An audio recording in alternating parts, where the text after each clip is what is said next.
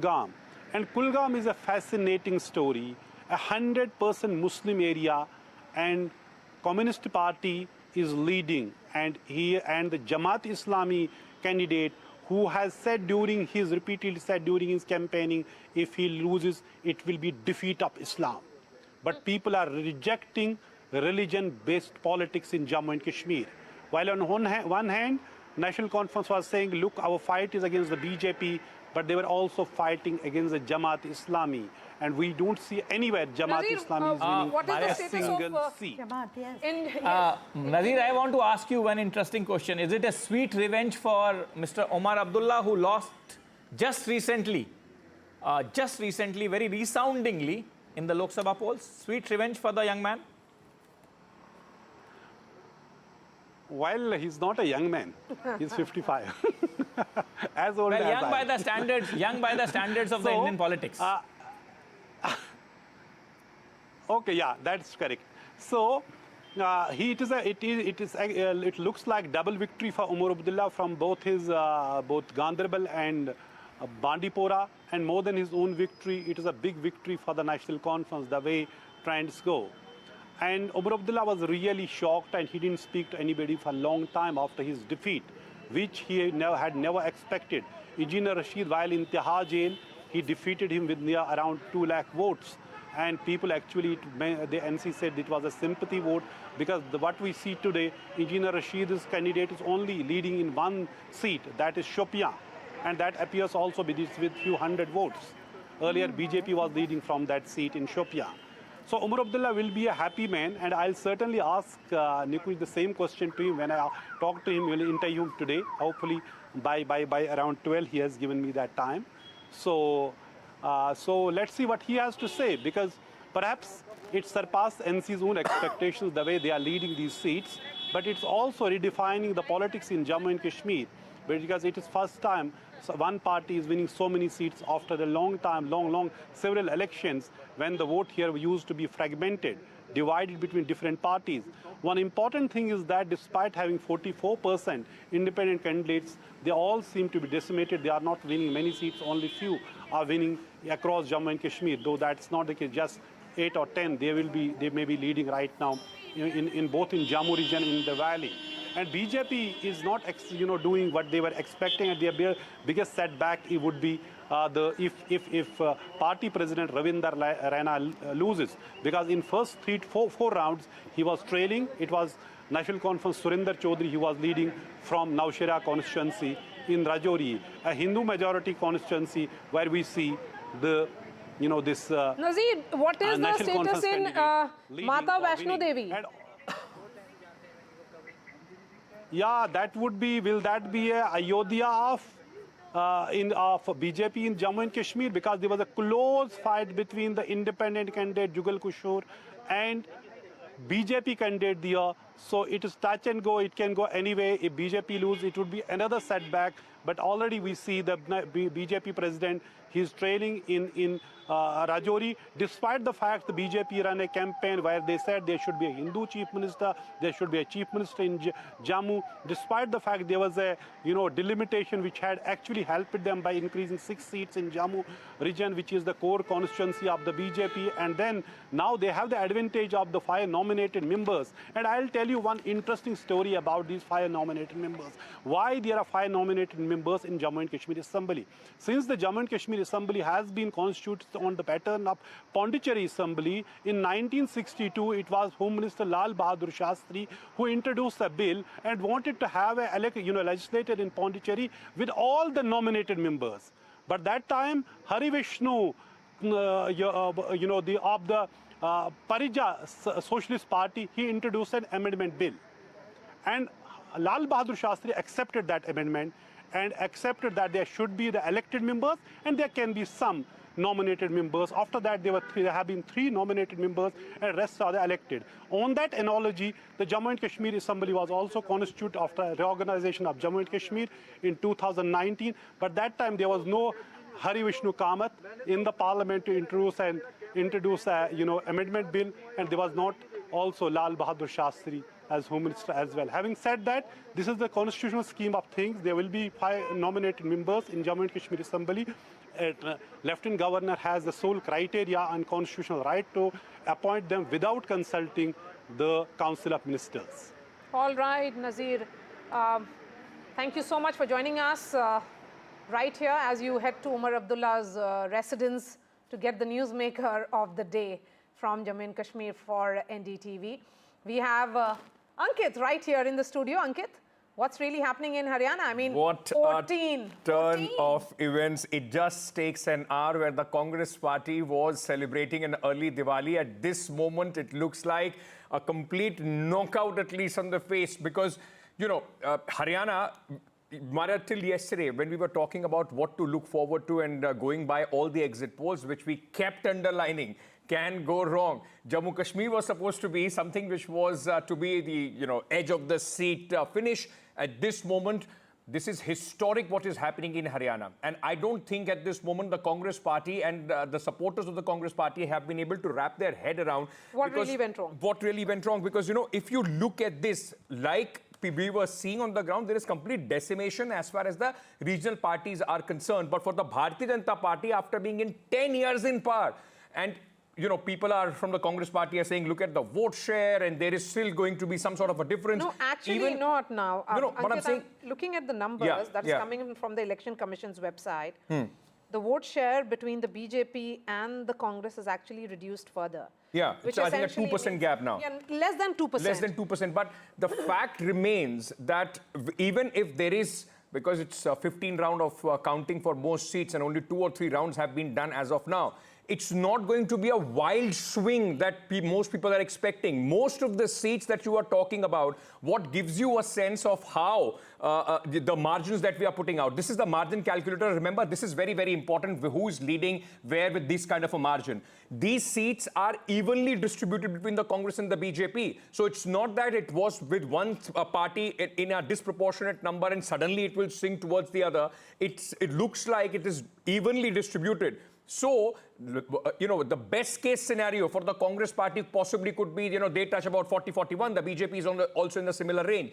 The fact remains, even after being in power for 10 years, there was anti-incumbency. If the BJP is able to put out this kind of a performance, their best ever. It needs much more thinking, you know, as far as the Congress's election management is concerned. Yes. And let me just make one more quick point, because, you know, if you look at the region-wise, where was the Congress, Maria, hoping that they are going to sweep this election? That was in the Jat belt. There are about 30 seats in Haryana which have more than 25% population of Jats. I'm not essentially talking about the Rohtak and other districts where the population goes even further, but largely if you look at it, there are 30 seats which have population of more than 25% concentration of Jats. Even on those seats, the Bharatiya Janata Party has been able to make inroads. It also tells you the election management. I'll give you an example. Take for Julana, though Vinesh Fogart at this moment is trailing, there are 12 Jat candidates in Julana, chipping away little bit of anti-incumbency Jat vote. And that is exactly how election management works on the ground. And that is what BJP is proving at this moment. Yes, absolutely. I think there has been a non-Jat polarization as well, which is becoming clear, knowing that there would be some kind of Jat Shahi. The concerns are that around that entire GT road factor, which we had constantly been speaking about, farmers were seen as disruptors. So those who backed farmer protests could be sending a message again. But so anomaly is the Kurukshetra area. Yes, anomaly absolutely. is the Kurukshetra area where that the there are Congress is still multiple leading. readings in this, but it's a complete switch from what we have seen. Absolutely. I can see Gurpreet joining us. We also have Sunil Prabhu. Sunil, before I come to you and get a mood in the Congress headquarters, Gurpreet, what is Senior Hooda, saying now? I mean, it's 11 already. It has consolidated in the favor of the BJP. It's unlikely that it's going to change anymore.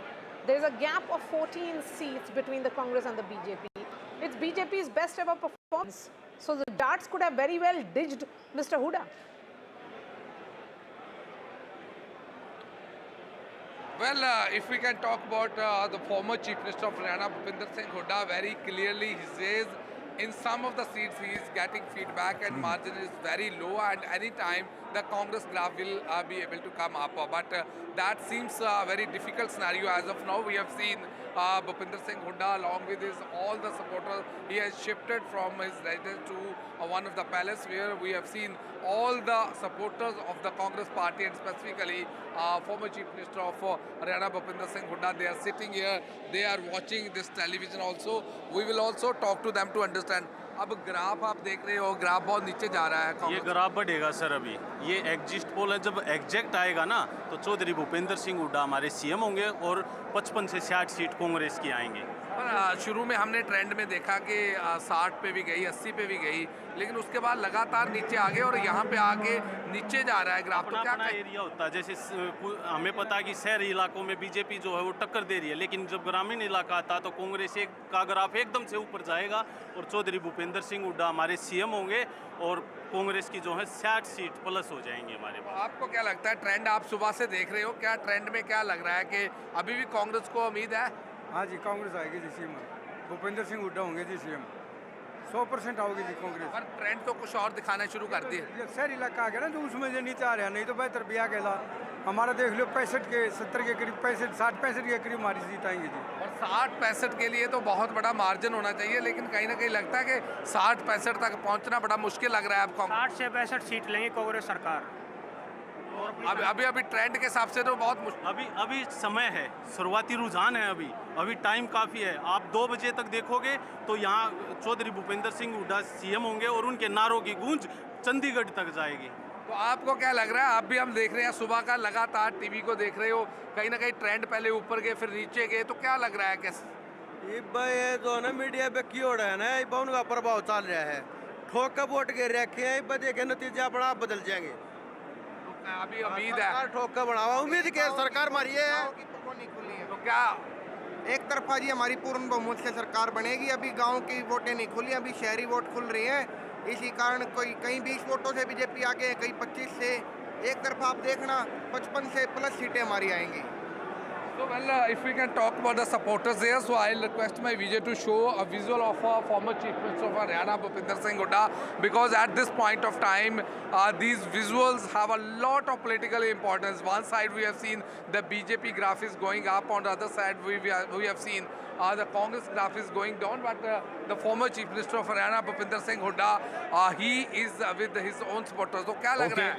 अरे अभी तक शहरानी चल रही है, gamma में बढ़ते एकदम उल्ट हो जाएगा, सब फिट है, होता कोई कमी नहीं है।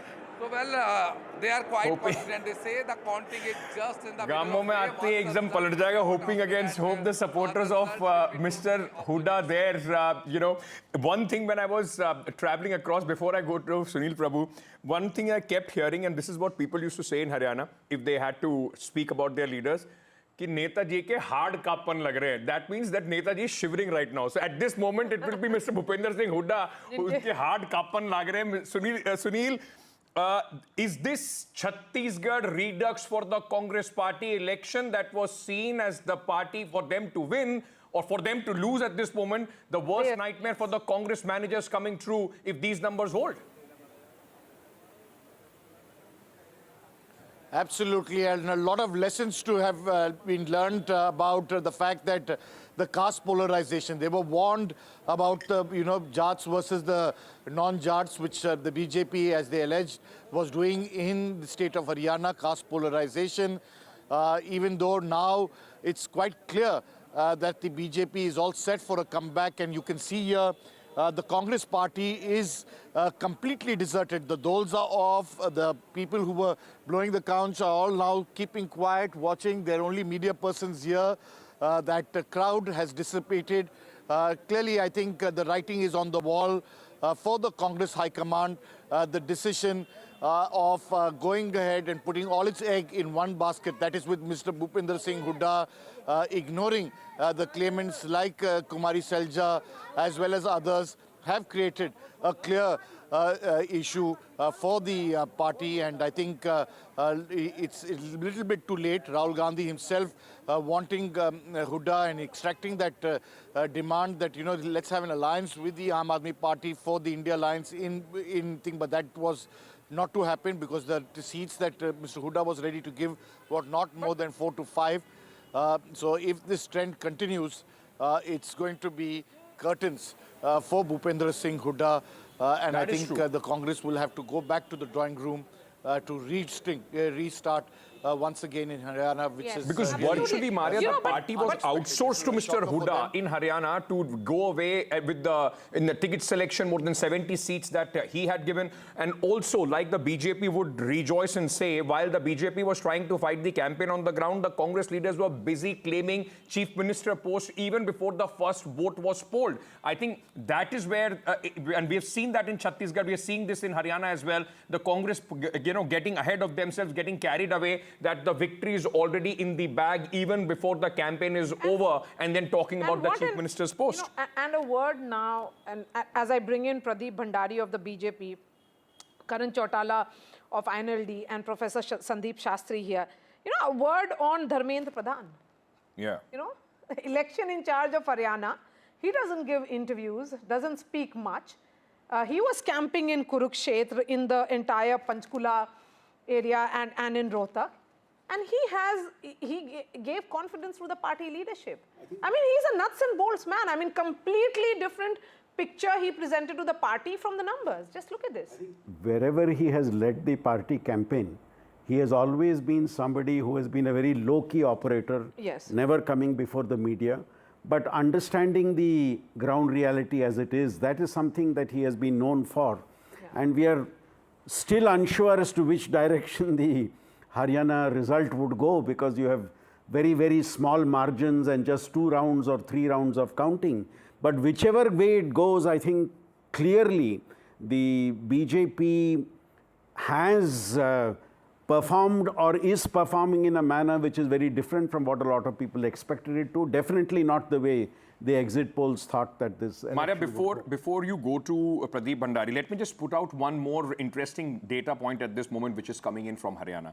Because the assumption was, and you heard that Bhupinder Hooda supporter saying, "Abhi gaon ke vote khulne do, hum aage nikal jayenge." At this moment, even in the rural belt, it's not. the Congress and the BJP are even keen. They're 28 playing 28 in the rural belt, while the BJP has an advantage of 20 seats over the Congress party in the urban area. So they have held on to their stronghold, and they have not done badly in the rural areas, which usually we used to see a contest between the INLD and the Congress and the JJP and the Congress. So while the decimation of the JJP might have helped the Congress consolidate the vote, but the BJP has become the party, in fact, the only poll against which the Congress is fighting, even in the rural areas. Absolutely. They have been able to hold on to the rural areas as well. Pradeep, the point here is that this is the biggest surprise for the party perhaps as well. But you have leaders who are solid backroom workers who ensure that they can turn the tide. This is essentially will be seen as turning of the tide. From the Lok Sabha polls to now, even in Lok Sabha, you had a loss of 4 to 5 seats in Haryana. Just look at the results. If these numbers hold, it's 11-15 already. Not much of the trend will change post now. But this is good news for the BJP. It's a hat trick for you in Haryana. It's historic. Well, Maria, what is happening is historic, because never in the history of Haryana, as Ankit was saying, that any government is repeated for the 3rd consecutive time. We are very, very confident that this trend will stay, because all the close margin seats are evenly poised.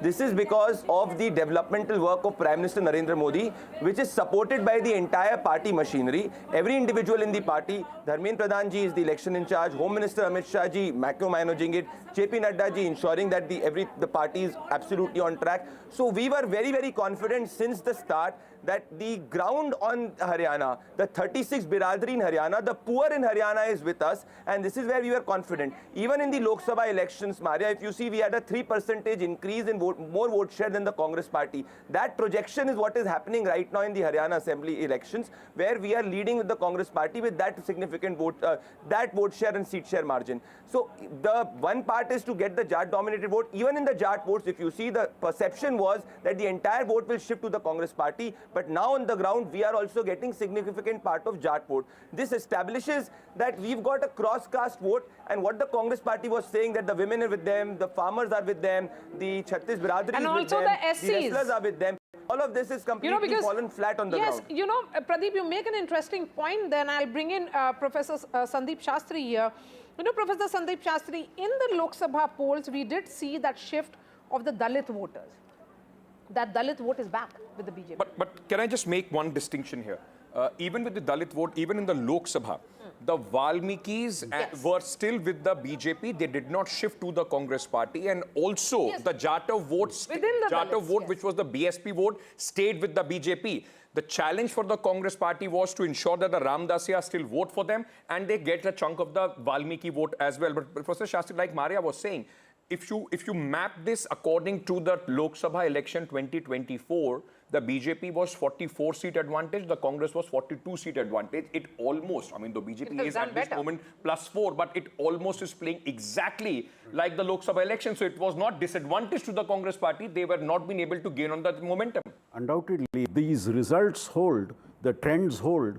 What it clearly shows is the consolidation which the Congress was hoping in the Jat vote has not happened because the INLD has been able to snatch off a part of it.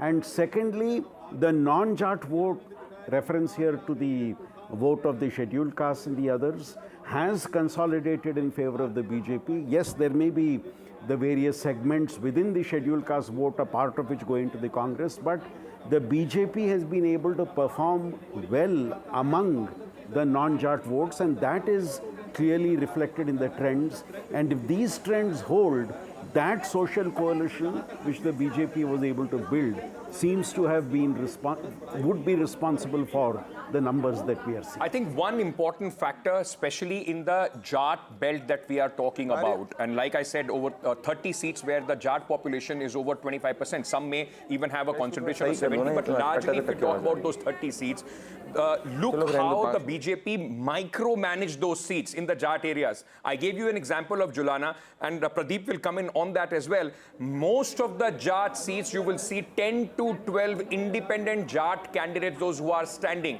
I will give you another example of Kalayat seat, which was possibly the bone of contention between the Aam Aadmi Party and the Congress, where in Kalayat, there are two independents, those who are very strong. Their Khaps, the Dhoon Khap, have supported the independents, and which has chipped away essentially the anti-incumbency vote away from the BJP and has made the BJP at this moment reckoning in the Jat belt as well. Pradeep, please go ahead. See, absolutely, Ankit. In fact, these are micro issues which you're talking about, but I want to talk about a macro point. Generally, the trend of anti-incumbency has been said that a party, if it rules for 5 years or 10 years, a trend of anti-incumbency establishes. If you look at the Bharatiya Janata Party, and not just Haryana, across states, we are the only party which has the tendency to repeat government. The Congress Party has not repeated a single state government since 2011. It's the Bharatiya Janata Party, whether it is Madhya Pradesh and now Haryana, where we are creating a history, we have the tendency of repeating governments, which means this whole larger political analysis that if a government governs, there is a trend of anti-incumbency which establishes. This does not apply to us, because under Prime Minister Narendra Modi, if you see every state government, we've repeated the maximum. So it will be right to say that the more the BJP governs, the more the pro-incumbency also can set in and is settling it. Okay. You know, very interesting, and we'll also talk about Jammu and Kashmir, possibly the state that till yesterday we were hoping that it is going to be a very tight finish, the BJP in the reckoning, at least at this moment, even if you include the 5 seats that the Lieutenant Governor has to in fact nominate. The Congress and the NC alliance is comfortable even over that. But let me very quickly, we also have Karan Chautala from the INLD. Mr. Chautala, at this moment, I mean, two things are very, very clear. A, it's a bipolar contest. The BJP and the Congress are to the two poles as far as Haryana is concerned. There's room for the regional parties is only squeezing. For your party, at this moment, leading on 2 seats, has the INLD, rather than winning many seats, has played the role of a spoiler, let's say, for a Congress party, which was hoping to encash the anti-incumbency, sir? No, I think Mr. Bhupinder Singh Hooda is to be blamed for spoiling the Congress, basically, because he didn't actually play the role he should have been playing as a leader of opposition throughout in these last 5 years. And that's a major problem that Congress is facing. And the infight of the Congress is also a major issue. And Mr. Shastri before me said, there are very small margins and the result is still awaiting. There have only been, I think, 5 or 6 rounds in throughout the election. So let's wait and watch what happens. You're asking us to wait and watch, but you know, increasingly, JJP, remember, had won 10 seats in 2019. They are minus 10, so you know they have not even opened their account in this election if these numbers actually hold. INLD, of course, is making some gain of 2 seats. But the larger question I mean, is in percentage, that will be a huge gain because they had won only 1 last time, and they are now on at this moment on 2. But you know, Maria, just picking up on what you are saying, Mr. Chautala, does this open, because it's a battle for survival for the regional parties also, does this open any door for a merger of the JJP and INLD, the family party coming together? You had gone different ways. Does this election somewhere pave that way? No, as my grandfather Chaudhry Om Prakash Chautala ji has already stated, there is no room for this thing because the political thoughts are very different. Okay. Let me bring in Sandeep Shastri again. Professor Shastri, while we are looking at these numbers and we wait for a picture to emerge, although I think more or less the picture is clear. One can continue to wait, but it's 11:30, and there's a unlikely any wild swing that is going to happen. There's unlikely any big swing that is going to happen. But yes, talking about various factors which were at play here, the SC factor, the Jat factor that we keep talking about, the urban-rural, nothing seems to be working against the BJP. Now, the various social dynamics that people had been talking about for the last 2 weeks, yes, you're right, none of them has really worked. What I also feel has happened is there was not much concentration possibly on the work that the Haryana Chief Minister had quietly been doing. That I think was not given the type of credit that also needed to be given. And possibly the Congress was a little overconfident as it went forward during the campaign, also believing that we are winning this election. And as you mentioned, throughout the low-key, behind-the-scenes work which the BJP leadership has done at the state level may have helped them in creating the type of result we are just now seeing. That point that you make, that is the election winning machine of the BJP that we keep talking about. That they don't let go of an election, and even if an election appears to be a losing election, they had been written off from the word go. The moment they entered the poll battle, it was seen as that the BJP with 10 years of anti-incumbency will not get it right. Many elections where you have said Congress has snatched defeat from the jaws of victory. That is and this could possibly be one of them. Here also. What we are putting out on your screens at this moment, ladies and gentlemen, is the urban seat matrix that we are getting at this moment from Haryana.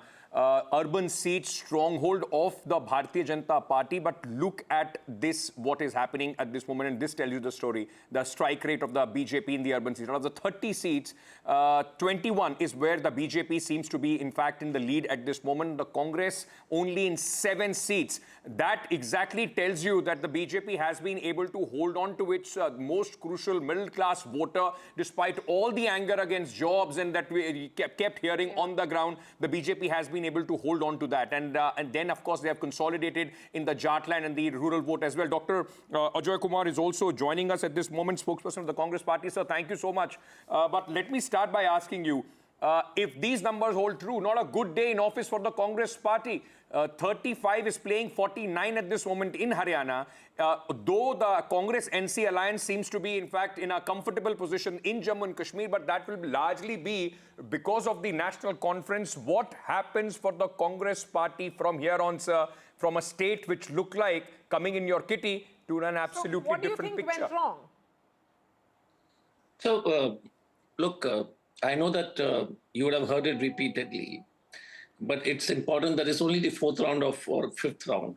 And the margins, so see, if you look at the difference, I mean, sometimes you see 36, sometimes you see, so just imagine the difference. I'm just taking some basic numbers of 48 and 36. The difference is technically only between 6 to 7 seats, right? Because the margin, if there are 14 seats lead, then the difference between two parties to tip the balance in your favor would be somewhere close to 7 to 8 seats. Now, if you look at all the seats, 31 seats are within the margin of 1,000. What intrigues me definitely is that we got 41% of vote share, but we're still trailing in this numbers. And I'm not saying that these numbers are, to be mocked at. They're definitely serious numbers. But Dr. definitely Kumar, makes there is a us, statistical explanation to that. I mean, despite you getting more vote share, and we have seen that repeatedly with the BJP also. Let's say in Karnataka, the BJP's vote share may be less, but the strike rate is more. That tells you that in the areas where the BJP is strong, they are able to convert those seats. And in the other areas, even if they draw a blank, the Congress is maybe widespread, but the conversion rate of the Congress party is not as good as the BJP is concerned. On the other hand, sir, like you are saying, till yesterday, the Congress was talking about an Andhi, a Tufan and a tsunami. Today, even at this moment, you are conceding that it's a difference of 5-6 votes. So, despite the BJP being in 10 years in Haryana, and, you know, for the last 2 years, the noise that we have heard about farmer movement, Kisan, Pahalwan, Jawan and everything, Congress is finding it very, very difficult to dislodge BJP out of power, sir. So the issue is, I mean, and Shastriji, I've been listening to Shastriji speaking. The fundamental issue is, and candidly, did we manage it better in terms of, if you look at all the independents who've been fighting, you know, let's imagine the so-called Jat belt. If you look at 12, 13, 8 to 10, 12 candidates, independent candidates from the Jat community, each of them cutting 2,000, 1,500 votes. So, fact is, look, it's easy for us to, it won't be appropriate for me to blame the way it has happened. But the fact is that, look, you need to also, we also need to look at how we strategically fight elections. I mean, it's absolutely clear that, because it's not that the popular vote is with them, but the problem is that they are putting up candidates tactically. I mean, is that an admission, sir, that the Congress party needs to still learn how you fight election, not just carried away by the narrative that you are already winning the vote even before the first vote is counted or polled? No. So, Ankit, look, so there are two main questions it is. So I'm not going to hide the fact that there are certain requirements to look at it, and Shastriji presented it appropriately. I'm the last person to look at these numbers and say, look, there's something which needed to be done from our side. My only belief is, okay, and I may be proved wrong, like just now, as you say, 48 becomes 36 and up and down, but they are 31 seats below a margin of 1,000, and there's some 12, 13 rounds to be going. Get him back. So they are, and it needs a switch of 7 to 8 seats. So I'm saying that things can change. But the issue for sure is, we need to relook and definitely relook at, tactically, strategically, tactically, how we doing our, fighting the Bharatiya Janata Party. I mean, and the fact is that even if you have the people's mandate in your favor, by and large, that's what the mood was there. I mean, I was in Haryana for some time and I saw it. The inability to make that into a humongous lead is something we need to introspect for sure. I mean, because winning elections... Sir, this squabbling over the Chief Minister's post, do you think your senior leaders coming out, Kumari Shailja not even campaigning for straight 11 days in between, while the SC vote was so important for the Congress party, do you think that has also been detrimental? I mean, it is at least clearly visible with the numbers that we are seeing that your leaders, even before you could, the results were out, the talks were of who is going to the Chief Minister, the Deputy Chief Minister, the cabinet was being decided. So, was it arrogance or complacency? Yeah, go ahead, Maria. No, look, I mean, you cannot be arrogant in one place and not arrogant in the other place. So whether it's Jammu and Kashmir or I don't think I think this results, if it continues, first question is a significant impact on the way we fight. Okay, because I'm just telling you that candidly, the people were with you. Now, if you're not fighting the way we should, then there needs a lot of introspection of the way we are fighting. And I'm saying it as a student of politics. Shastriji and other people are much more what you will care. Just a word on the vote share. The vote share between the two parties has also reduced now. Congress 40 and BJP is at 39. No, so Maria, so one question I told you. If you look at the list of independent candidates, it's very interesting for you guys to look at. Can you hear me? Yes, sir, go ahead. Loud and clear. Yeah. So if you look at the independent candidates list, I mean, as a student of politics, you see the amount of vote they're cutting. My suspicion, okay, my suspicion again, because I've not seen the Shastriji's, and you guys are have much more access to data. Is my suspicion is that most of those loss of votes are happening from our end. My suspicion again, whether we should have fought it, whether this was an election for us to definitely win. There's no debate on that. This was definitely the public mood in our favor. Did certain decisions by certain leaders impact us negatively? Yes. I definitely see it as an impact for sure. Right. And it needs for us to see what, maybe if this continues, it's heartbreaking for one simple reason. Okay. That this was an election to win for the simple reason. Right. Sir, please stay on with me. I mean, we'll because there is much more talk about, or just not about Haryana, because Haryana at this moment, how fortune's turn, and this is what politics is. Till 9 a.m., the Congress party was celebrating Diwali, and at this moment, it looks like a rout for the BJP. Historic, in fact, what Congress would have hoped their tally is at this moment is what the BJP has. 50 is what the BJP is touching at this moment in the lead, 34 for the Congress party, 2 to others. So yes, it is a bipolar election that we are seeing at this moment. But overall, if you look at this, the BJP is, if these numbers hold, it's on its way to make history. We'll talk about Jammu and Kashmir as well, but very quickly, Zafar Islam, senior leader of the Bharatiya Janata Party, spokesperson, is joining us. Also, Zafar bhai, so much focus on Haryana because of the way it has turned around. But for the BJP, the other headline, I mean, of course, Haryana would be a good day in office. You would be celebrating. But look at what has happened in Jammu and Kashmir. I just want to shift my focus to that because we've been talking continuously ad nauseum about Haryana. 26 place 52. The Bharatiya Janata Party, in the last time the elections happened, when it was 38 seats, got 25 seats. With 5 more seats in Jammu region, the BJP at this moment has only been able to add 26. Is there a sense of disappointment? Because till yesterday, the BJP was hoping to be the single largest party and then, of course, being in play. Because Jammu and Kashmir at this moment seems to be giving a very clear mandate in favor of the NC and the Congress alliance.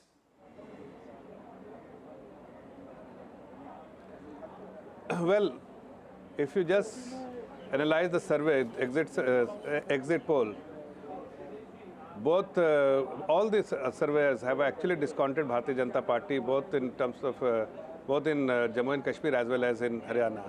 But the result is for you to see now. Haryana, we were in the beginning we were actually behind them, but after the first round we are leading, and now it more or less has stabilized, and we will definitely win. Not only win, we will create a history. We will at least have 55-60 seats in Haryana. The trend is very clear, and it is moving towards 55 plus for Bharatiya Janata Party. As far as the Jammu and Kashmir is concerned, I think as of now it looks slightly lower than what we had expected. It must be a disappointment, but we will still wait for the final outcome in Jammu and Kashmir, and we are hoping that our number in Jammu will improve further, and we will definitely have some few like-minded people in Valley with whom we can, if we can alliance, we can definitely will be able to form the government. But at least as of now, it is slightly disappointing for us as far as Jammu and Kashmir is concerned. But Jammu and Kashmir, we have a issue because we do not have that presence in the Valley region as we have in Jammu area. But in Haryana, you can make out very clearly that Bharatiya Janata Party and our policy and the way we have served the people have been very clearly received by the people, and there is a lot of receptiveness in the eyes of the people of Haryana. Absolutely. It is very evident from the Zafar fact that we are leading at over the 50 peak seats in of Haryana as against 2 Modi waves, you were around 47. If these numbers consolidate and they went up to 50 just a few minutes back and they're down at 48, this is a bigger victory for the party than you would have ever thought. And would you now say that after Madhya Pradesh and Gujarat, which has consolidated completely, there is almost near dominance of the BJP, the third state is likely to be Haryana? And even Chhattisgarh, everybody had spoken, or even the survey suggested that we are losing badly. But here you see The same is actually repeating, history is repeating here.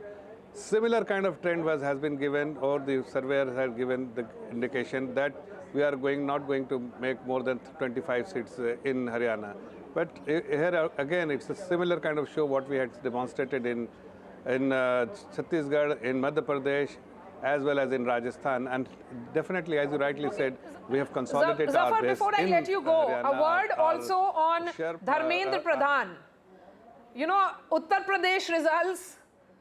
You know, he is known as that strategy man of the party who works completely backroom and has been delivering one state after another. Odisha, for example, the phenomenal victory of the party in the Lok Sabha polls. Now you have a government there. And then in Haryana as well. He was scammed in Panchkula and in Rohtak and in... He works very closely with the leadership. Yes, he worked very closely. Dharmendra Pradhan ji is a very experienced politician. He understands the ground dynamics. He has delivered not once, many times, and he understands what works, what doesn't work, and his feedback is always been very well received by our leadership. And the result is for everyone to see that his efforts, his strategy, and his feedback to the senior leadership has worked. And more importantly, he has fought many elections as a leader for the Bharatiya Janata Party in several states. Okay. And his strike rate is very, very high, because the way he works is something which many politicians should learn, because his experience and expertise and his ears to the ground has always worked for the party, and it is going to work here in Haryana as well. Okay, Sandeep Shastri, you know, I'm very, very interested to know or at least understand from you at this moment. Like, after what the BJP was hoping, you know, in the Lok Sabha election, the 300 par came to 240, and since then the Congress thought that they have some sort of a momentum going into these elections. There is large messaging that Rahul Gandhi, with his constant Dalit focus, was trying to put forward. With these results, both of Jammu and Kashmir and also Haryana, my sense is Haryana would matter more because it is in the Hindi heartland. And for Maharashtra voters, it's not that there is going to be a direct correlation, but possibly will identify more with Haryana than with the Jammu and Kashmir. What message does the Congress party and the BJP now go with to Jharkhand and Maharashtra? If it would have been 2-0 for the BJP, there would have been an upswing as far as the Congress and its allies are concerned going into those elections. Right now, the BJP, even in Maharashtra, would say game on. Undoubtedly. I think while the Haryana verdict will be critical, I would not underemphasize the importance of Jammu and Kashmir, especially in the wider context of the politics of the country. Having said that, yes, even though this result may be 1-1 in important ways, as the campaign now moves to Jharkhand and Maharashtra, I think one thing all parties are realizing is, for state assembly elections, it's essentially local. In Haryana, the BJP changed its strategy and made it an essentially local campaign. And I think if it is at 45 to 50 now, it is because of that change strategy of making it local and doing the work slowly, gradually, but consistently on the ground. And also, I think the Jat, non-Jat playing out once again, which the Congress... The social coalition they were able to build up is very important. Yeah. And a similar factor will be seen for competitors in Jharkhand and Maharashtra. Okay, the type of social coalitions you build, the type of political coalitions you build, because both Jharkhand and Maharashtra will see coalition politics playing out. Yes, but interestingly, in both these states, the BJP does have a chance. Nobody was giving the party a chance, even a chance in Haryana. I don't think so. Many BJP leaders were themselves hoping that this will be the result. But just look at the results. I mean, if this consolidates firmly, and if it is not about what some sources are indicating that yes, there are gaps which could be narrowing. But yes, let's hold on and wait. But it's increasingly becoming clear that Haryana BJP is heading for a hat-trick. I think every state election is a different story, is a different strategy, is a different way in which it has to be dealt with. Yes. So while there would be lessons from Jharkhand and Haryana, I think lessons from Jammu and Kashmir and Haryana, Jharkhand and Maharashtra will be a totally different ballgame. Interestingly here also, Sandeep Shastri and Zafar come in on this. The fact was that the BJP usually runs a very loud campaign. We hear a lot about narrative setting, trying to control the surround sound. In case of Haryana, you let the Congress run away with that. It's opposite. It was Congress completely ran a opposite. very high decibel campaign, BJP a low-key campaign. Yes, and BJP managed to send that message that it was completely localized, looking at issues, ensuring that they fix the booth management, ensuring that they fix the rebel disgruntlement. All those issues were handled much more effectively here in Haryana. Zafar, if you heard me. Yeah, Maria, very clearly, our focus was on the ground. Our focus was on the constituencies. We were definitely very focused on what exactly needs to be done in each and every constituency. We were not going on the noise, what the noise the media was making, what the noise the Congress party was making. We were more focused about the outcome we wanted in each and every constituency. Definitely, we analyzed, did SWOT analysis of each and every constituency, mobilized our resources, marshal our resources towards bridging the gap wherever we had the gap. And that is when the leadership, actually the support of the leadership and understanding of leadership and the feedback what is coming from the ground is being communicated by likes of Dharmendra Pradhanji to the leadership has actually worked for us. We didn't make noise. We were focused on the outcome and how it can be achieved is something which was very clear and a clear priority for us, and that is something which has worked for us. Because Congress was making noise and everybody was around Congress. Those visuals that, ladies and gentlemen, you were seeing were coming in from the Congress party celebrations in Jammu and Kashmir. But Zafar bhai, like you were talking about Haryana, just a quick word about Jammu and Kashmir as well. Not as expected for the Bharatiya Janata Party. The party was hoping to sweep the Jammu region and then have a hope of possibly, trying to find some sort of a support from the government. But at this moment, 52 placed 26, the alliance firmly in control. The bigger worry for the BJP in Jammu region also would be that the Congress and the NC has not performed as badly as it was expected. Even the state unit president of the Bharatiya Janata Party, Mr. Rana, at this moment is trailing on his constituency, sir. Actually, if whatever the indication is as of now, if it really translates into number of seats for Congress and NC, then it will be definitely a disappointment for us. I mean, we must agree that we were not expecting this kind of result in Jammu and Kashmir, because especially in the valley, we were expecting that we'll be definitely be able to open our account. We will get a lot of support purely because the people of Jammu and Kashmir, and particularly in the valley, had rejected likes of Umar Abdullah, likes of Mahbooba Mufti, because their policies and priorities were very different, and they have never targeted the resources of the state for the welfare of the people. But now if the result comes, what it is showing today, just now, if it really with the final outcome, then it will be a disappointment for us, because we will definitely in conflict where we went wrong, because we were expecting definitely better outcome than what it is today. Dr. Ajoy Kumar, even in case of Jammu and Kashmir, the big chunk of the seats is actually coming in from the National Conference.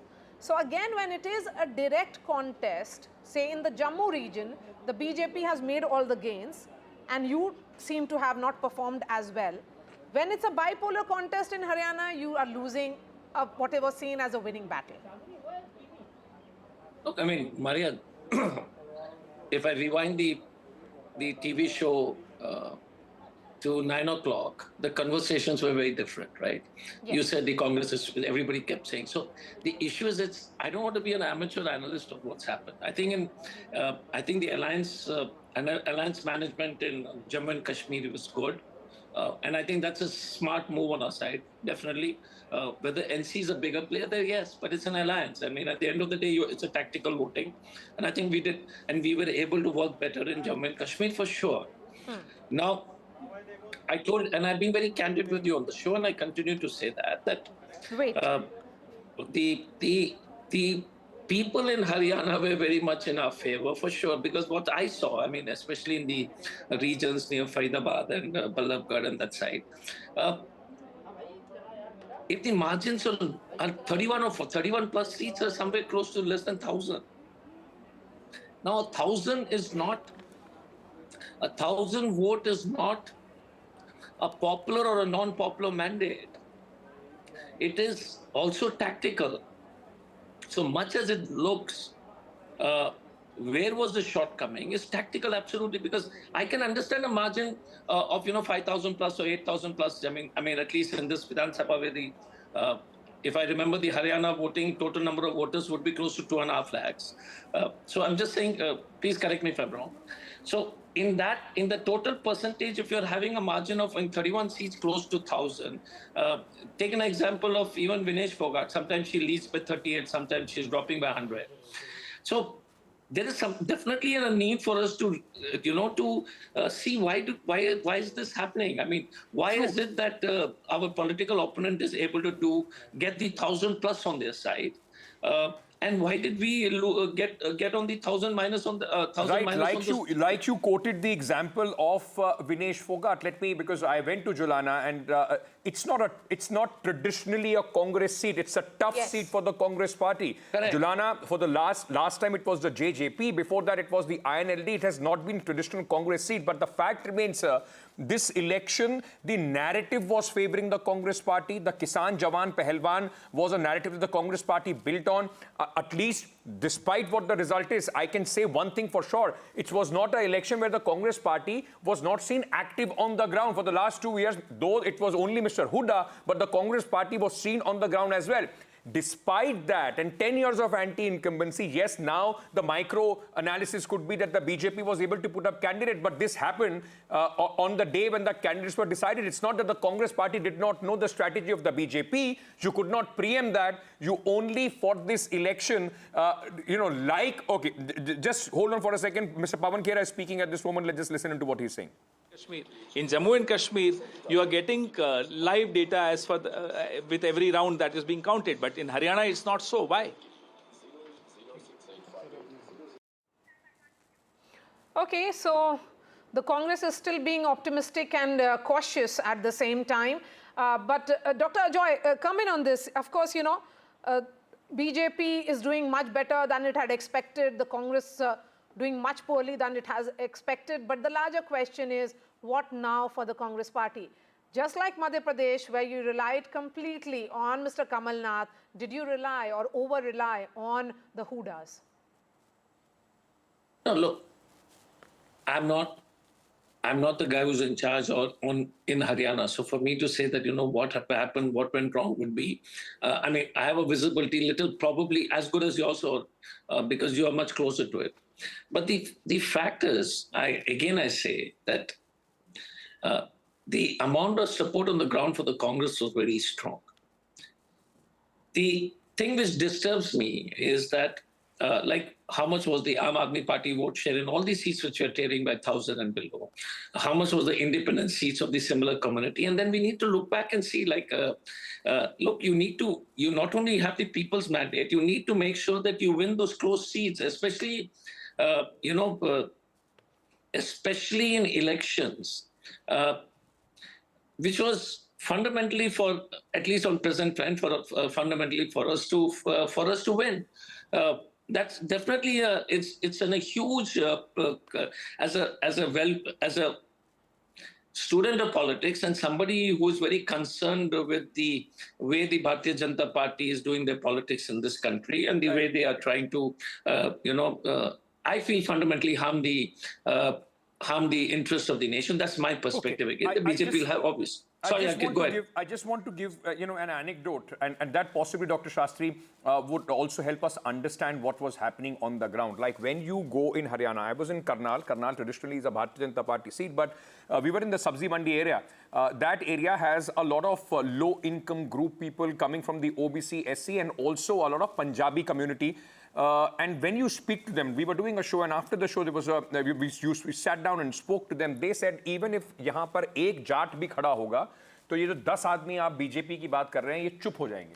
Because one jat would tell you that अगर हम खड़े हैं तो तेरी हिम्मत कैसे हुई बोलने की. Is that the fear that has once again played out for the Congress party, the Jat Shahi? Because people started saying in the end कि जाट हर जगह बोलते फिर रहे हैं, या तो हमारी सरकार बनेगी या फिर हम अपने लठ लेके आएंगे. Is that the sense that the Congress party, that the other communities which were quiet went again and voted for the BJP, and the Jats, which were this time overwhelmingly talking about Mr. Hooda coming back to power, hurt their chances? I'll just add to this, because it's similar narrative as to the Yadav community being very loud, decibel, high decibel, when they in UP, see, in UP or Bihar, when they see power coming very close to them, and that's where the narrative starts shifting. We have been consistently maintaining that Haryana would be decided by the type of social coalitions that are formed. And now as you see the result, it seems clear that this Jat consolidation which the Congress was attempting resulted in a counter consolidation.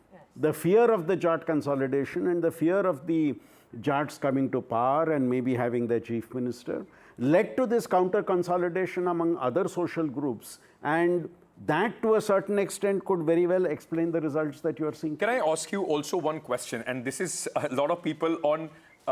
Just hold on to your thoughts, Sandeep Shastri, and let's bring in our newsmaker now. Union Minister Krishan Pal Gujjar is joining us. He's BJP MP from Faridabad.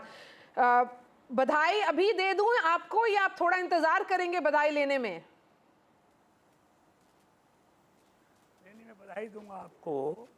मैं तो पूरा हरियाणा का भी देख रहा हूँ जी, और फरीदाबाद का भी रिजल्ट सामने आने वाला है जी.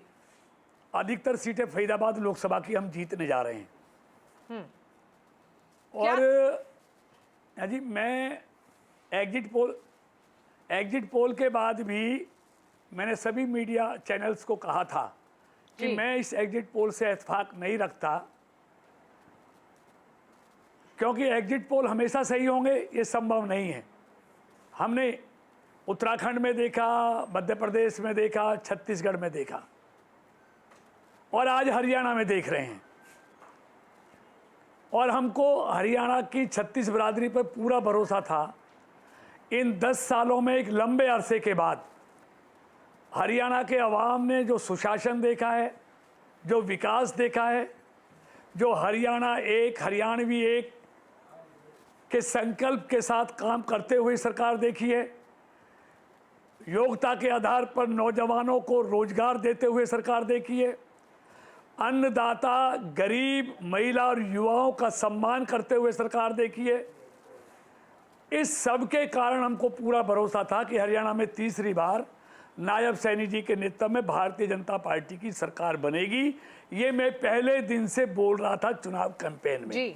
और एग्जिट पोल के बाद भी मैं यही बोला था जी. और आज वो तस्वीर सामने है, क्योंकि मैंने कहा था मैं ज्योतिषी तो नहीं हूँ.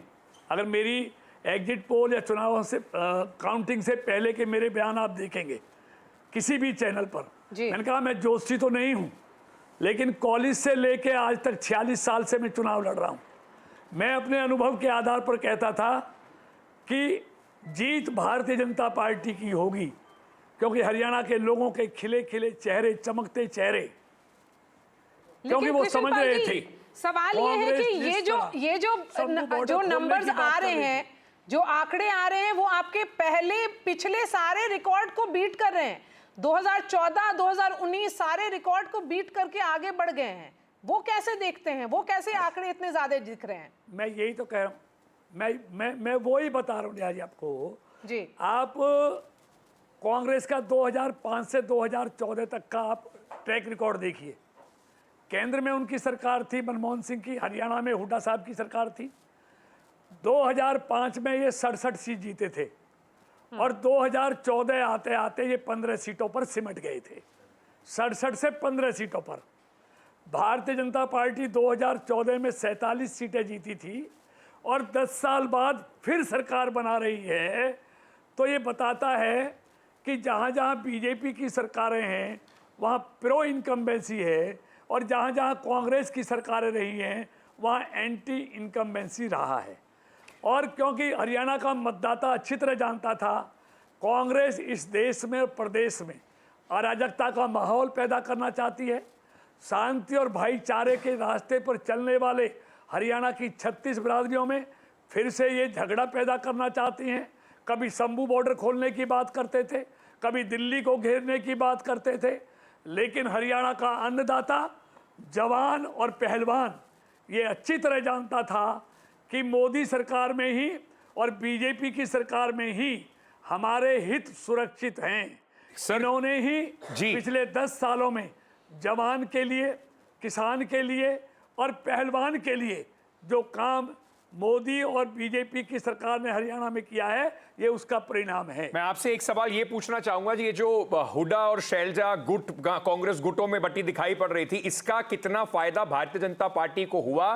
क्या आपको लगता है ये हुड्डा कांग्रेस की, जो बार बार बीजेपी कह रही थी हरियाणा में ये हुड्डा कांग्रेस चुनाव लड़ रही है, ये हुड्डा कांग्रेस के लिए और भूपेंद्र सिंह हुड्डा के लिए बहुत बड़ा मतलब ये क्षति है, उसके लिए यहां से उभरना उनके लिए मुश्किल होगा? देखिए, मैं किसी दूसरे के घर में क्या हो रहा है मैं ताक झाक नहीं करता, ना हमारी आदत है, ये उनके घर के मामला है। लेकिन ये प्रो इनकम्बेंसी है, ये मोदी सरकार के प्रति और हरियाणा की नायब और मनोहर जी सरकार जो रही है उसके प्रति लोगों का भरोसा है। उन्होंने हरियाणा में एक ईमानदार और पारदर्शी सरकार, विकास करने वाली सरकार, सबका कल्याण करने वाली सरकार और अंतिम पायदान पर खड़े हुए गरीब व्यक्ति का उत्थान करने वाली सरकार को समर्थन दिया है। कृष्णपाल जी, आखिरी सवाल आपसे ये पूछेंगे कि भाजपा को इस चुनाव शुरू होने से पहले किसी ने चांस नहीं दिया था। इंटरनली आप बोल रहे थे और भी भाजपा के नेता बोल रहे थे कि रिजल्ट्स कुछ और होगा, वो आज दिख रहा है। भाजपा की जो इलेक्शन मशीनरी है उसके बारे में कुछ बताइए। वो आप लोग क्या करते हैं कि जो लोकल है, लोकल फैक्टर इंपॉर्टेंट हो जाता है? इस चुनाव में लोकल फैक्टर इंपॉर्टेंट था। ये देखिए, लोगों से किए हुए संकल्प और उस संकल्प को सिद्धि तक पहुंचाना, ये उसका नतीजा है। मोदी सरकार और बीजेपी सरकार जो संकल्प लेती है, अभी संकल्प हरियाणा के लोगों से 7 संकल्प हमारे आए थे, लोकसभा के चुनाव में जो संकल्प लिए थे उनको सिद्धि तक पहुंचाना, उनको जमीन पर उतारना, ये उसका नतीजा है। वो झूठ बोलते हैं, उन्होंने हिमाचल के लोगों से झूठ बोला, उन्होंने तेलंगाना के लोगों से झूठ बोला, उन्होंने कर्नाटक के लोगों से झूठ बोला। आज हिमाचल की क्या हालत है? आज वहाँ की बहनें 1500 रुपये का हर महीने इंतजार करती हैं। 300 यूनिट बिजली का लोग आज तक 2 साल होने के बाद भी इंतजार करते हैं। और जो पेंशन पे आज वहाँ तनख्वाह देने के लिए पैसे नहीं हैं जी, यही हाल कर्नाटक में है।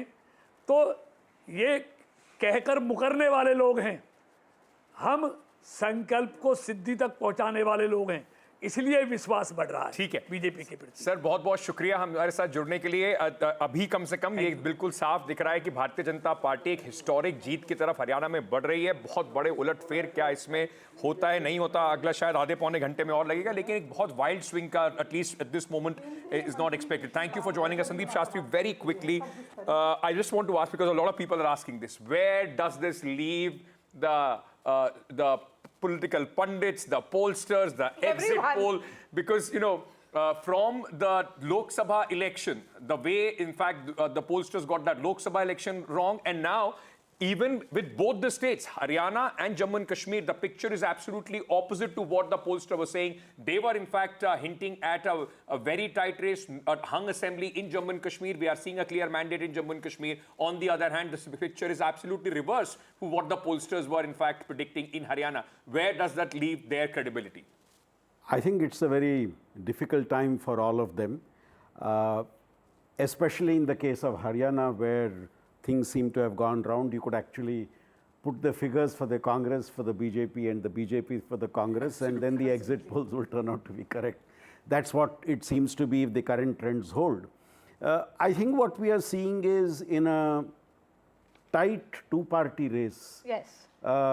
And when there are a lot of new uncertainties which come into the campaign, it becomes a little difficult for pollsters to actually tap the real issues that are impacting on the poll.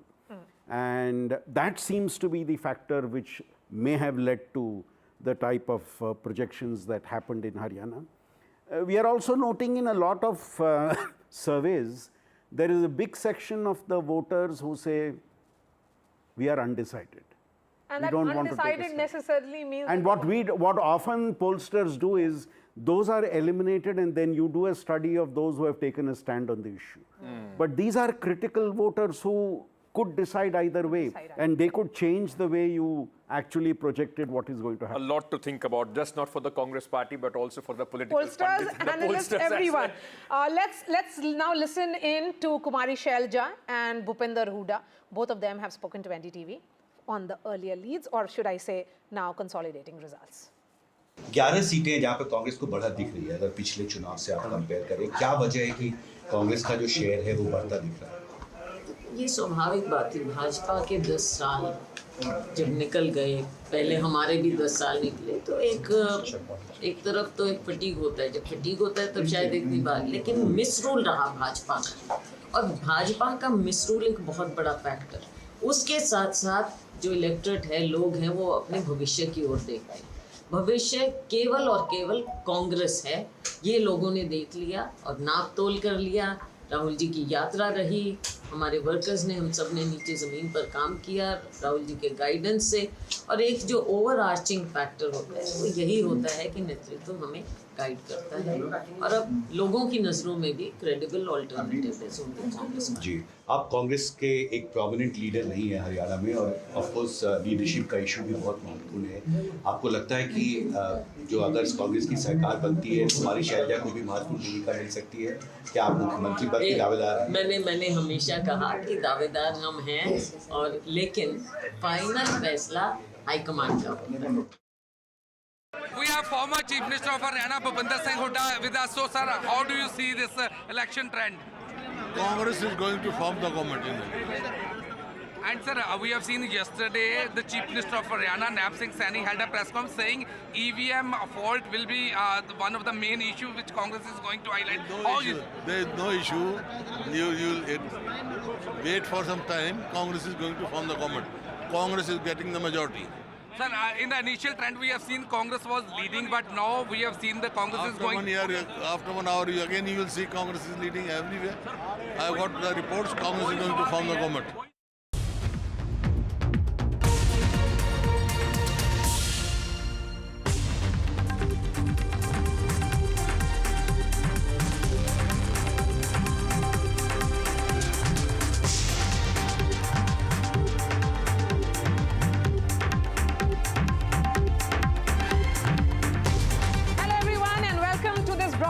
As we continue our coverage on the election results, it's 12 noon and the numbers have consolidated. It's good news for the BJP in Haryana. They're heading for a hat-trick, and for NC Congress Alliance in Jammu and Kashmir. Absolutely, Maria, and a lot of it was so predictable, but of course a lot of it was unexpected. We will get you all that and more, but first, the headlines. BJP surges ahead in Haryana, headed for a hat-trick in the battleground state. Congress pauses celebrations. Congress loses early leads in Haryana. Congress's bid to make a comeback in the heartland state fades even as party fails to dislodge the BJP. Infighting within the Congress dampens the grand old party's comeback efforts in Haryana. Cracks within the Congress party and infighting during the campaign boomerangs for the party. National Conference, Congress Alliance comfortably ahead in the leads in Jammu and Kashmir. First assembly poll results in 10 years.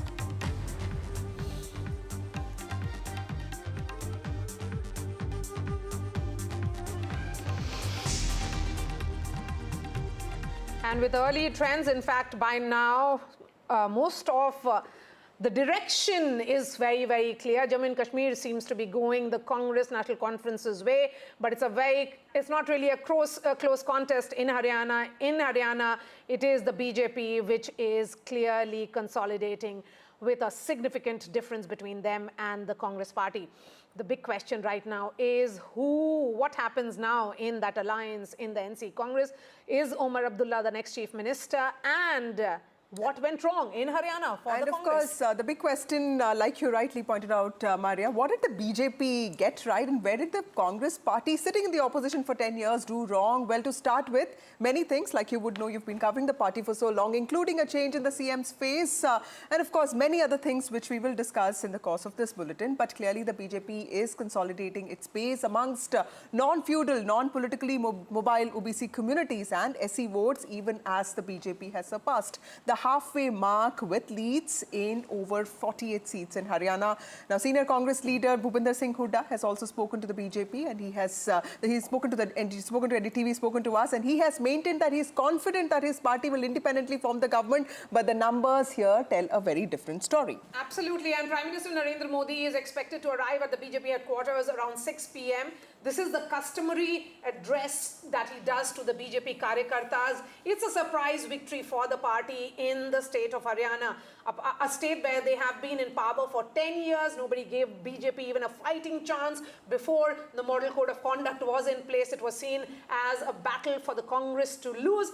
But it's very, very clear that it has sprung a complete surprise. So with that number of 29 in Jammu and Kashmir, where they have won significantly, almost 50% of the seats that they contested in Jammu region, and the number in which they are forming the government in Haryana, hat-trick. So there is no anti-incumbency when it comes to the BJP narrative, a lexicon which all of us, absolutely, journalists, analysts and pollsters will have to revisit. But we have Nazir Masoodi joining us from Srinagar. Nazir, and Maria, we have to again talk about pro-incumbency now, because that's something we used to talk about earlier. Yes, absolutely. Where is the man of the moment? Omar Abdullah. Well, I will be speaking to Omar Abdullah after a while, but I'll be speaking another man of the moment of Jammu and Kashmir Assembly elections. It was actually the bigger fight than any victory or loss. It was the fight against in a state, in a place which was the communist island, and where Islamist party Jamaat Islami was trying to win that seat, fighting assembly election first time after 30 years. But Muhammad Yusuf Tarigami, only Communist Party member here, was contesting election backed by National Conference. He clearly is on his way to win this election. Thank you very much. Tarigami Saab, this was seen as a big battle, and Kulgam was seen that Jamaat Islami is winning that. But finally, you are making it. You are defeating them. It's not me. I should say it. I should accept it, and all of us should admit it, that the role played by the people of Kulgam, I salute them. It's they who fought for Kulgam, for Kashmir, for the rights of the people of Kashmir, and defeated those who became collaborators of the government after going through a big turmoil or initiating the turmoil in Kashmir. They were sitting in the front row of the turmoil. Now, all of a sudden, there was a U-turn. With the blessings of those in power, they tried to defeat the people. They tried to defeat the aspirations of the people. And I remember during campaigning, Jamaat Islami candidate said if he loses, it is a defeat of Islam. And then people chose not to vote for a religious-based party, and instead 100% Muslim society constituency voted for a Communist Party member. This is exactly how they were exposed, that mere going for a vote after so much of turmoil and so much of violence which they initiated, which they were part of it, and now they put it as Islam versus something, the people's interest, the people's aspirations of the Kulgam area. It's not lost for Islam. It is lost for their demagogic politics. It is lost for their double face.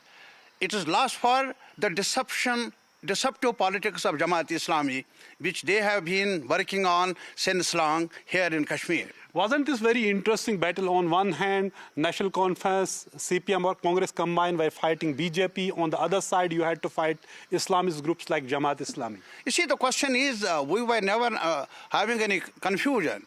Go through in 72 when plebiscite front, now the National Conference was banned.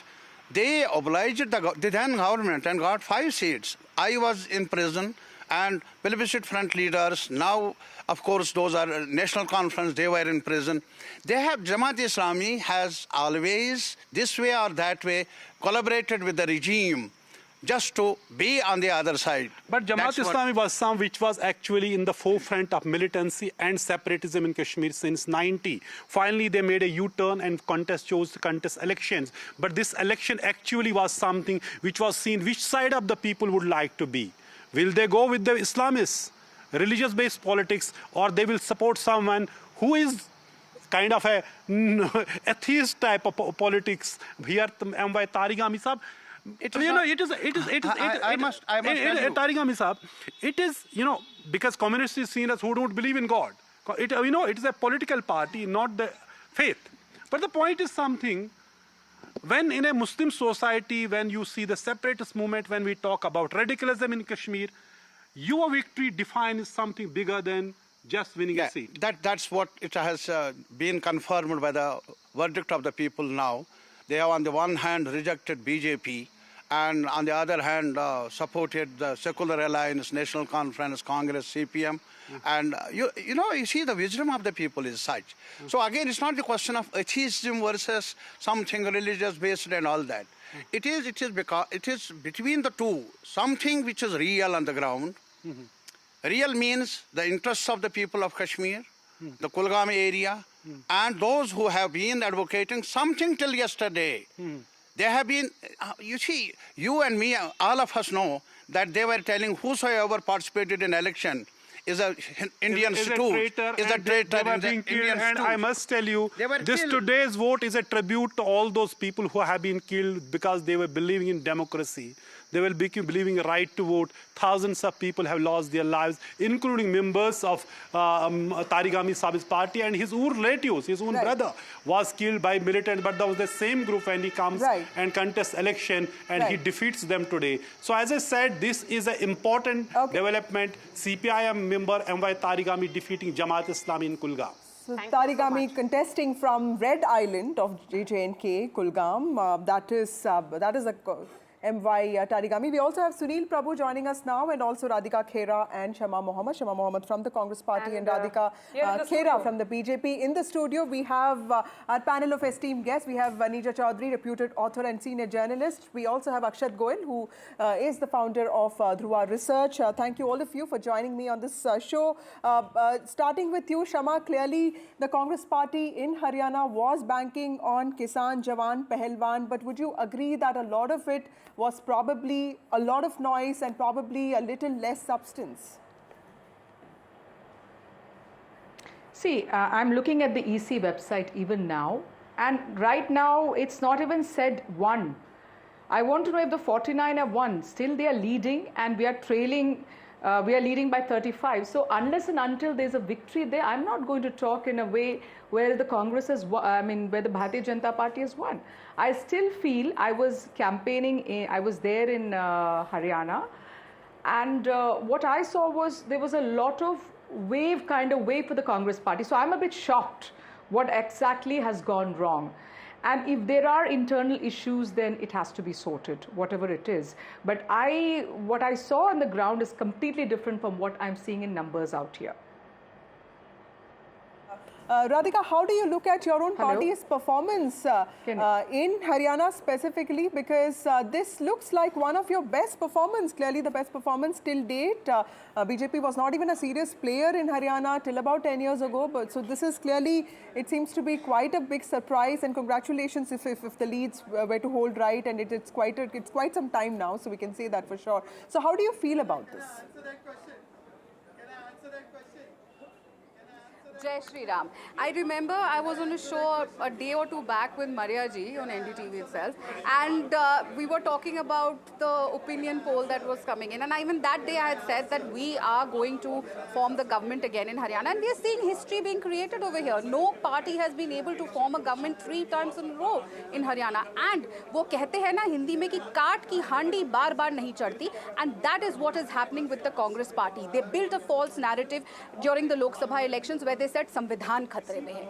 Then they said Rahul Gandhi has come on 99. He is doing a yatra in Haryana. Oh, we are going to win Haryana. And he was also making jalebis in the factory. But the people of Haryana gave him a befitting reply for making jalebis in the factory and also playing with the emotions of the women, playing with the emotions of the sports people, playing with the emotions of the kisan. हर बार ये कहा जाता था किसान खतरे में है, जवान खतरे में है, महिला खतरे में है, पहलवान खतरे में है. What happened? Vinesh Fogart herself is trailing. You forgot that there are 3 people who won the Olympic medal from Haryana. But where was Bhupinder Hooda and Rahul Gandhi when they were coming back to India? Where were they? Why did they not go Okay, Radhika, just hold on to that thought of yours. Let me also get my colleague Sunil Prabhu, who reports on the Congress for us. Sunil, what is the mood like in the Congress headquarters now? Clearly, things haven't worked out the way they expected. But of course, J&K seems to be slightly better. But even there, the questions are being raised on Congress's performance. But with respect to Haryana, what is the party thinking? That's right. To take Jammu and Kashmir first, the strike rate of the Congress, especially in the Jammu region, hasn't been very encouraging. Just an update from the Congress party that they will be officially complaining to the Election Commission. They believe, for example, one of your spokespersons from the BJP was talking about Vinesh Fogart. They say that she, as present after 9 rounds, is ahead in 5,200 votes. And we are demanding that the Election Commission take immediate action to update the information on the website. So that's, of course, the complaint that that the Congress is giving to the Election Commission. Be that as it may, as I've been saying, for the Congress, with putting all its eggs in one basket, depending on Bhupinder Singh Hooda and clearly the caste polarization which the BJP did, Jat versus non-Jat, has had an impact, and it's that which is costing the party dearly.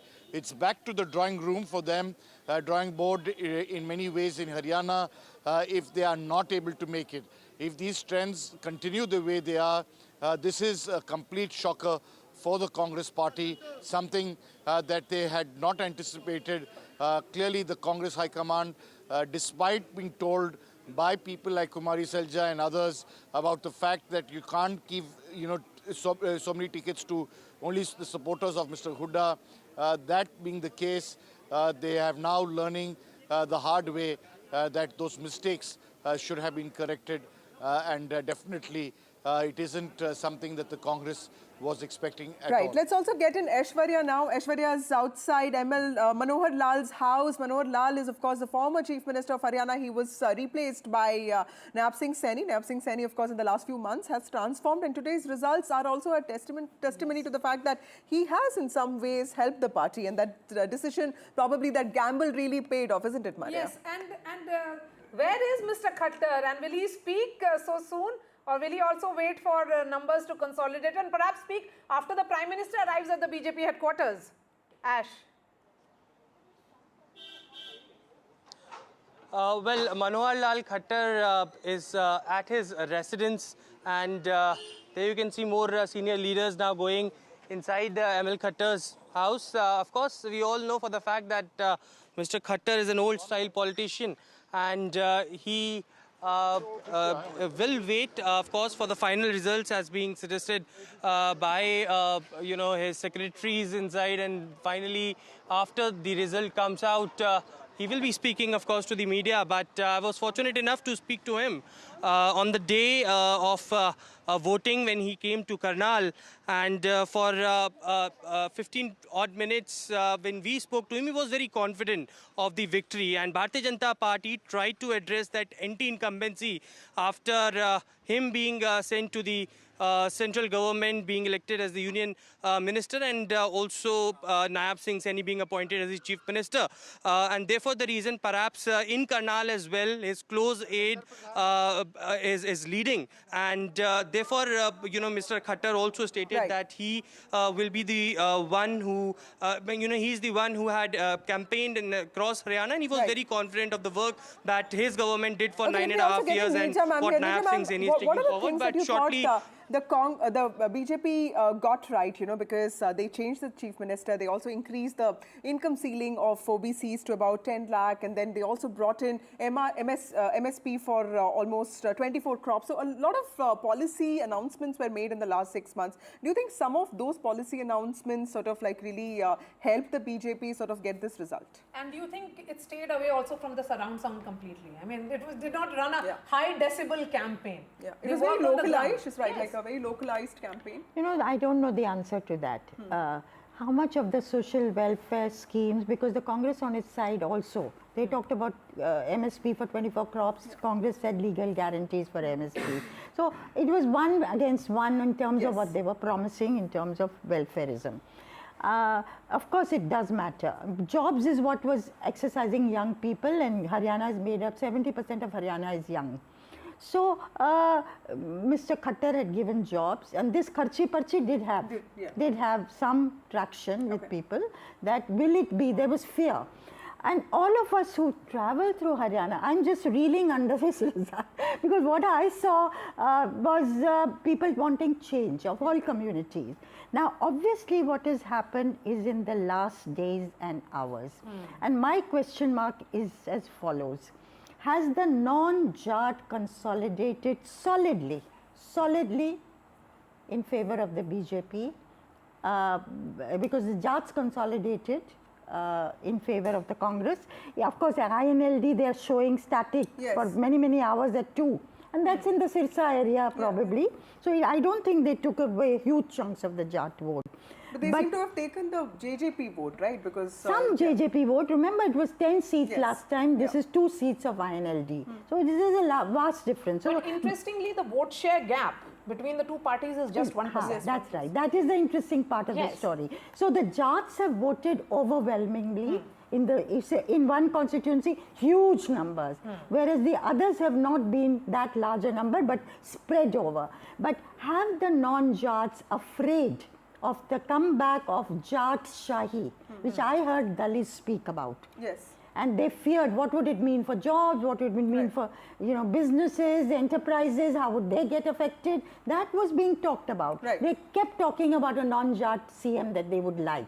So I think have the people of Haryana driven this election, whether it's in favor of the BJP or in favor of the Actually, the other non-Jat voters, not so much the parties. Other non-Jat voters, the silent voters, also the tactical voters now, they're not really telling people who they're voting for. Remember, we also saw this in UP and of course in other states, where in Gujarat also. Is there some kind of underestimation of these silent voters? Definitely. And what tends to happen is there are these communities which, when they see power coming very close, then they become very, very high decibel, as I am emphasizing. I've seen that in Uttar Pradesh. I've seen that in Bihar. Yes. Absolutely. It was almost like that Tejasvi Yadav was at a striking distance in 2020. That was not to be. So, do you think that becomes a problem when they see that okay, the Kumari Shalja is speaking again, let's listen in. Okay. So we'll come back to her. Yes, Akshay, you were making. So definitely there has been an issue that Jats have been very much vocal in the state, and not only in Haryana, but we also saw the case in Uttar Pradesh as well in the 2022 elections when Jats were very much vocal about the farm laws, but BJP was still able to win in the Jat areas of Western UP, be it Meerut, be it Saharanpur. So I think it helped in the further consolidation of the non-Jats, which is OBCs and Baniyas, or Brahmin, or let's say Rajputs, who are roughly 48% of the overall population of the state. But however, I also feel that BJP has been able to win a few seats. So, Congress seat share is only as of now up by 3 or 4 seats since the last time. So it's BJP which seems to have gained from the loss of INLD, or let's say the loss of JJP, So even among the Jats, there seems to be a clear-cut division. Someone who is very much vocal and someone who is silent.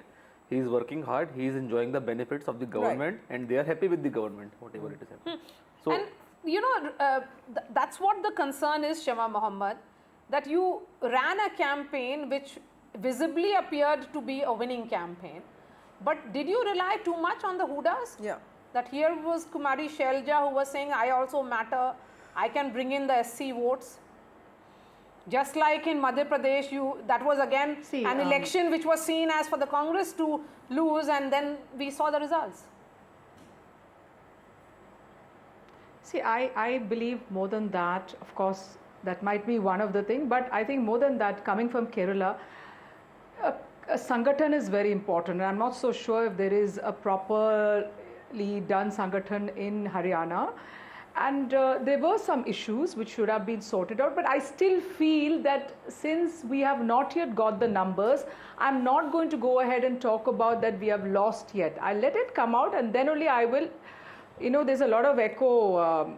Okay, we'll try and fix that. Whenever I'm talking, there's a lot of echo. We'll try and fix that. So that has to be for one last point. Radhika, I just want to tell Radhika, she said that Bharat Jodo Yatra, whatever he was saying, Samvidhan Khatre mein, yes, we did get 99 out of that, and we reduced BJP to 240 at the end of the day. So it did work over there. Now this is a different thing. This is a Lok Sabha, Vidhan Sabha elections. It's completely different. Was perhaps more temporary. If the Congress is not able to take that narrative ahead in consecutive assembly elections, particularly in Haryana, then what happens to that narrative now? I think it's not the narrative which should not work. It's always Congress's biggest enemy, according to me, is the Congress. It is the internal politics. Yes. If we lose this election, it is the internal politics. Just like what has happened in Punjab, what happened in Kerala in 21. So I certainly believe, being in the party for 10 years, the Congress' biggest enemy is the Congress. Right. So first we need to fight united. United we stand, divided we fall. Okay. Radhika, two important pitches that the Prime Minister made during his Haryana campaign. You know, in fact, he addressed 4 important rallies there, and 2 important pitches. One, of course, the Mirchpur clashes that he repeatedly spoke about, you know, alleging that the Congress party has been anti-Dalit. And the second thing that he spoke about, like Nija ma'am was also pointing out, is the Karchi-Parchi system. Do you think these 2 pitches in some ways sealed the deal for you? Because this also in some ways reflects in the kind of vote share that you're getting in the state. I'm sorry, your voice cracked in the end. After Parchi Kharchi, I couldn't understand. I was asking you, did the PM's pitch on employment, you know, transparency, and of course Dalit, anti-Dalit face, the alleged anti-Dalit face of the Congress party, did that in some way seal the deal for you? I'm sorry, it's not an alleged anti-Dalit face. Please look at, you have a living example in the face of Kumari Shelja ji. Okay. She is a strong Dalit leader. What did the Congress do? Instead of giving her respect, they went and bought Ashok Tawar and tried to show her कि भैया देखो, आँख में आँख डाल के कि देखो हमें तुम्हारी ज़रूरत नहीं है. When she raised her voice, when she talked about respect, when she spoke for a woman who was harassed by the Congress party on stage where Bhupinder Hooda was standing, and the same Bhupinder Hooda did not have the guts to stand up for its own daughter. Has now moved the election commission, and they are saying that on the election commission website, the results are being updated slowly. What exactly is the nature of this allegation? Let's first listen in to all the reactions that are coming in, and then I come back to the guests.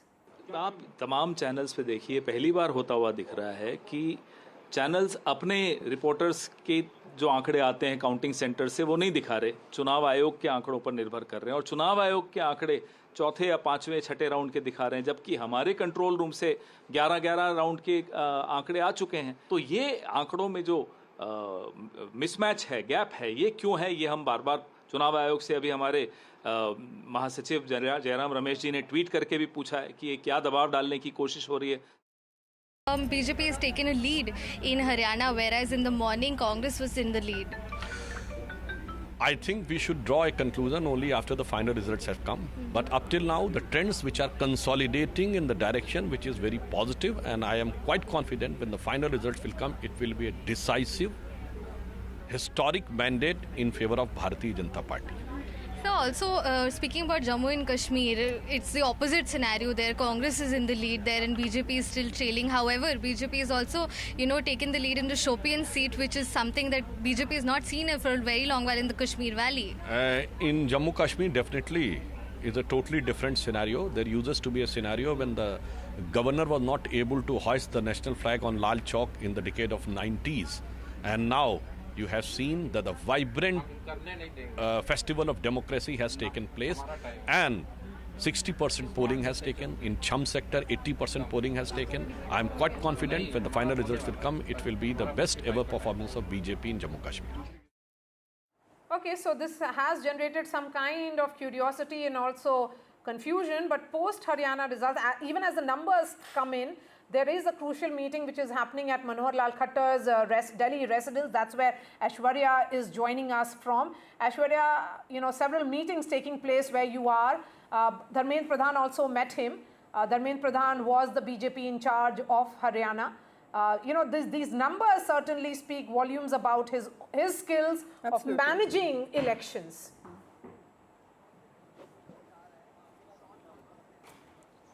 Well, certainly, and most successful one for the Bharatiya Janata Party in the state of Haryana, and that's what something the BJP leaders have also not predicted early. But at Manohar Lal Khattar's residence, where I'm reporting from, crucial meeting has begun as far as Dharmendra Pradhan is concerned, who was in charge for the Bharatiya Janata Party for the state of Haryana. He had arrived at Mr. Khattar's residence. Apart from it is Surendra Nagar, Bharatiya Janata Party co-in charge as well, who has also arrived. We have been told that Biplav Dev might also arrive very shortly at Manohar Lal Khattar's residence. And this is all about what's going to happen next, because it is Bharatiya Janata Party who had time again stated that it will be Nayab Singh Saini, the Chief Minister, who will continue to be the Chief Minister of the Bharatiya Janata Party. And under his leadership in the state, the entire Bharatiya Janata Party unit had fought elections. But Dharmendra Pradhan played a very crucial role as far as ticket distribution are concerned, and those late night meetings for the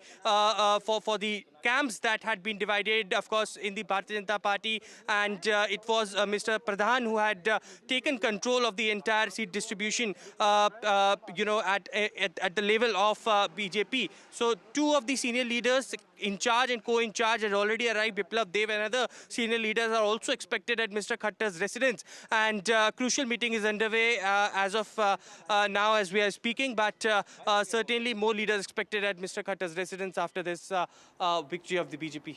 Okay, right, Aishwarya, another question to you. I mean, this is coming at a time that the Congress is approaching the Election Commission, because they are challenging the pace at which the results are coming. They are saying that the results on the Election Commission's website are not being updated properly and at the right time. So BJP is already in the celebration mode, and on the other hand, okay, Sunil Prabhu is joining us live from the Congress headquarters. So, what exactly is Congress's argument here, Sunil? Well, the argument that they have given is something that if you recall from your own home state in Bihar during the COVID election time, when Bihar was being counted, there was an increased delay in terms of updating the website. And in the same context, that the Election Commission is being told by the Congress High Command that there has been something of what they call a lack of update on the website of the Election Commission. We'll have to cross-check whether this is true or not. The Election Commission says that they've been updating every 5 minutes as per the returning officers of what is coming. This is clearly a trend where the Congress isn't doing well. Having said that, the truth of the matter is that definitely the Congress at this present juncture is looking for reasons of what is a real shocker to them. The fact that they haven't done well in the Haryana elections. Functioned a little Why slower. haven't they done well? Yes, Sunil, the EC website has always functioned a little slower than, the way media, other channels actually get their information from. So this is not really new. What exactly is the Congress driving at? Is it also one way of probably, are they being very upset about not really of the results not being up to expectations? Yeah, that's what I was attempting to say. It's a real shocker for them, and I think somewhere down the line, you have to shift the blame from what is clearly now the writing on the wall, that the Congress hasn't really done well. Why has this happened?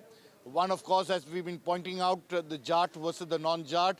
The Congress putting its eggs in one basket, the urban areas doing increasingly well for the BJP in terms of rural areas, and something down the line of that overconfidence that the Congress had in the last 2-3 months, not really being able to spin a campaign of togetherness, of the fact that, you know, they are all together. They were more jostling for the top post rather than fighting and ensuring that they were with the people. All these things, apart from a number, have cost the party dearly. This is definitely a major setback for the Congress party. Okay, going back to Aishwarya. Aishwarya, you know, there are also many CM, faces, claimants in the BJP. So clearly this meeting at Manohar Lal's house is also aimed at driving the future course of action. Yesterday we were reporting on the Jharkhand core group meeting. So clearly this is a big shot in the arm for the BJP, which was anyway, you know, a little disheartened with the Lok Sabha results of 2024. So what is on the agenda when it comes to this important meeting that's happening at Manohar Lal's house? He's been avoiding the usage of Khattar, you know, because he also in some ways it's the land of Bhajan Lal, Bansi Lal, Devi Lal and Manohar Lal. So today is of course it's a day he stops at Manohar Lal only, no Khattar for me, he says. Yes, Aishwarya, that a quick response to Vasudha's question. Well, sources in the Bharatiya Janata Party have stated that the BJP wants to move fast as far as forming the government in Haryana is concerned, because they wanted to have continuation as far as the BJP government over there, and they do not want to delay things because on other side of the Congress camp we have seen that they are trying to reach out to the Election Commission of India, but as the numbers are certainly in their favor, they wanted to have this crucial meeting so that as soon as possible, if the numbers come out in open and it is very clear as far as BJP is concerned, then what should be the date, how of the government formation, as the BJP leaders have already had given their statements that it would be Naab Singh Saini, once again the Chief Minister of BJP, and there is no doubt about it, and that's what also Mr. Khattar stated to us while speaking on the day of the election, that he will remain our Chief Minister, but of course the central leadership has to decide as to what decision they have to take. But as far as continuation of the government is concerned, they want to move fast, and therefore the reason perhaps when the results are coming, a crucial meeting is underway. In charge and co-in charge both are inside. Biplab Dev might arrive very soon at Mr. Manohar Lal's residence, and from here on how things will be prepared. Of course, by this evening we are also expecting Prime Minister Narendra Modi to address BJP cadres at the BJP headquarters. Naab Singh Saini's presence will also be there, is also what sources are clearly indicating to us at this point.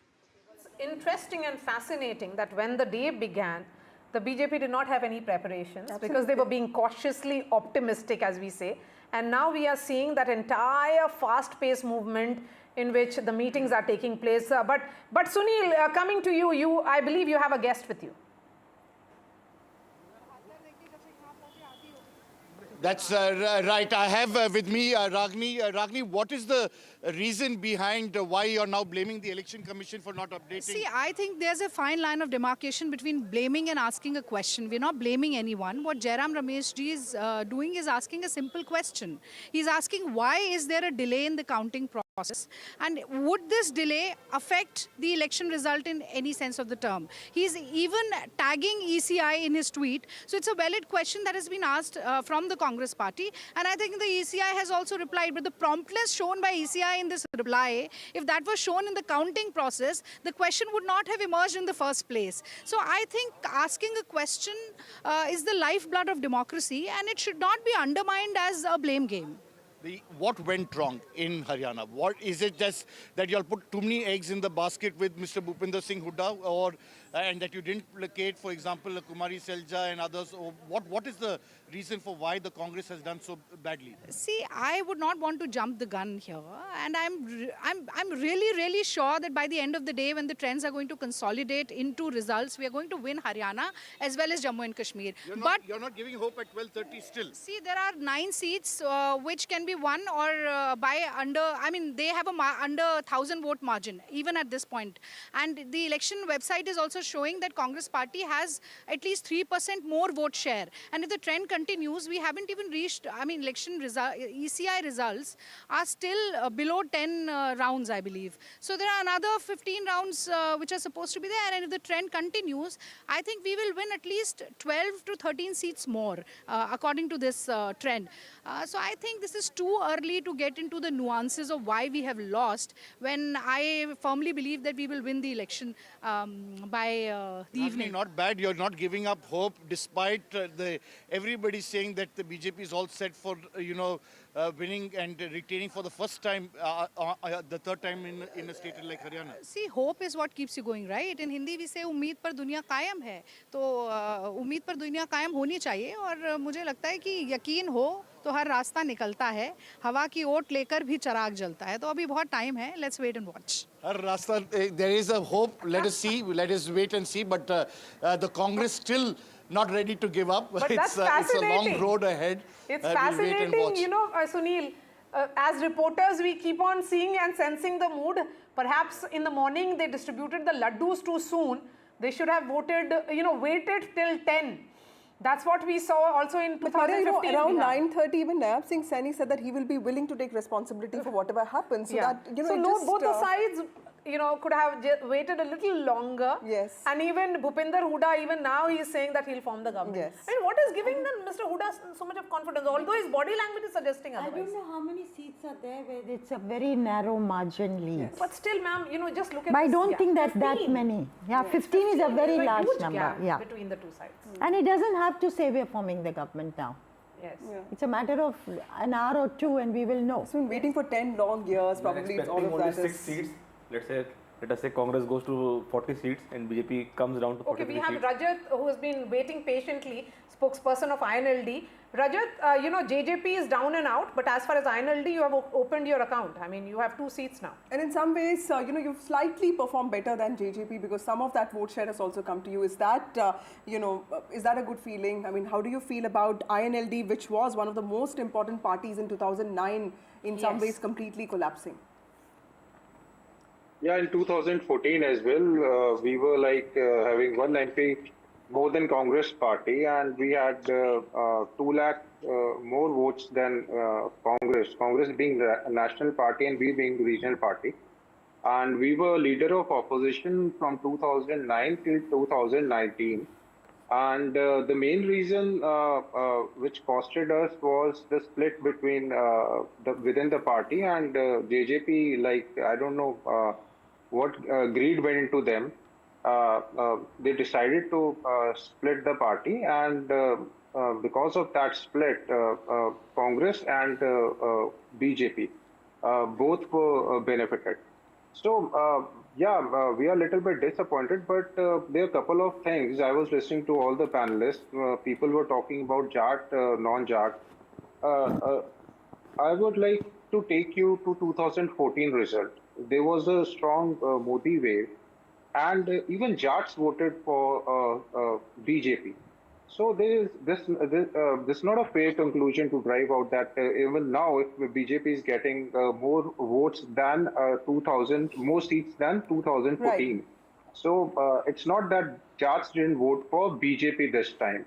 So the thing Congress is losing and why they were not able to cash in the anti-incumbency is that a couple of factors are there.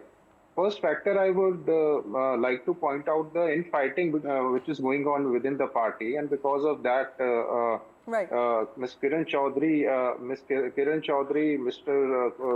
Kuldeep Bishnoi, they were very prominent faces in Congress, and Mr. Hooda and all the control which Mr. Hooda is having on the Haryana Congress and being leader of the opposition, this is a very, very strong question mark on his leadership that if Congress is losing in spite of such strong So, anti-incumbency, Rajat, let me take that it, question to Neerja Chaudhary. Neerja, ma'am, when you traveled across Haryana, did you get this feeling that there are communities which are feeling left out, and also this whole infrastructure and of course this push for modernization, Gurgaon smart city. Do you think that also helped the BJP in many ways, because that is something that the BJP really emphasized on, and there is always an aspirational element to all of us? Certainly, in Gurgaon, Gurgaon they were expected to win. It was very clear. Even Pataudi they were expected, but that was not the case, say, in Badshahpur or in Sona. It was seen as a takkar, and all this is a very strong BJP area, as is the GT road, those constituencies. Ahirwal and BGT road, Ahirwal and GT road. But Jat belt was very clear. Jat belt has been clear for 2 years. I've gone there repeatedly, and the desire for change and dissatisfaction with the BJP is true. In 2014, Jats did vote for Narendra Modi when he was on the rise. And Jats have voted for the BJP in Western UP, they voted for BJP even in Rajasthan. Right. So it's not that Jats have not voted. But this time, Jats used to get divided between parties, regional parties, maybe some BJP and Congress. This time, there seemed to be a consolidation in favor of the Congress party because of the Kisan Andolan, because of the wrestlers being treated the way they were, Jats not making it to the CM position and it going to a non-Jat. Right. That was the cause for a great amount of angst amongst the Jats. And so, Neerja, would you also say that there was a huge section among the Jats who felt that farmers, the protests were disruptors, they were seen as that disruption movement, and Congress giving that support to the maybe they were not really that supportive. I think वो थोड़ा था, but by and large किसान में ऐसा नहीं था. At least I didn't find. What you're saying are those voices. Yes, I'm just saying that sometimes we if you have protests prolonging, then there is that anti-protest sentiment also which develops, in which they are seen as disruptors. Could be, Maria. Because Jats, you see, one of the reasons why many people didn't get this right this time, Jats are loud, exuberant, aggressive, just like मैं कहती हूँ ना, डंके की चोट पे है हर चीज. So they make themselves heard, and they were instrumental in creating the hawa for the Congress party. The other communities were silent. The OBC was silent, Dalit saying, did they really vote the way they did for the Congress in the Lok Sabha election? Right. It doesn't show now. Right. If this is going to be the result. Absolutely. So that consolidation against the Jats obviously took place much more silently, and possibly more recently in the hours and days before the polling took place. Okay. We have the sound bites. In fact, our reporter spoke to Kumari Shelja and also to Bhupinder Hooda. Both of them sounded confident just an hour ago. But at that time also the numbers had more or less consolidated at this, 49 for the BJP, Congress 34. We have former Chief Minister of Haryana, Bhupinder Hooda with us. So sir, how do you see this election trend? Congress is going to form the government in And sir, we have seen yesterday the Chief Minister of Haryana, Naib Singh Saini, had a press conference saying EVM fault will be one of the main issues which Congress is going to highlight. There is no issue. You'll wait for some time. Congress is going to form the government. Congress is getting the majority. Sir, in the initial trend we have seen Congress was leading, but now we have seen the Congress is going... After 1 hour, again you will see Congress is leading everywhere. I have got the reports, Congress is going to form the government.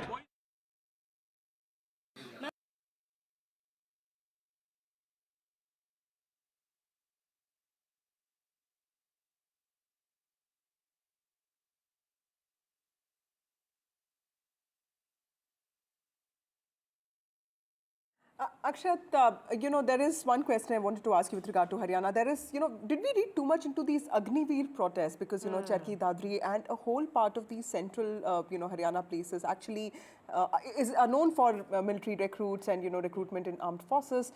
There was a lot of noise about the Agnipath scheme. But clearly, if you look at the results, it doesn't... It's rather an assertion to the government scheme. So particularly not Agniveer, but again I am saying that the farmer protest because of the farm laws and because of the MSPs, and the wrestler protest, they were too loud. There was so much of noise against this, and which could have led to a further split even among the Jats. So the vilification of BJP that we thought was happening probably wasn't really happening on ground, is it? Yeah. Yeah, you know, many of the things the BJP had done. For instance, Mr. Khattar giving jobs, ending the Kharchi Parchi. That some people, young people spoke about. And as you say, Millennium City, Gurgaon. So, but when he said it is 35 communities against one, in some ways वो that तो was... even Mr. Hooda was talking about 36 बिरादरी के लिए करेंगे, सिर्फ जाटों के लिए नहीं है, 4 deputy CMs होंगे. It's essentially anti-Jat consolidation. But This is what it looks like, silent but then Neerja, I'm looking at how the BJP has performed in Jat-dominated seats. That is going to be interesting. And even in those seats, it has done pretty well. They have managed to get a significant, almost like 50 to 60, 70% of those seats. 70% of the Jat seats? Yes, and the SC seats also, if you look at it, the BJP is leading in 7 seats, or That's 17, 17 SC seats, and they're leading in 7, which is better than their performance last time, because Congress has been increasing its vote share in the SC seats. So what you're saying is the BJP is turning out to be the umbrella party, not the Congress. Yes, so let me give you the exact number for the Jat seats, where, seats with high Jat population, 33 of the 33 seats, the BJP is leading in 17, the Congress in 14. So that is how it looks like. And if we were to break that further to SC seats, where there is a high percentage of scheduled castes, we are looking at 17 seats. In that, again, BJP has 9 and the Congress is leading in 8. So almost evenly divided. Yes, evenly divided. Personally feeling, Yes, even the so Jats... they had won 10 Jat seats. It's in fact has made a gain of another 10 seats. So if we were to another 7. So, and if we were to break that again, when we look at the bellwether seats, in the bellwether seats, it is presenting a completely picture of how the bellwether seats have reported so far. 7 seats for the BJP. And some of the seats that we were very confident about, at least Rao Inderjeet's daughter, Aarti Singh, is trailing now, which is Ateli and, the Ahirwal belt, which was in some way southern Haryana, considered very potent and important for BJP's performance in these areas, but the BJP is trailing there. So clearly there are these unexpected trends which this election has really thrown about. And I'm looking at the seats in which Prime Minister Modi had held rallies. The BJP is winning in all those seats.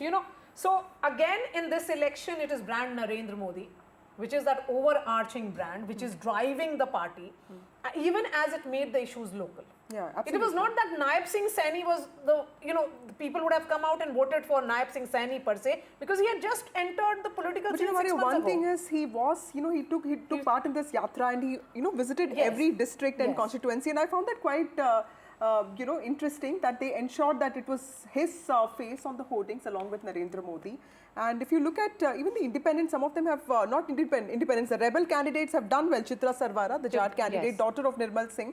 Another MLA candidate is leading from Ambala Cant, and of course Anil Vij is trailing.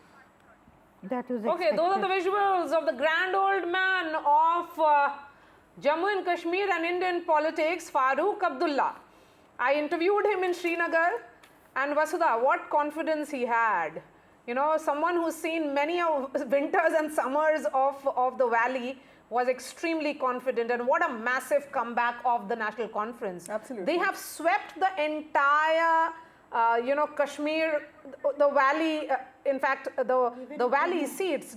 He's joining me. In fact, Nazir is joining us. Nazir, over to you. We can see Farooq Saab.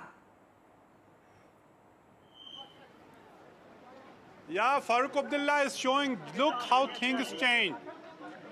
After Farooq Abdullah was released from house detention and PSA was revoked in 2020, he came at the same terrace and showed a hand, he's alive. And now again when he's winning the election, Assembly election, first after the abrogation of Article 370, he's coming on the same terrace and now has moved back. And Farooq Abdullah clearly showing it is the NC victory. It surpassed every expectation and every assessment and every analyst in Jammu and Kashmir and proved the pollsters wrong. and NC has managed to be the single largest party. In fact, some are not just the single largest party, but the party which is heading to may touch this magic number. Some of the independent candidates who are winning are, at least I know them. They are actually the NC members, and they had not resigned the party, and party has not actually expelled them either after there was a Congress NC seat arrangement. So NC is confident that it can get that magic number of 45.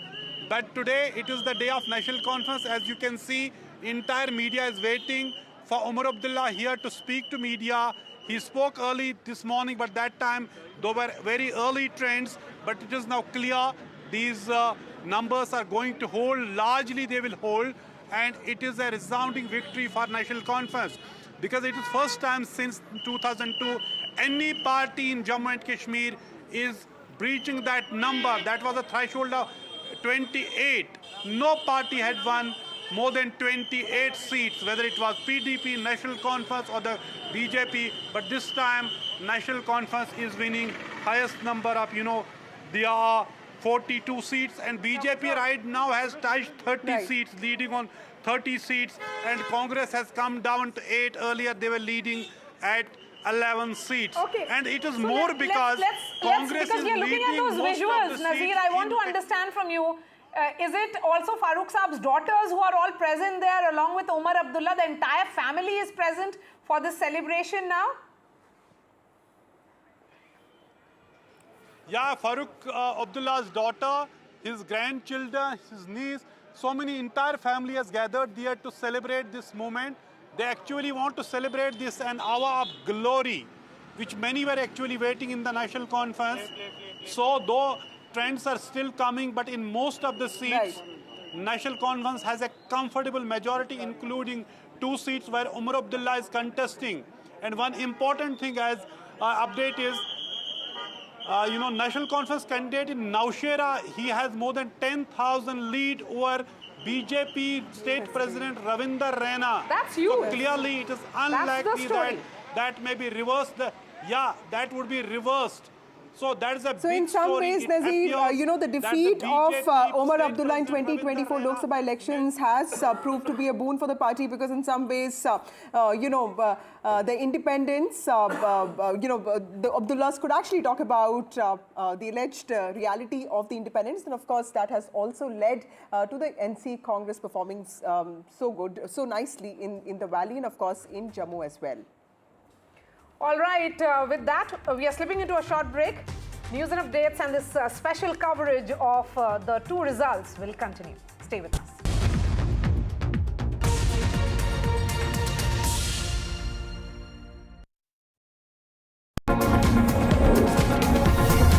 NDTV World Summit 2024, October 21st and 22nd, only on NDTV Network. Color में मेरा ही favorite मिला. Dulux Velvet Touch with True Color technology feels like home. Dulux, Dulux, Dulux.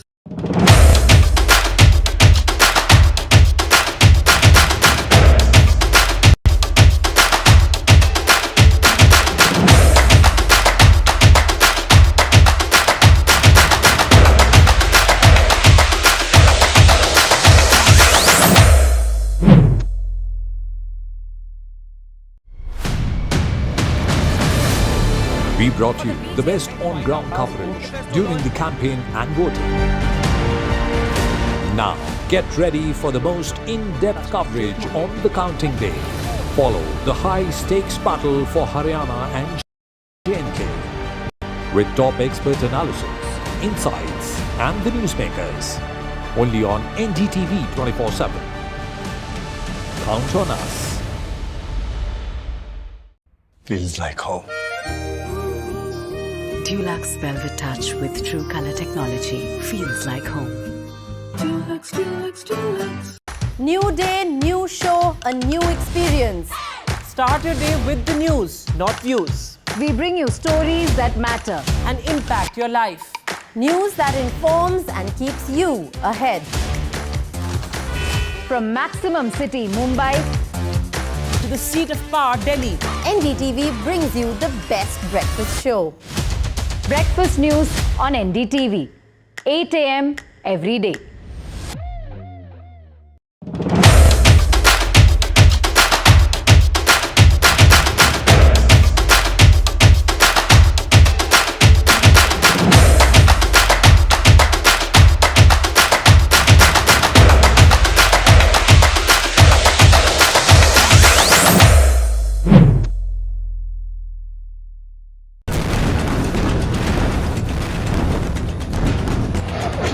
From the heart of city in Beirut, a city which is scarred by violence and caught between the crossfire between Israel and Hezbollah.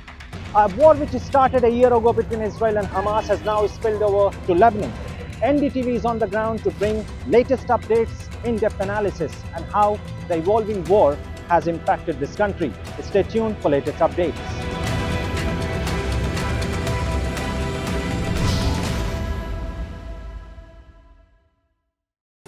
Stay informed and entertained with the new and updated NDTV News app. You can watch all our channels live, listen to podcasts, read breaking and exclusive news from around the world and more. Download the NDTV app today and get access to the best journalism and storytelling on your smartphone or tablet. The NDTV app. News that matters to you. I've been reporting on all issues, big and small, from Andhra Pradesh, Telangana, rest of South India, bringing you all the action, all that you need to know, all that you want to know. The energy of Maximum City is infectious. I bring in that energy in our news coverage from financial capital Mumbai. India's IT capital is always buzz. It's literally a city that never sleeps. And I keep you ahead on all the Bengaluru buzz. Covering from the southernmost part of India over the last 23 years, I bring in-depth and 360-degree coverage from the Dravidian heartland. The land of Mishti is also known for its bitter politics. I have seen much water flow under the Howrah Bridge, covering Bengal in all its vivid colors.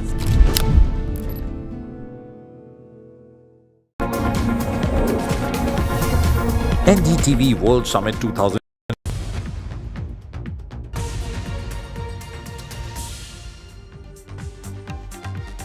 BJP surges ahead in Haryana, headed for a hat-trick in the battleground state. Congress has paused all celebrations. Congress party loses its early lead in Haryana. Congress party's bid to make a comeback in the heartland state of Haryana fades, even as party fails to dislodge the BJP.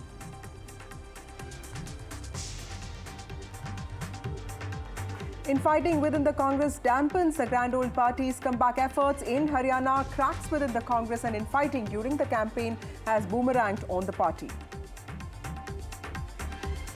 National Conference, Congress Alliance comfortably ahead in the leads in Jammu and Kashmir. First assembly poll results in 10 years.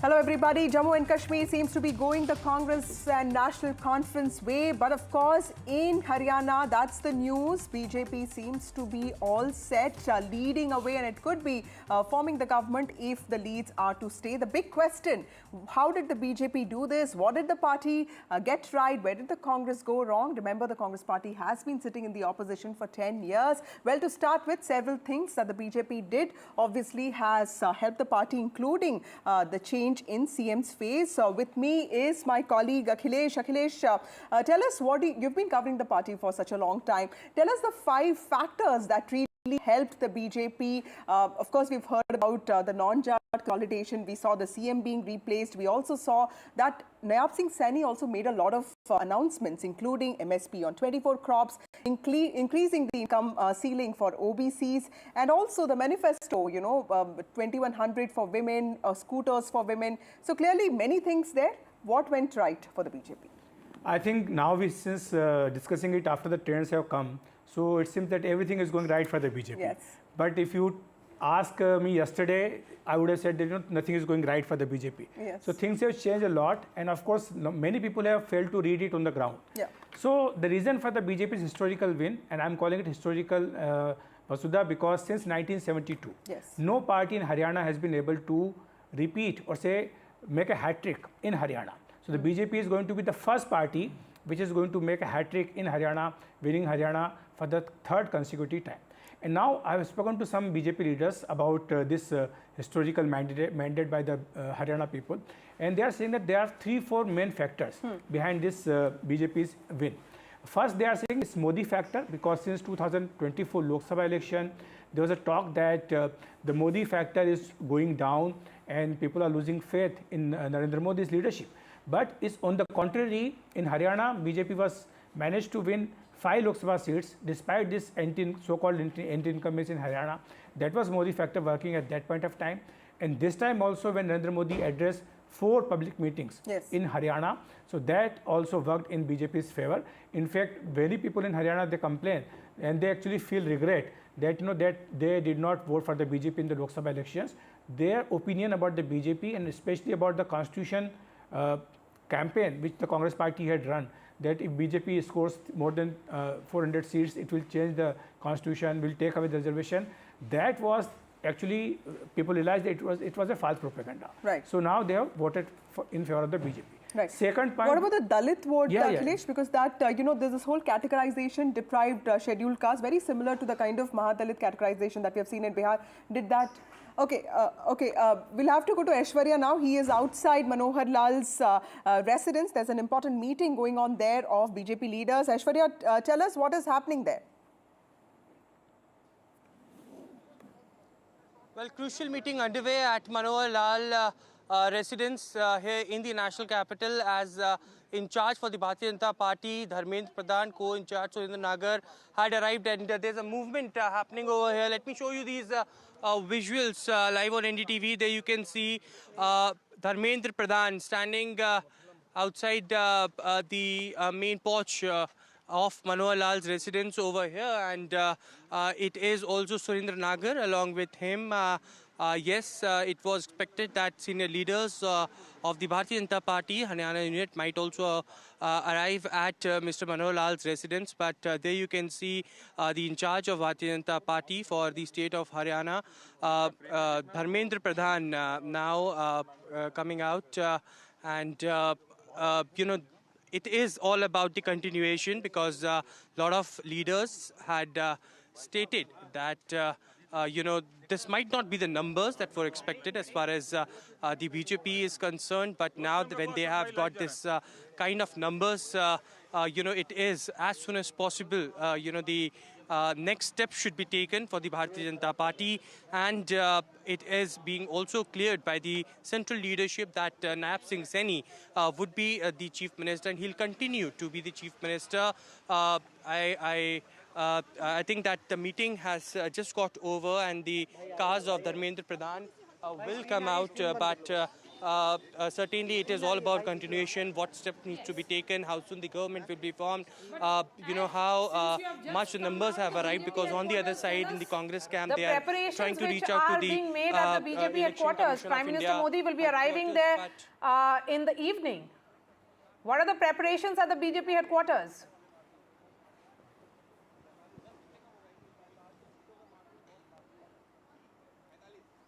Well, it is Prime Minister who will be addressing to the cadres, and that's, the tradition that BJP always follows. Prime Minister and senior leaders arrives at the BJP headquarters. The cadres of the BJP had been called at 5 p.m. at the BJP national headquarters is also that the news which we are getting, and at post 6, it could be Prime Minister who could be addressing, and therefore the reason now preparations are underway. Today, smaller,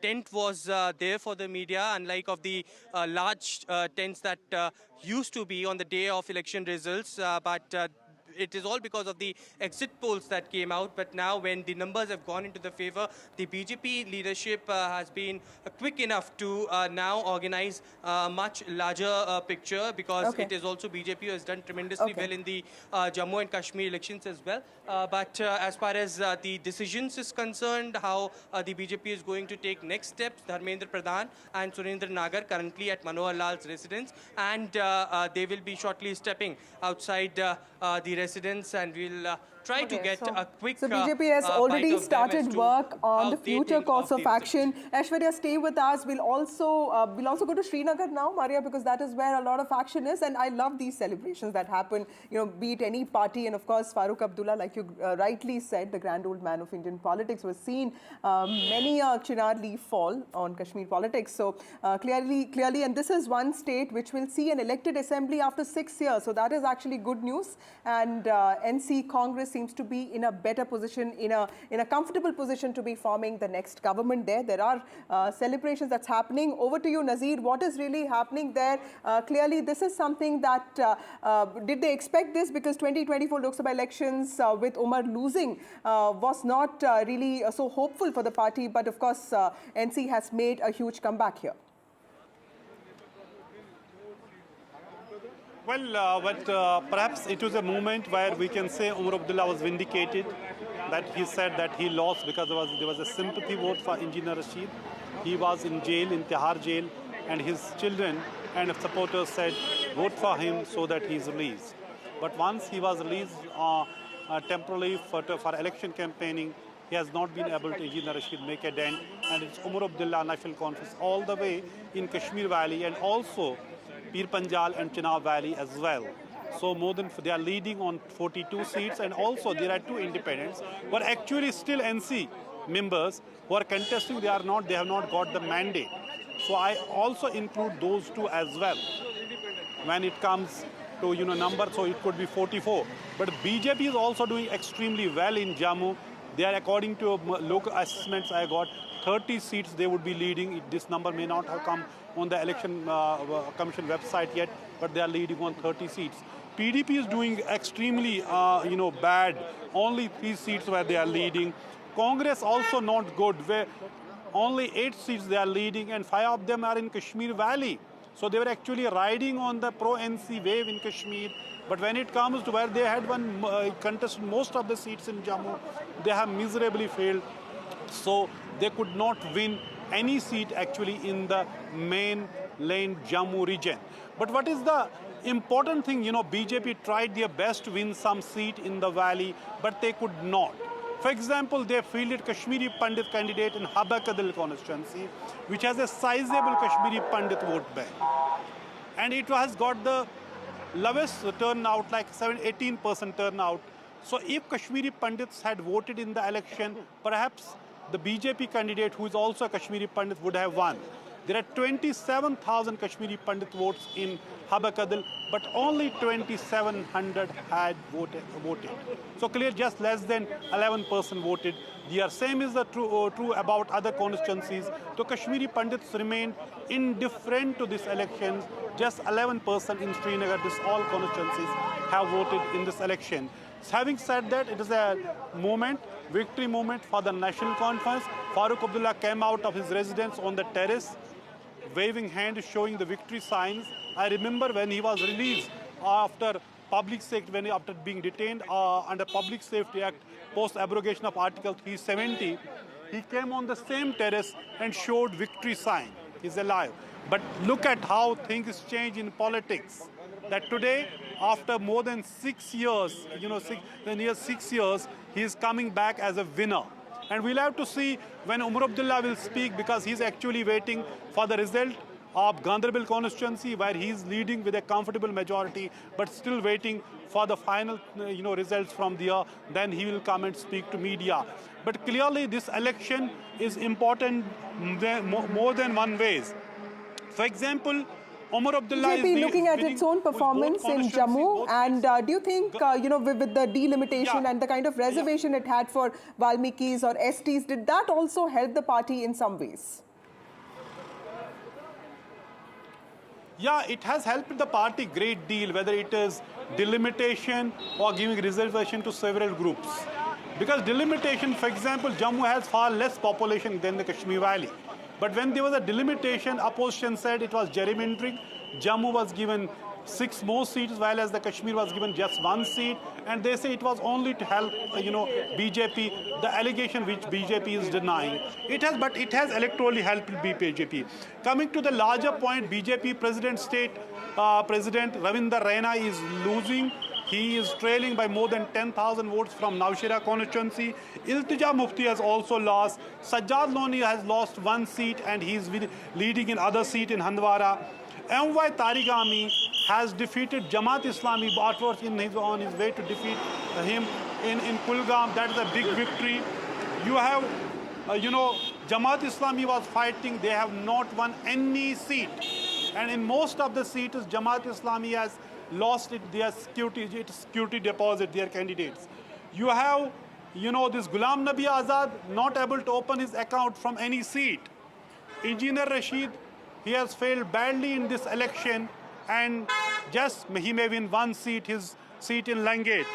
And also you have then, the question of then now what would happen to the nomination of 5 members by the Lieutenant Governor. There's a huge controversy whether he can do it on his own or he has to consult the elected government. There are different views. BJP is saying no, he can do it. Nazir, stay with us. We also have Gurpreet, our colleague, who's reporting from Rohtak. Gurpreet, when I was speaking to you in the morning today, the mood was completely different. What are the Hooda saying now and what is the next course of action? Because at least in Delhi Congress, they seem to be really miffed with the way Easy website is working. But of course, the sentiment will be very different in Haryana on the ground there. And Delhi Congress also feels, to add Vasudha, that perhaps they put all the eggs in one basket and too much of reliance on Mr. Hooda. Yeah. Well, if we can talk about the former Chief Minister of Haryana, Bhupinder Hooda, he is saying we are waiting for the final verdict. But since the trends have already been changed and it has gone into the favor of BJP leader, what we have learned, the Congress political analysts, they say the margin is very bleak and that's why they are still hopeful. But now if we can see the trends which are coming at this point of time, BJP is getting full majority the way the trends are showing at this point of time. We have seen huge numbers of supporters of Bhupinder Hooda. They are still sitting here.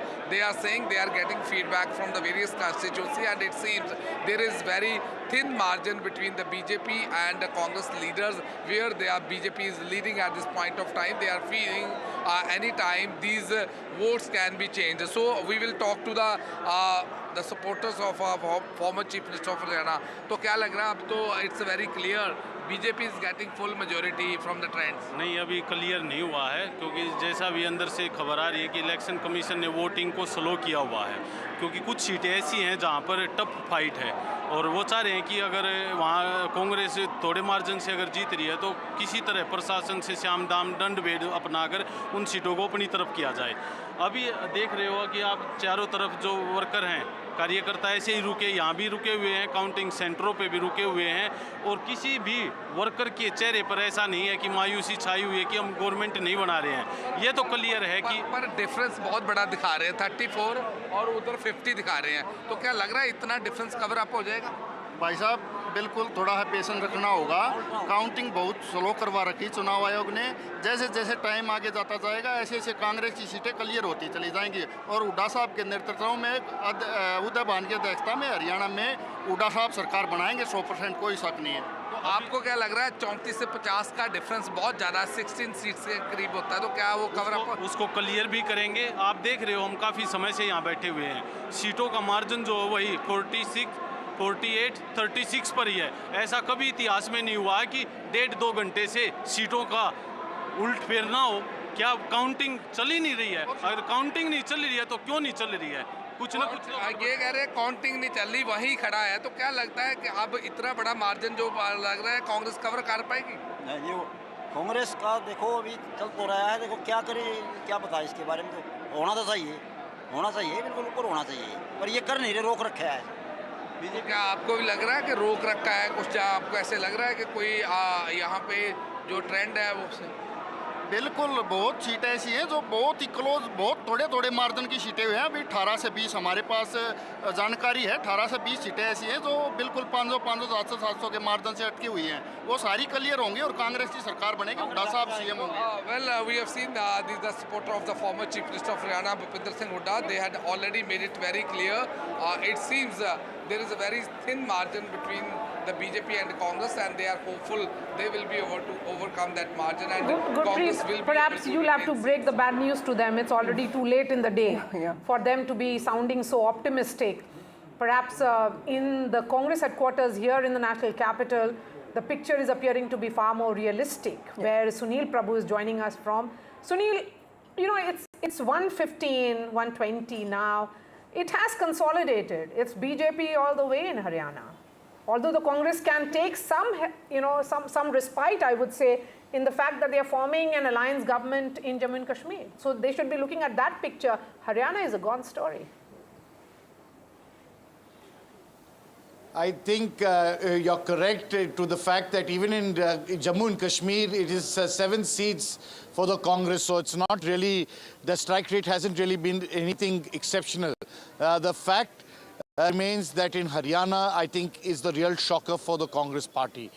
Here was something that was written on the wall after the Lok Sabha elections. You should have been able to consolidate, get various factions of the party to work together, but that was not to be.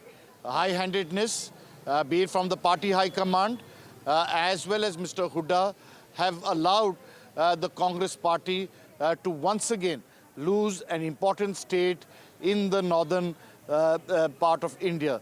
Haryana was clearly a clear case, as everybody pointed out, a lamppost election where it was very clear that the Congress was doing exceptionally well.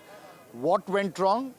Jat versus non-Jat, which was the campaign of the BJP, very, very effective. The fact that they didn't take into account people like Kumari Selja, a Dalit leader, was able to, ensure that they bury the hatchet when those 7 guarantees were announced by no less than the Congress president, Mr. Karge. It was Mr. Hooda and his nominee, the party president, who were there. There was no presence of Randeep Singh Surjewala or, for that matter, Kumari Selja to be present. All those things have now cost the party dearly, and it's definitely back to the drawing board.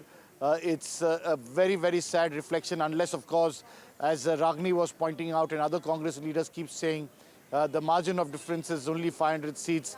They're hoping for a miracle at the last minute, but that seems, as you rightly said, the reality is we have covered enough elections to realize that miracles won't happen at 1:20. If the miracles were to happen, it will happen around 10 a.m. And Haryana is a land of fierce contest, but it can't be like, it can't go beyond 1 o'clock is what we understand. And I'm wondering, Sunil, I mean, what happened to all the laddus that came out? I think jalebis also, they came out too early. That is what I feel about political parties. They have, when we keep on saying optimistically cautious. On jalebi, I have to add one point. This Mathuram jalebi was very talked about in this Haryana election, because Rahul Gandhi said in a public meeting that he sent it to Priyanka, this Mathuram jalebi, and he actually suggested that there should be factory of jalebi. So BJP supporters on the social media made fun of him.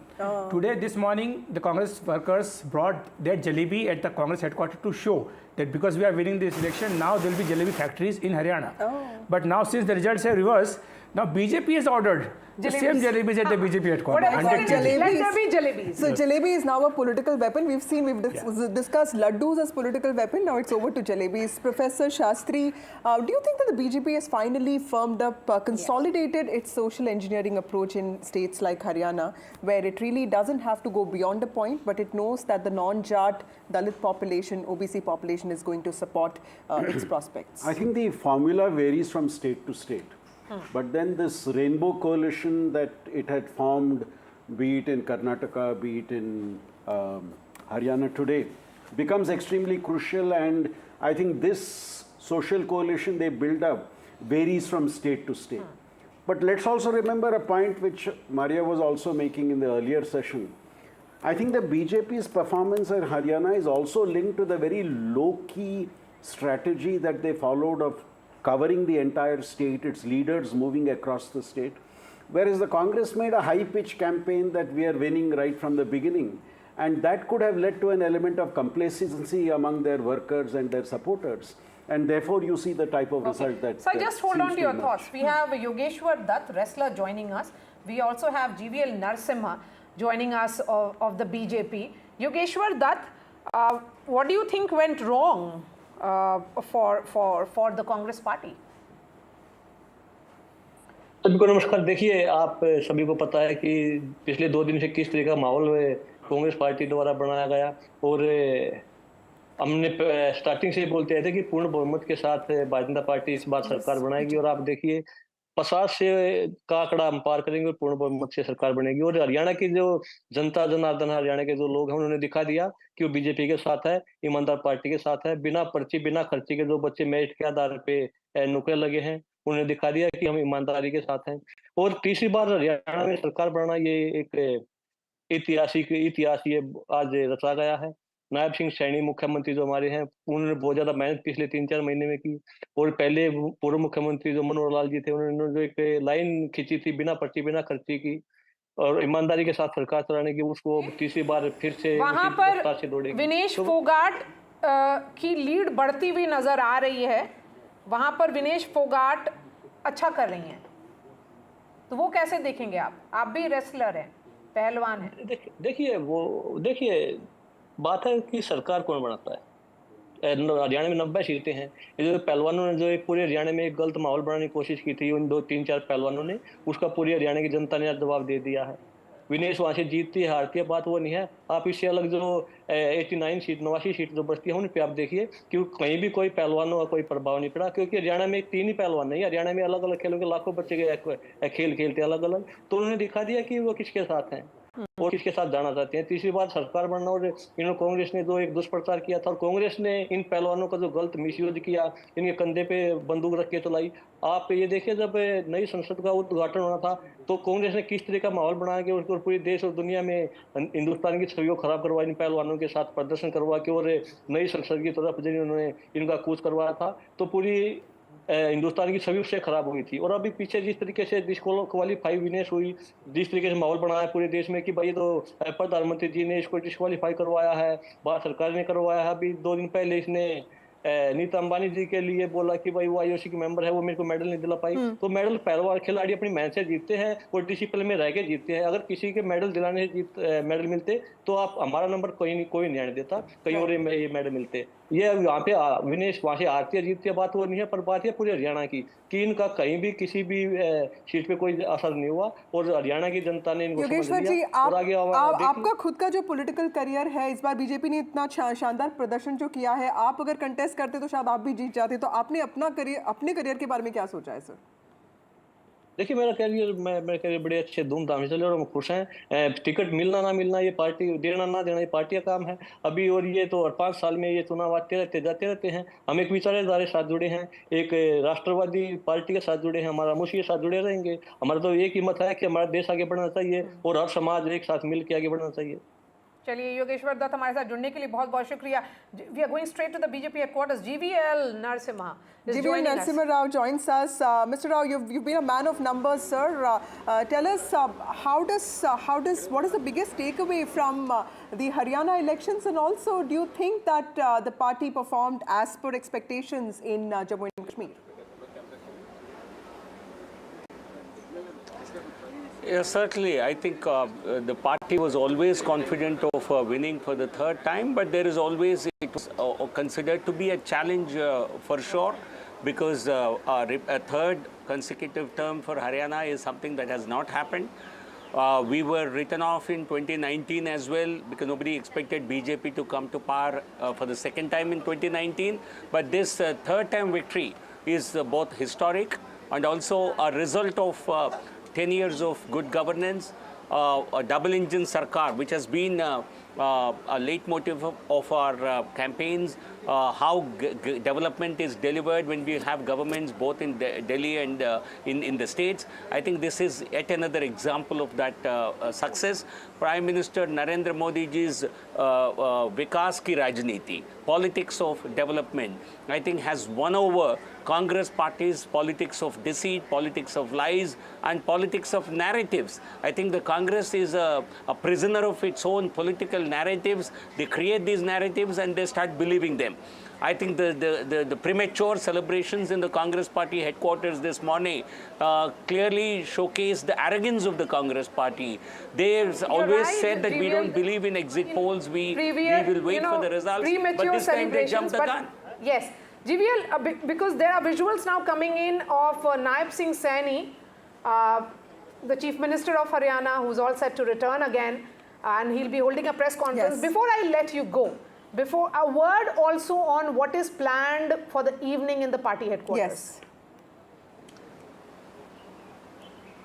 I think you will have to wait until the party really makes up plans everything and then discloses to the media. Certainly, I think on occasions like these, certainly there have been sort of arrival of senior leaders, including the Honorable Prime Minister. But what is in store today, what is planned, you will have to wait and Mr. Rao, we didn't see you smiling on the 4th of June on the result day, but clearly, you know, today is a day of smiles and celebrations for the BJP. Please do smile then on that note. But GVL, you know, the point that is being made here is that now are the second set of elections, which is Maharashtra and Jharkhand. Nobody gave you a chance in Haryana, and you have won the state. Yeah. Now it is the states where you still have a fighting chance. You are entering those elections far more confident, far more jubilant.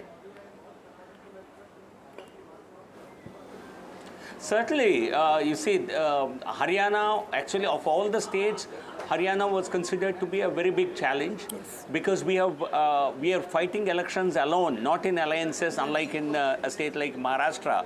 But still, we won for the third term. This will certainly boost the confidence of the cadres, and BJP never celebrates without making any efforts. I think Maharashtra and Jharkhand also, the BJP will return to power.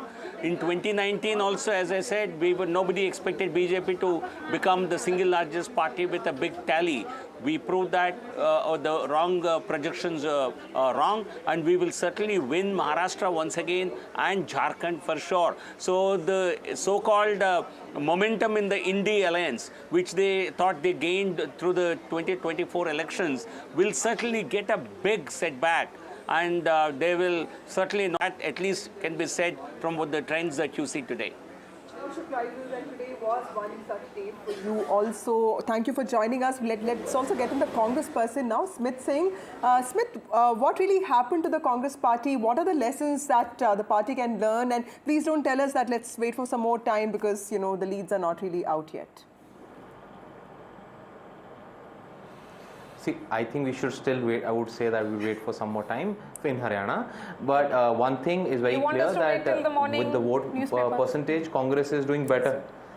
Congress is doing better than BJP in the vote percentage. So people have voted for the Congress party. Not anymore, please, because the Election Commission's website is constantly updating. It's 40% for both the parties right now.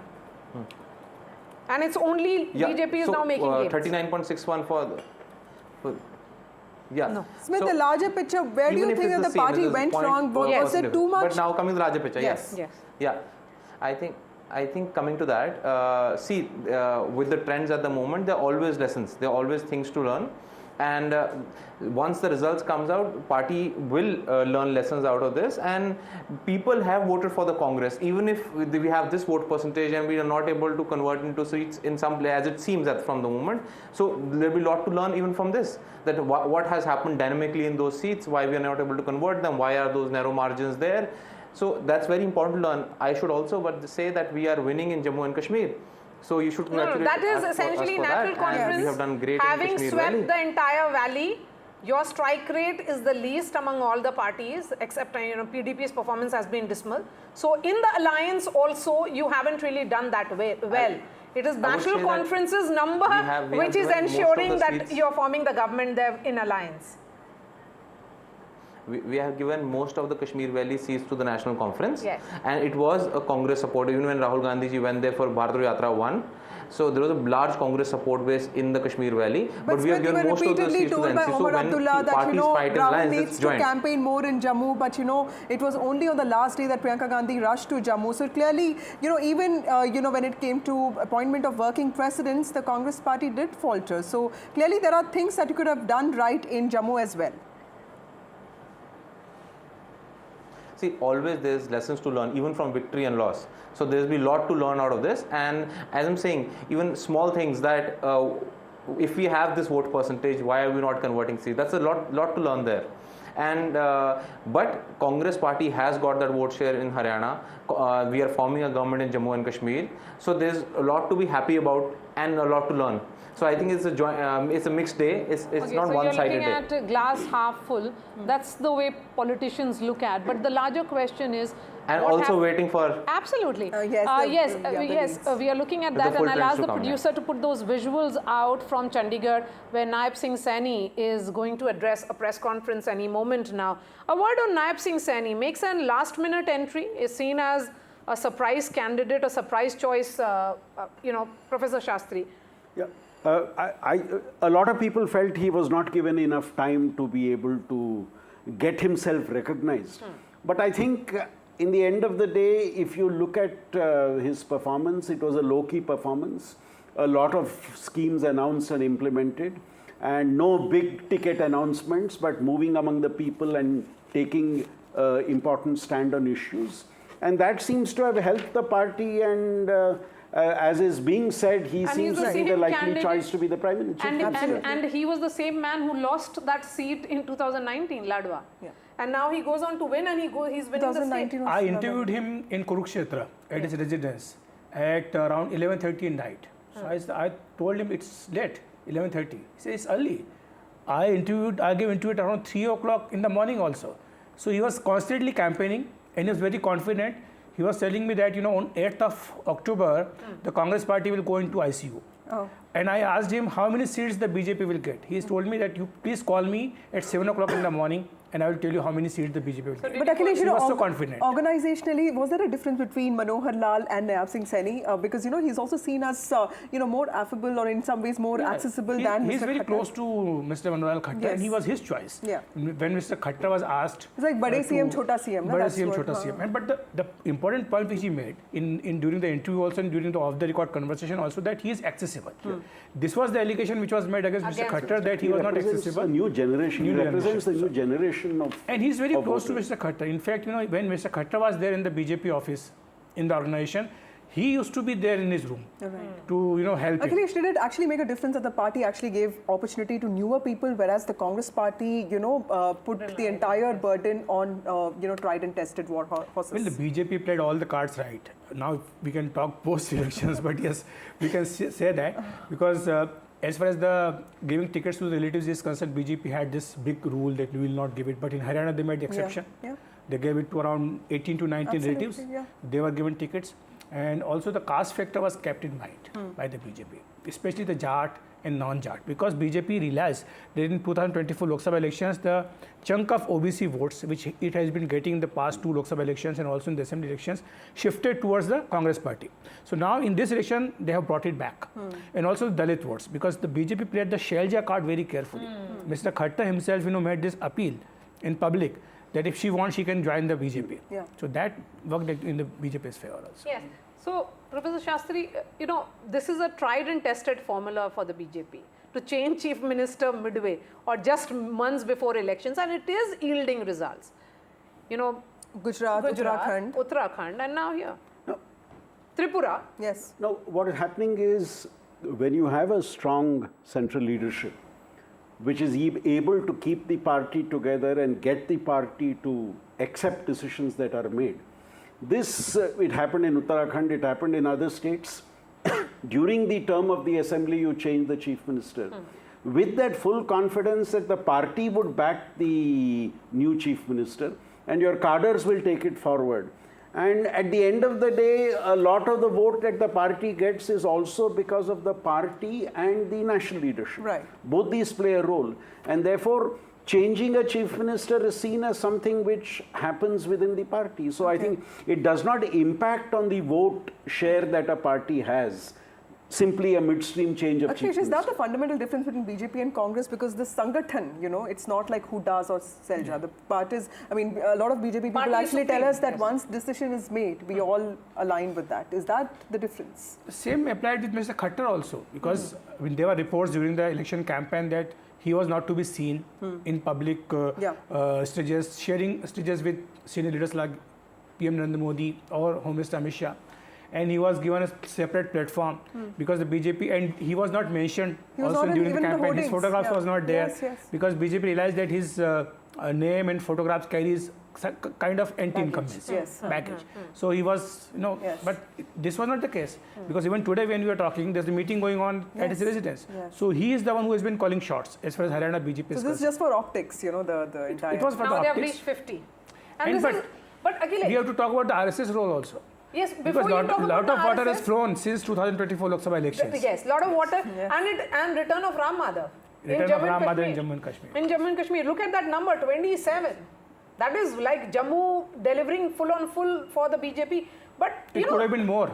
It could have been more. Yeah. He is confident for a number above 30. That's what the indication is from the BJP. But looking at that number, 50 for the BJP in Haryana.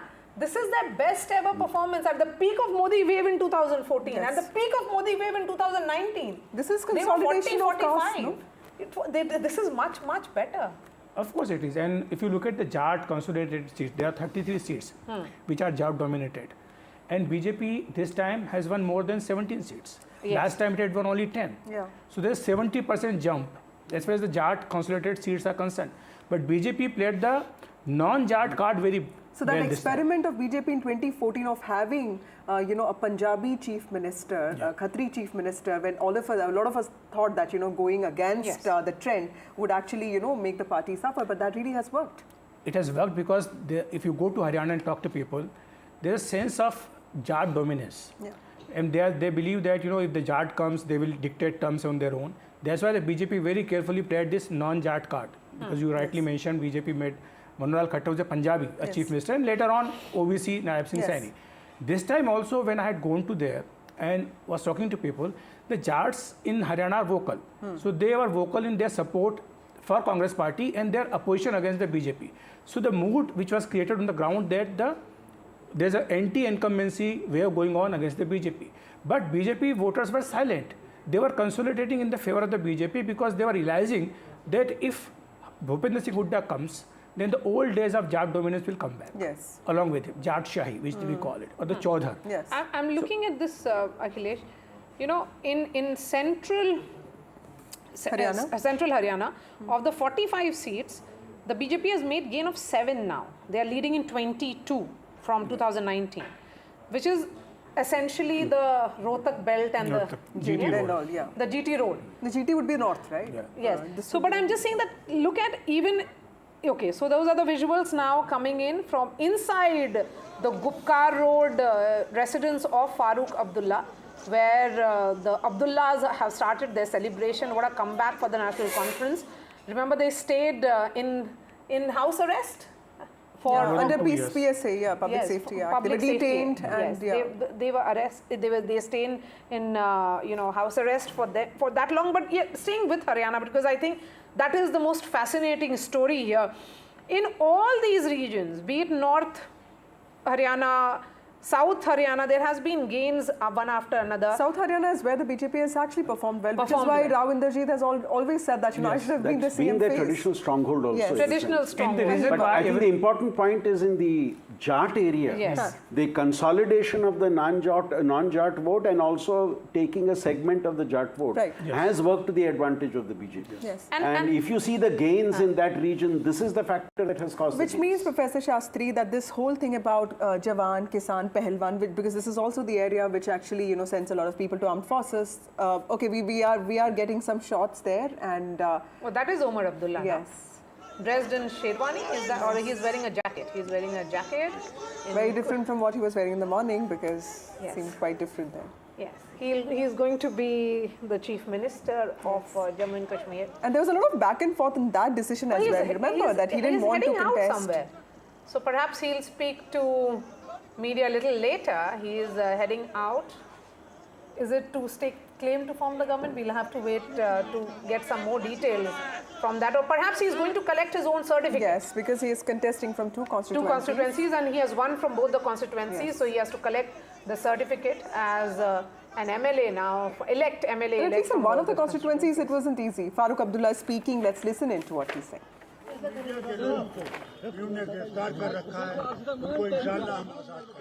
BJP और PDP के लिए आप क्या कहेंगे? मुबारक करता हूँ, उन्होंने भी अपना इलेक्शन में हिस्सा लिया है, अभी काम कर रहे हैं, वो सब सियासत को बेहतर बनाने के लिए। जम्मू रीजन में कई सीटों पर बीजेपी को बढ़त मिली है, जम्मू रीजन में। जनाब, ये मेहरबानी है, लोग वोटों की मेहरबानी है, वोटरों ने उनको दिया है वोट, हमें उसको तस्लीम करना चाहिए। सर, जम्मू कश्मीर के विकास को लेकर अब आपकी क्या प्राथमिकताएं रहने वाली है? मैं समझता हूँ कि ये जो हमारा मंशूर है उसमें सब कुछ लिखा हुआ है कि हम लोग कौन से इकदाम करने वाले हैं, वो दोनों रीजन्स के लिए होंगे और दोनों रीजन्स के लिए हम लोग बराबर की कोशिश करेंगे कि उनकी मुश्किलात दूर हों।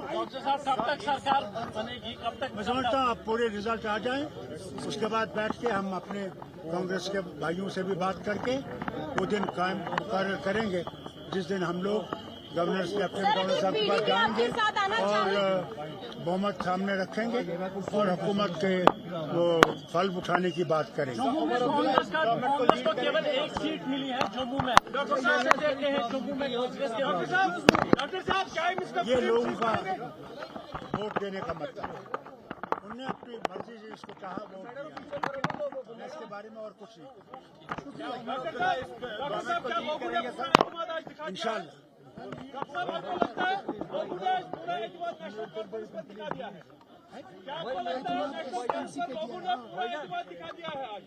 लोगों ने अपना फैसला दिखा दिया है, लोगों ने यह साबित कर दिया है कि जो इन्होंने इकदाम 5 अगस्त को किए थे वो लोगों को मंजूर नहीं है। क्या एक्सपेक्टेशन से ज्यादा ये जीत मिली है? हमें एक्सपेक्टेशन तो छोड़ दीजिए, काम बहुत करने हैं, मुश्किलात दूर करने, यहाँ पे जो बेकारी है उस बेकारी को दूर करना है, बेरोजगारी को दूर करना है, यहाँ पे जो महंगाई है उसकी तरफ देखना है, जो ड्रग मैनेस है जो इस रास्ते को खा रहा है उस ड्रग मैनेस को खत्म करना है। उसके लिए हमने कायम करने हैं वो सेंटर्स जहाँ पे इनका इलाज हो सके। सर, अब आपकी जीत के बाद क्या हम ये माने कि जम्मू कश्मीर के अंदर पॉलिटिकल लैंडस्केप पूरी तरह बदलने वाले हैं? जरूर बदलेंगे। आज एक लेफ्टिनेंट गवर्नर और 4 मुशीर नहीं होंगे, आज 90 लोग जो होंगे यहाँ की इसके मुश्किलात को दूर करने की कोशिश करेंगे। डॉक्टर साहब, आप कांग्रेस के शुक्रगुजार हैं, आप कांग्रेस के कितने शुक्रगुजार हैं जो अलायंस में पूरा साथ कांग्रेस ने दे दिया? मैं कहता हूँ मैं सबका शुक्रगुजार कि लोगों ने इलेक्शन में हिस्सा लिया और बड़ी आज़ादी से लिया और अल्लाह का शुक्र है नतीजे आपके सामने हैं। उमर अब्दुल्ला बनेगा chief minister.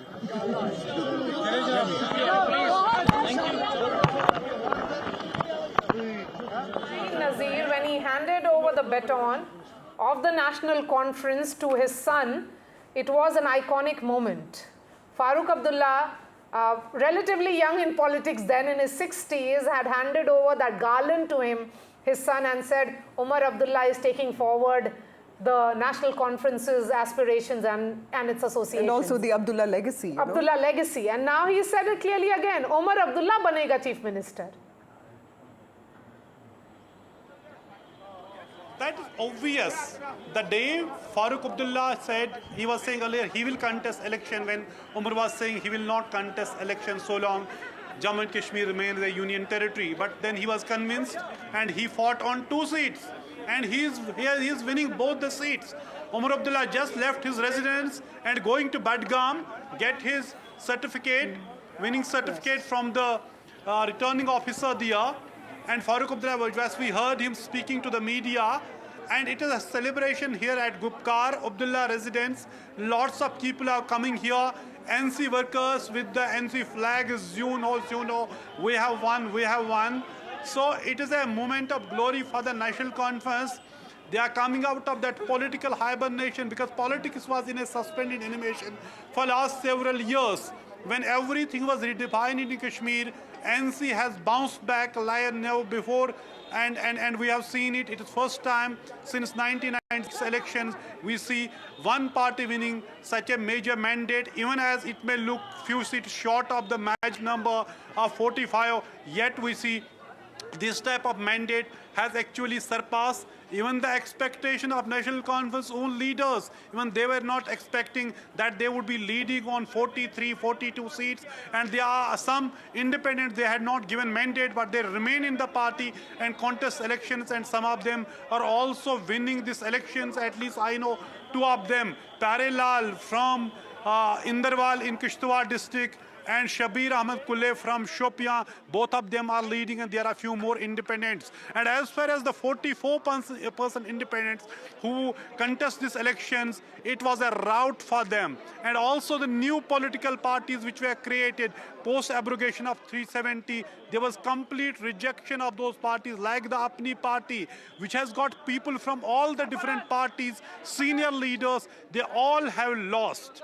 PDP has suffered the biggest setback after its creation. It is leading only on 3 seats. And then you see Engineer Rashid, just few months back, a hero from the Tihar jail, winning parliamentary constituency of Baramulla, defeating Umar Abdullah with a margin of 2 lakh votes. Now completely facing rout. He's leading only in 1 seat from, Langate. Sajjad Lone also has several, candidates fielding, and he's only leading from 1 seat, that is his seat in Handwara, while as he has lost Kupara constituency. Even Shia top leader, and People's Conference General Secretary Imran Raza Ansari also losing this election. He was defeated by National Conference candidate Riaz Bedar from Patan constituency. Iltija Mufti, Mehbooba Mufti's daughter, losing from Bijbahara constituency, which was a bastion of the PDP, and PDP was born from the Bijbahara hometown of Mufti Muhammad Said. Now finally, you see top list several leaders, and also importantly, while BJP may be doing extremely well as far as Jammu region is concerned, but its state president Ravinder Raina is losing from Naushera constituency, and it is National Conference candidate Surinder Chaudhary who is leading with a massive majority from Naushera constituency. Right.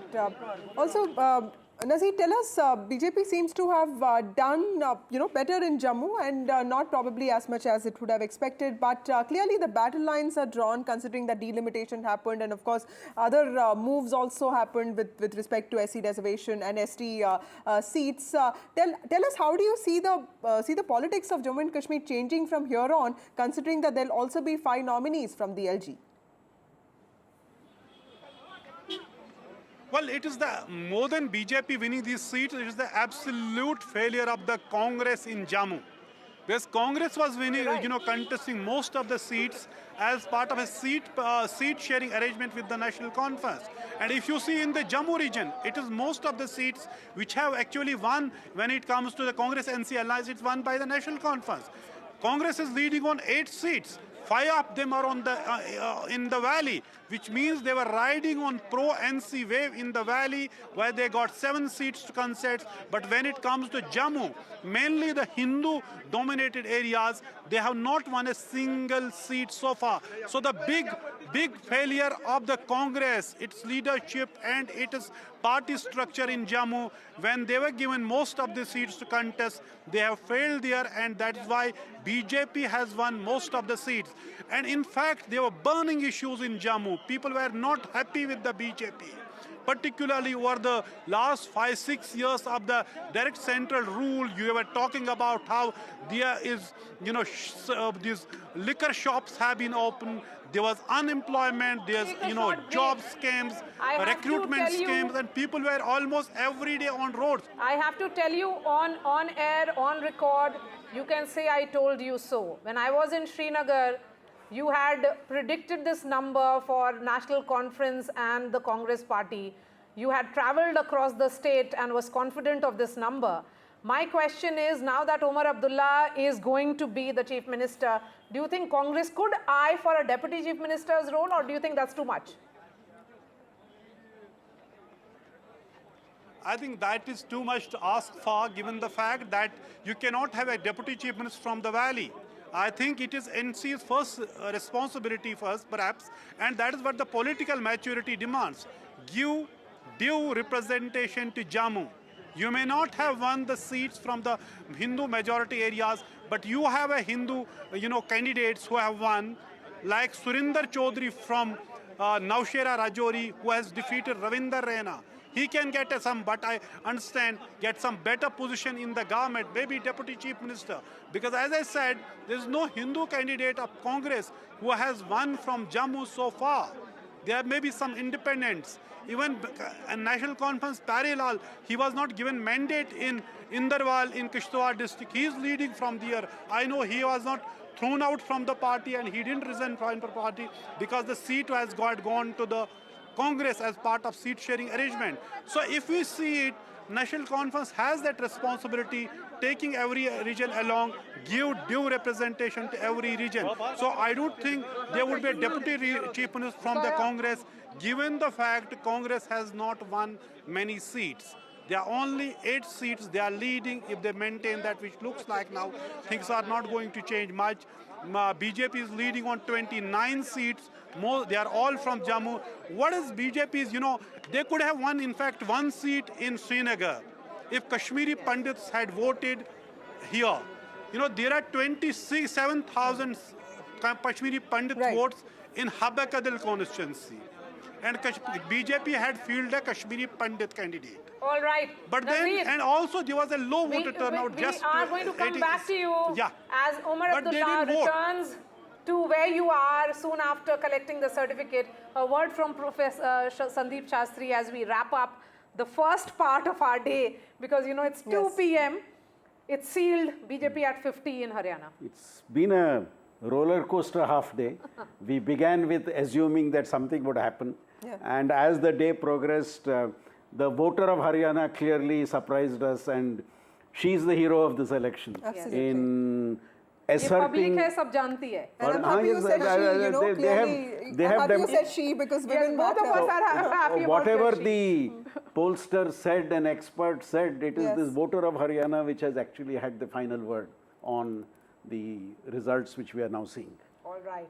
And action shifts to now what is going to happen tomorrow. Remember that Jharkhand meetings are already on, and the action now is to find out who the Okay, Vasudha, ministerial in fact, face is going even to be. as we speak, Prime Minister Modi is continuing with his, duties as the Prime Minister. He has just met the Chief Minister of Gujarat. So he's yet to put out his official reaction to his party's victory. And what we know is Nayaab Singh Saini has already had a word with Amit Shah, the man who in some ways has been instrumental in ensuring the political strategy of Haryana and JK.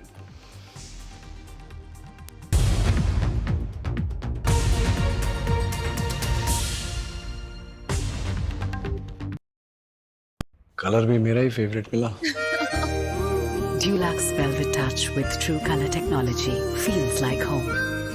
Dulux, Dulux, Dulux.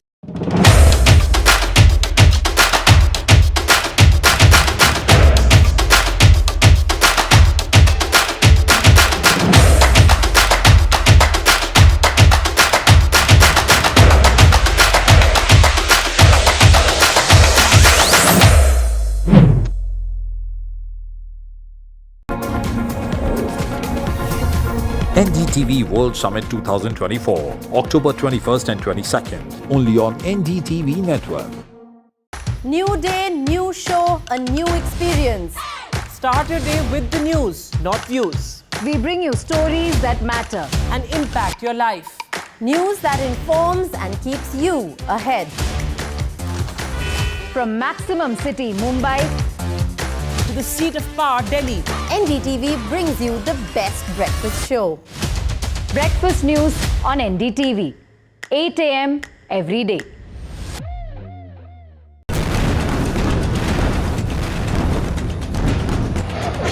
From the heart of city in Beirut, a city which is scarred by violence and caught between the crossfire between Israel and Hezbollah. A war which started a year ago between Israel and Hamas has now spilled over to Lebanon. NDTV is on the ground to bring latest updates in-depth analysis and how the evolving war has impacted this country. Stay tuned for latest updates.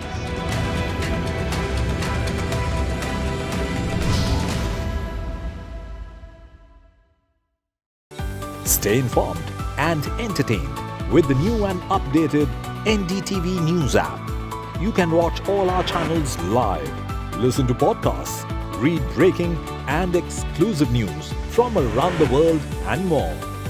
Download the NDTV app today and get access to the best journalism and storytelling on your smartphone or tablet.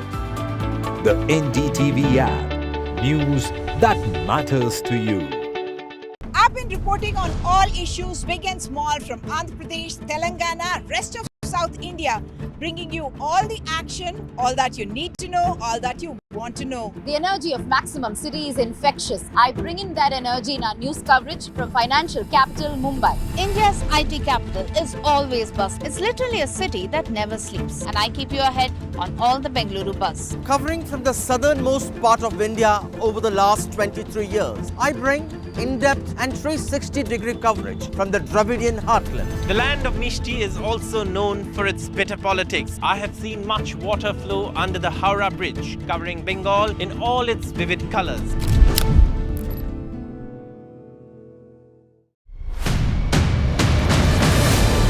We brought you the best on-ground coverage during the campaign and voting. Now, get ready for the most in-depth coverage on the counting day. Follow the high-stakes battle for Haryana and J&K with top expert analysis, insights and the newsmakers. Only on NDTV 24/7. Count on us.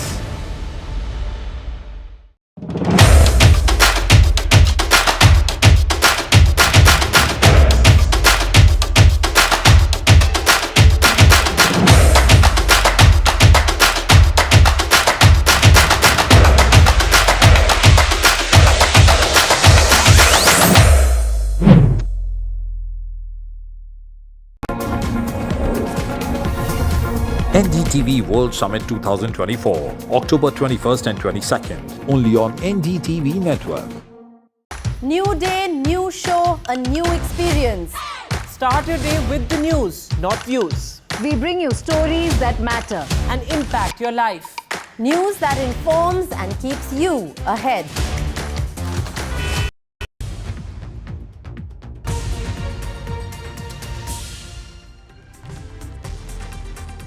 Good afternoon and welcome. A fascinating day of electoral politics at play, ladies and gentlemen. Here, what we are witnessing, Vedant and I, for the next 1 hour, is going to take you to the latest which is coming in. But Vedant, what a turnaround has this been for the Congress and also the BJP in the state of Haryana. That is what everybody is talking about. How the BJP, after 10 years of anti-incumbency, the various protests, still is the party #1 as far as Haryana is concerned. Absolutely, and also the larger national picture, the heartland, of course, seems intact as far as the BJP is concerned. But also, latest from Jammu and Kashmir, Farooq Abdullah has passed on the baton officially. He did so many years ago, but he said that Umar Abdullah will be the chief minister. So all of that and more. First up, the headlines at the start. The BJP surges ahead in Haryana. It's headed for a hat-trick in the battleground state. This as the Congress pauses celebrations.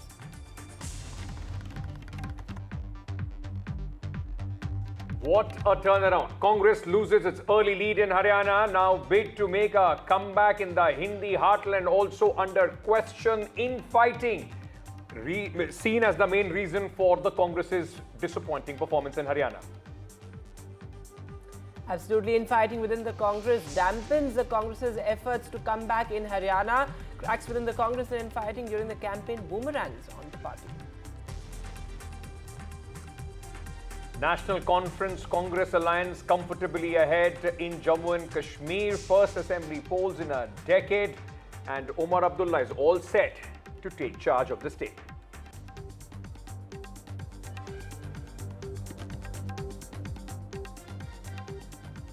For the last few hours, the focus has been Haryana, but one state which has at this moment thrown a very clear verdict, though Haryana also seems to be heading that direction, is Jammu and Kashmir. So let's just first start with Jammu and Kashmir, because A lot of fast-paced activities happening there. 52 is what the NC and the Congress combine at this moment out of the 90-member assembly sitting at. 46 is the majority mark. Even if you add the 5 candidates which are supposed to be nominated by the Lieutenant Governor, the majority mark is 48. So they are even 4 seats over that. And as Vedant was saying, the baton has formally been now passed on from Mr. Farooq Abdullah to Umar Abdullah. Our colleague Nazir is joining us at this moment in the thick of the celebratory activities, I may say, Nazir, and also these scenes that the people of Jammu and Kashmir are witnessing after 10 long years.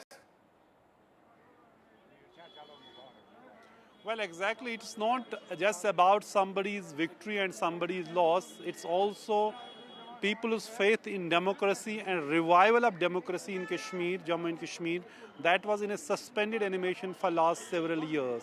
Here it is a celebratory mood at Abdullah residence at Gupkar in Srinagar. National Conference is leading on 42 seats, and it is essentially a decimation of the PDP and the local parties. This party has, in fact, this performance has surpassed their own expectations. BJP has done very well in Jammu region, but its President Ravinder Raina is facing defeat. Let me try to talk to Ali Muhammad Sagar. Let me talk to Sagar Sahib.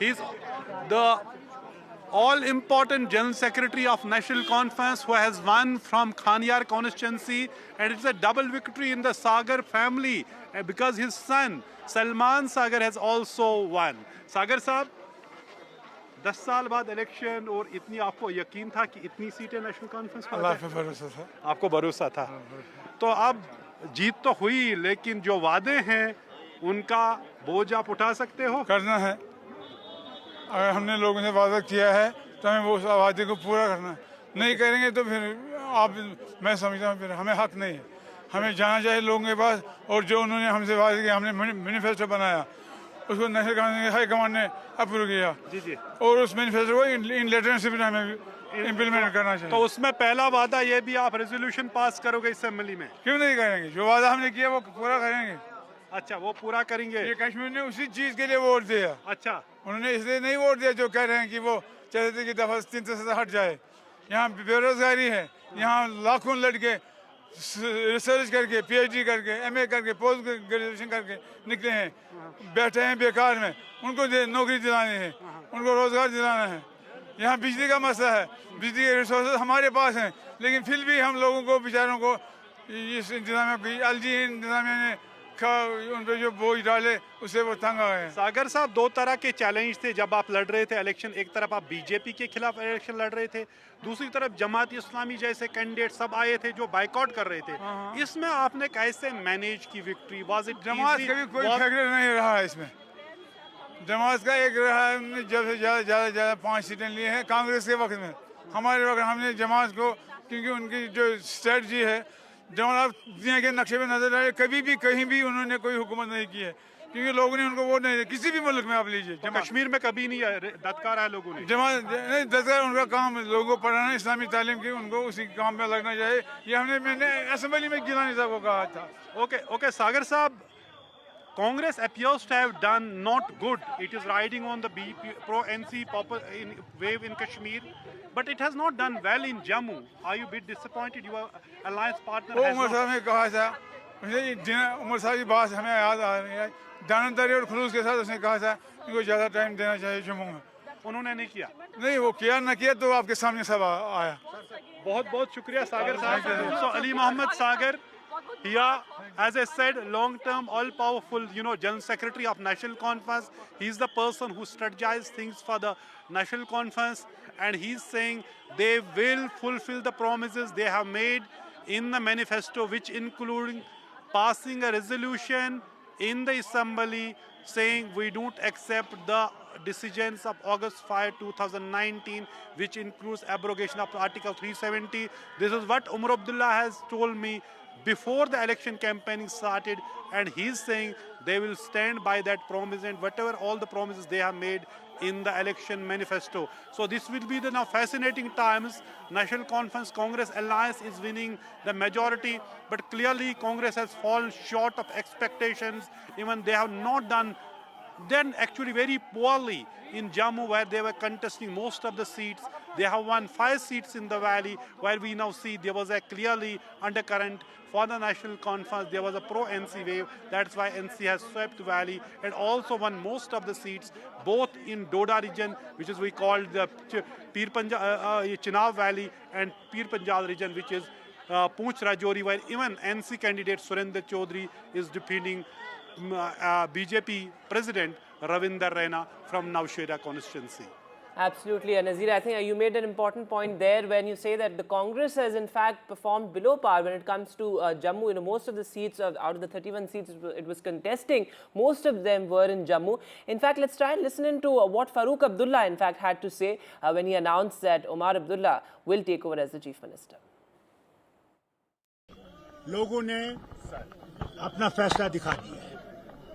लोगों ने यह साबित कर दिया है कि जो इन्होंने इक़दामात 5 अगस्त को किए थे वो लोगों को मंजूर नहीं है। मैं कहता हूं मैं सबका शुक्रगुजार हूं कि लोगों ने इलेक्शन में हिस्सा लिया और बड़ी आज़ादी से लिया और अल्लाह का शुक्र है नतीजे आपके सामने हैं। उमर अब्दुल्ला बनेगा chief minister. Like Vedant was saying, underperformance of the Congress party, well, that would also be an understatement at this moment with what is happening in Haryana and also in Jammu and Kashmir. It's largely the NC government that you are seeing with the Congress in supporting role. The Congress's direct fight in Jammu was with the BJP, where it seems to have not made a huge dent. And look at what has happened in Haryana. This is, that's why elections in India are so unpredictable, and a turn of events which many were not expecting this morning. People were expecting Jammu Kashmir to go to the wire, but look what has happened as far as Haryana is concerned. It's almost, Vedanta, role reversal or the number reversal of what the exit poll and pollsters were suggesting till yesterday. Now, this also raises once again serious questions on the whole art of the exit polls. But at this moment, ladies and gentlemen, the BJP is leading on 50 seats in Haryana. And let me also add, after 10 years of anti-incumbency, BJP won in 2014, then in 2019. The peak of Modi era, despite that, with BJP coming down in Lok Sabha to 5 seats in Haryana, the BJP is at this moment standing at its best ever tally in the state of Haryana. For the Congress party, like many would say, it once again seems they have, in fact, clutched defeat out of the jaws of victory. It was an election for them to win, and what at this moment you are seeing in a bipolar contest, a very, very fiercely bipolar contest, the BJP making massive inroads again in Haryana with 50 seats that they are leading on. Absolutely, and let's get in our reporters also. Gurpreet is joining us from Rohtak, I believe. Also, Aishwarya is here. Of course, the BJP's posturing has begun. But Gurpreet, going across to you, you've been reporting since this morning at the Hooda residence. What's the mood there? Of course, many of his supporters were still very hopeful that the Congress, will form the government. Bhupinder Hooda himself came out this morning and said that we are going to form the government. Well, yes, we have seen all the supporters. They are still motivating. I will request my vision to show. We are reporting from one of the palace from where Bhupinder Singh Hooda had come, and all the supporters, they had come here. They are gluing to television because they feel any time they will be able to get numbers. What we have seen and what we have learned from these supporters, तो क्या लग रहा है अब तो number बहुत difference हो रहा है, लेकिन कहीं ना कहीं कांग्रेस की भी जीत हो रही है। अभी फाइनल रिजल्ट नहीं आया, अभी टोटल राउंड कंप्लीट नहीं हो। टोटल राउंड कंप्लीट होने के बाद जो फाइनल रिजल्ट आएगा वो संतुष्टिजनक होगा। भूपेंद्र सिंह हुड्डा सरकार बनाएंगे, फाइनल राउंड आने देंगे। कहीं ना कहीं रिजल्ट आना शुरू हो गया है, लेकिन बताया जा रहा है कि 47 पे बीजेपी है, 37 पे कांग्रेस है, तो बहुत ज़रा मार्जिन है सीटों का। क्या लग रहा है आपको? देखिए भाई साहब, अभी बहुत कम मार्जिन वाली सीटें हैं जिन पे 1500, 2000, 500 का मार्जिन है, वो सीटें अभी क्लियर होनी बाकी हैं। उन सीटों का रिजल्ट आएगा तो ये फिगर आपके सामने जो 37, 47 दिख रहे हैं, ये चेंज हो जाएंगे और कांग्रेस पार्टी सरकार बनाएगी। अभी हमने देखा कि आप पंचकुला की सीट की बात कर रहे हैं, 1975 वोटों पे कांग्रेस का कैंडिडेट जीता है, तो क्या लगता है कि ऐसे मार्जिन है जो आपको कहीं ना कहीं बूस्ट दे सकते हैं कांग्रेस को?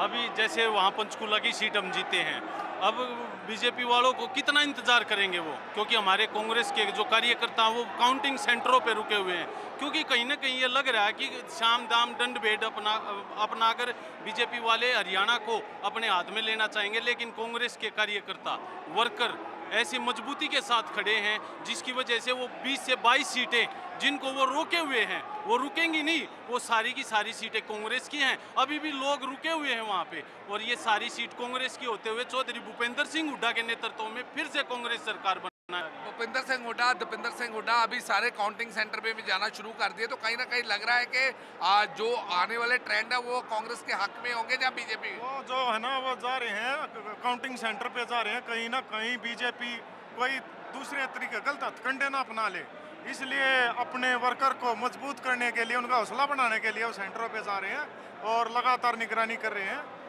अगर सारा देश जो हरियाणा की तरफ देख रहा था, कहीं ना कहीं अगर बीजेपी यहाँ गड़बड़ करती है तो ये लोकतंत्र की हत्या होगी, और अगर लोकतंत्र ही सेफ नहीं है तो भारत का भविष्य भी सेफ नहीं रहेगा। ये तो ईवीएम से वोटिंग हो रही है, ईवीएम से काउंटिंग हो रही है, इसमें तो मशीन्स हैं, तो इस टाइम पे उन्होंने मुख्यमंत्री ने पहले ये कहा था कि कांग्रेस हारेगी फिर ईवीएम को ब्लेम करेगी।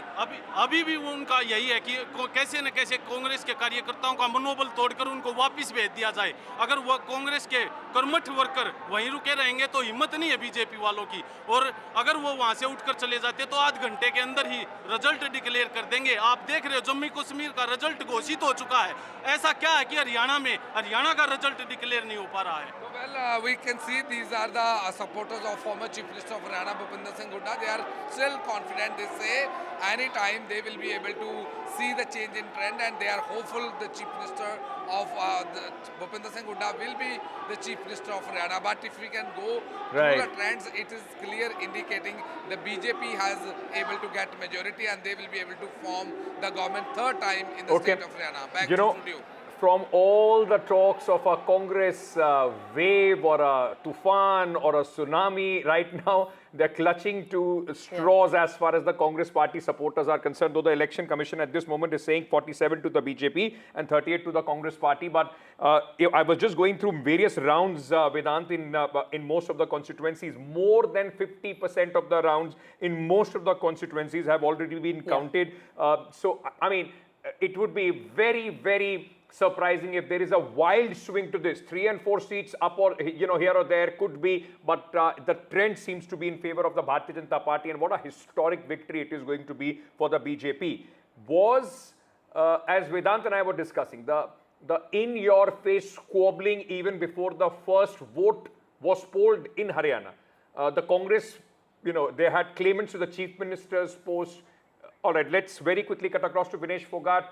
She's one of the faces of the Congress party. She has won from Julana. Let's listen in. की लड़ाई है जो संघर्ष के रास्ते को हमेशा चुनती है।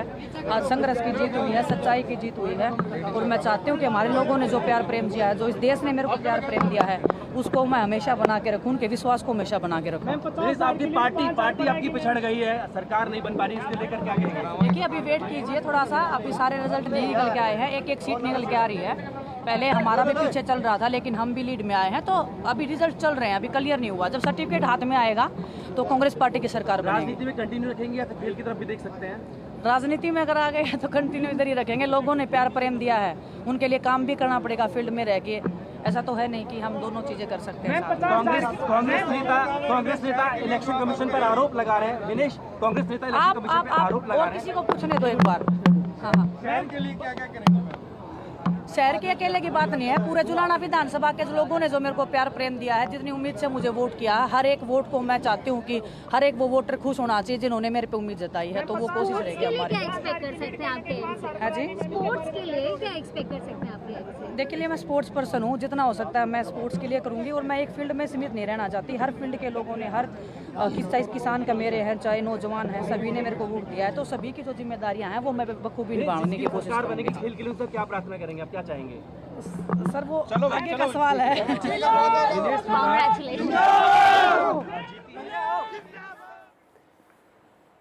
All right, so Vinesh Fogart there addressing the press conference. In fact, she is won by 6,000 votes, and you know the entire dangle was made much more interesting with her entry. But let's go back to Srinagar, in fact, where Mehbooba Mufti is addressing a press conference. Of course, end of road for the PDP, but let's listen. पिछले 10 साल से जो हालात रहे जम्मू कश्मीर में, बिलखुसूस 2019 5 अगस्त के बाद, तो जम्मू कश्मीर के लोगों को बहुत सारी प्रॉब्लम्स हैं, बहुत मुश्किलात हैं, और उसके लिए एक स्टेबल गवर्नमेंट का, एक मजबूत सरकार का बनना बहुत ज़रूरी है। मैं जो हमारे पीडीपी के जो हमारे लीडर्स हैं, वर्कर्स हैं, जिन्होंने हमें बहुत मुश्किल हालात के बावजूद वोट डाला, उनकी भी बहुत शुक्रगुजार हूँ, और उनसे यही अपील करूँगी कि हिम्मत नहीं हारनी चाहिए। उतार चढ़ाव आते रहते हैं, और मुझे इस बात की खुशी है कि जिस तरह से लोगों ने वोट किया एक स्टेबल गवर्नमेंट के लिए, तो जो इसमें गड़बड़ करने का कोई चांस नहीं अब, क्योंकि लगता था कि अगर मैंडेट कुछ मिक्स्ड होगा, अगर एक तरफा मैंडेट नहीं होगा, तो फिर उसमें बहुत सी शरारतें हो सकती थी, बहुत सारी उथल पुथल हो सकती थी, और कहीं ना कहीं यहाँ के जो लोगों ने मैंडेट दिया है उसको डिफीट करने की बात हो सकती थी। इसलिए I congratulate all of them, specially people of Jammu and Kashmir, जिन्होंने बहुत जो है सोच समझ के एक स्टेबल गवर्नमेंट के लिए वोट दिया है। If you want to ask anything, please go ahead. 2014 में 28 सीटें, जी जी जी, और 2024 में 3 सीटें, जी जी, 96 में नेशनल कॉन्फ्रेंस 60 सीटें, 2014 में 16 सीटें, ये उतार चढ़ाव आता रहता है, इसमें क्या करेंगे आप? लोगों की विक्ट्री है, लोगों की चॉइस है, आपको लोगों की चॉइस जो उनकी मर्जी है उसकी कदर करनी चाहिए, उनकी इज्जत करनी चाहिए। जमहूरियत में तो यही होता रहता है। नहीं, मुझे लगता है कि लोग चाहते थे एक स्टेबल गवर्नमेंट, और उनको लगा नेशनल कॉन्फ्रेंस और कांग्रेस जो है वो हमें स्टेबल गवर्नमेंट दे सकती है और कहीं ना कहीं बीजेपी को दूर रख सकती है। I think that is the, मुझे लगता है सबसे बड़ी वजह।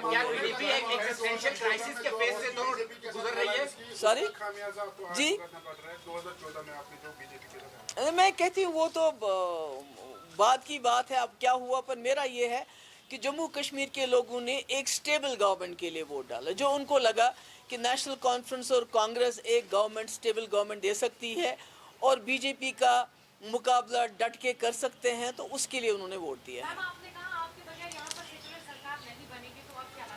नहीं, अब तो मेरे ख्याल में बहुत अच्छी, मैं तो कह रही हूँ कि लोगों को मुबारकबाद दे रही हूँ कि उन्होंने हंग असेंबली को नहीं चुना, एक स्टेबल गवर्नमेंट के लिए वोट दिए, ये तो मुबारकबाद है लोगों के लिए। As a former chief minister, what do you think? All right, that was PDP's Mehbooba Mufti, and at this moment, PDP has been relegated to 2 seats. How things change in 10 years from being the party number 1 in the 2014 assembly elections to just being relegated to 2 seats, not even a marginal player as far as Jammu and Kashmir is concerned. Let's also, ladies and gentlemen, we'll keep, a lot of inputs coming in. We'll keep swifting through Haryana and Jammu and Kashmir. Kumari Shelja, one of the key faces of the Congress party, was it her anger sitting at home for 11 days and continuous bickering in public? Has that cost the Congress party the elections of Haryana? She spoke just a while back. Listen in. अब ये खबर आई है कि कांग्रेस के जो वरिष्ठ नेता हैं जयराम रमेश, उन्होंने एक कंप्लेन किया है चुनाव आयोग से, और उसमें ये कहा गया है कि पिछले लंबे समय से कई दौर की जो काउंटिंग हुई है वो रिफ्लेक्ट नहीं कर रहा है इसी वेबसाइट पर। कुछ लग रहा है, क्योंकि जो मॉनिटर बीच बीच में देख पाते हैं, ऐसा लग रहा है कि बहुत और वही चीज़ पर अटके हुए हैं। तो इसी को देखना चाहिए कि ये क्यों हो रहा है, क्या उनके यहाँ प्रॉब्लम है। बड़े बड़े इलेक्शन कंडक्ट किए जाते हैं, या हरियाणा के साथ ऐसा क्यों हो रहा है?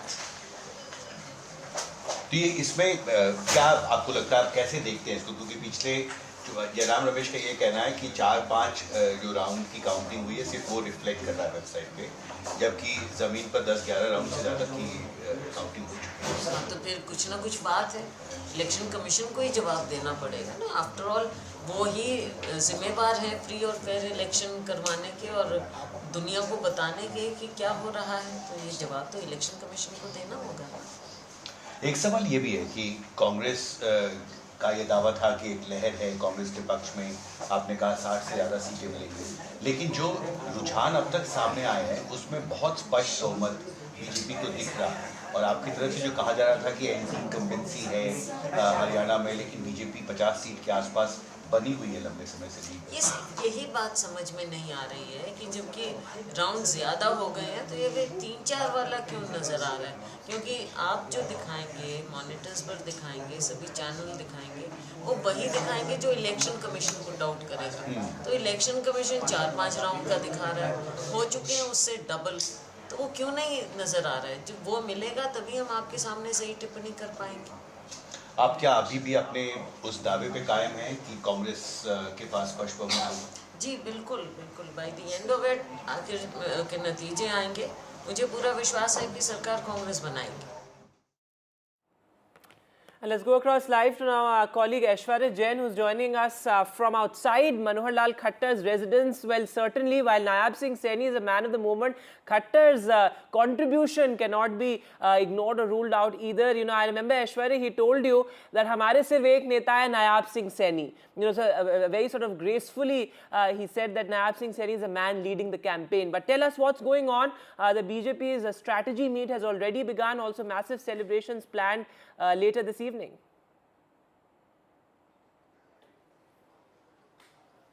Well, a very crucial meeting underway here at Manohar Lal's residence in the national capital, where Bharatiya Janata Party in charge for the state of Haryana, Biplav Dev and Dharmendra Pradhan, along with co-in charge Surendra Pathak, also had arrived, and it's been more than 2 hours that these leaders are inside Manohar Lal's residence.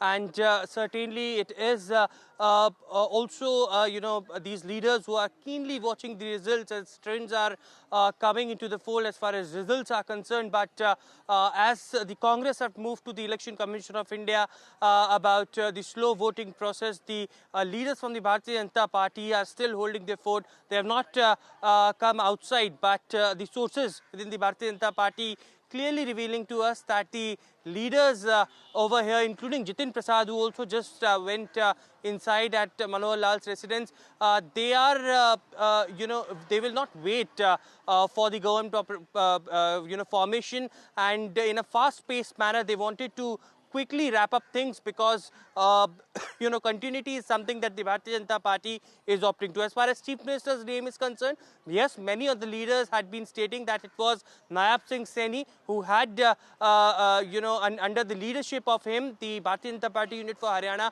fought the elections, and he will be continue to be the Chief Minister. There is no doubt about any other name. But yes, as far as BJP is concerned, it's the most successful elections for them as far as Haryana is concerned, defeating the 10 years of anti-incumbency. And that's the point that BJP addressed 6 months back when Nayab Singh Saini had been appointed as their Chief Minister. At the BJP headquarters post 6 p.m, what we will see is the senior leaders of the BJP coming in along with Prime Minister Narendra Modi. A call had been given to Bharatiya Janata Party cadres to arrive at BJP headquarters at around 5 p.m. and Prime Minister will be addressing from the BJP headquarters to all the cadres as far as Dhanyavad Haryana and Dhanyavad Jammu and Kashmir is concerned. But certainly it is, you know, these leaders, a crucial meeting which is still underway at Mr. Manohar Lal's residence here in the national capital. Right, thank you for joining us. And, you know, remember, it was Manohar Lal Khattar, 9.5 years of Mr. Manohar Lal Khattar, which was said to be a detrimental effect on the fortunes of the BJP. Today, Mr. Khattar would also stand vindicated, saying that it was not a bad job that he did in 9.5 years, along with, of course, Nayab Saini being brought in right at the end of this election campaign. Let's very quickly, ladies and gentlemen, also, in fact, what we'll do, we'll go across to our guests as well, those who are joining us, to make sense of what has happened in this election. But one very important factor that a lot of people have been talking about was whether the alliance between the Aam Aadmi Party and the Congress in Haryana could have had some sort of an impact as far as the results are concerned. Now, Aam Aadmi Party, which was still 6 months back, hoping to make big gains in Haryana, this time, of course, they have not been able to open any account as far as Haryana is concerned. But Mr. Kejriwal has spoken on the Haryana results and has said that lesson from Haryana is that you should not be overconfident. This is a jibe at the Congress party and also a message to his own party, which will be facing the BJP in Delhi elections in just about 3 to 4 months from now. You know, it's very surprising, Vedant, that when the Aam Aadmi Party, 3-4 months back, was pinning all their hopes in Haryana, and nobody was talking about them in Jammu and Kashmir. They have been able to open their account in Jammu and Kashmir, while nothing has happened for them or worked for them as far as Haryana is concerned. Let's listen into what Mr. Kejriwal said.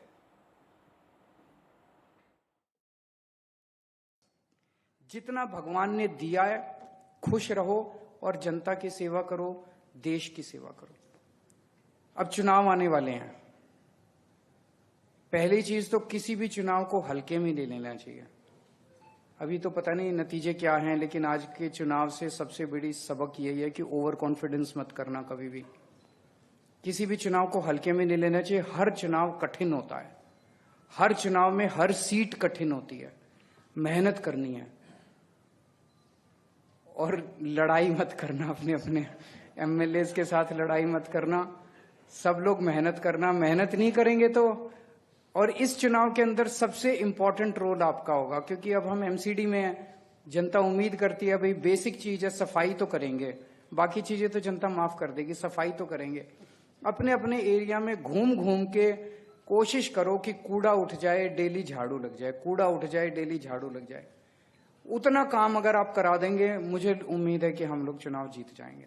अपने अपने इलाके में इतना कर देना, मेरे कहने से लड़ना मत, लड़ाई झगड़ा अप्रैल में कर लेंगे। अपना ही परिवार है, परिवार में लड़ाई झगड़ा तो होता ही है, उसमें कोई गलत बात नहीं है लड़ने झगड़ने में।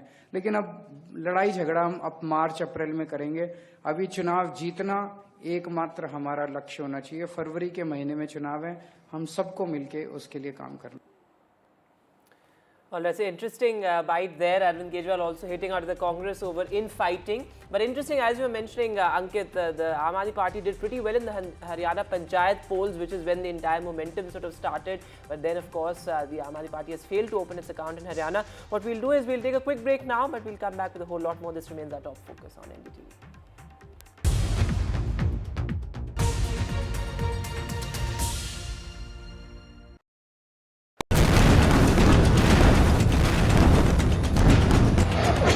From the heart of city in Beirut, a city which is scarred by violence and caught between the crossfire between Israel and Hezbollah. A war which started a year ago between Israel and Hamas has now spilled over to Lebanon. NDTV is on the ground to bring latest updates, in-depth analysis and how the evolving war has impacted this country. Stay tuned for latest updates.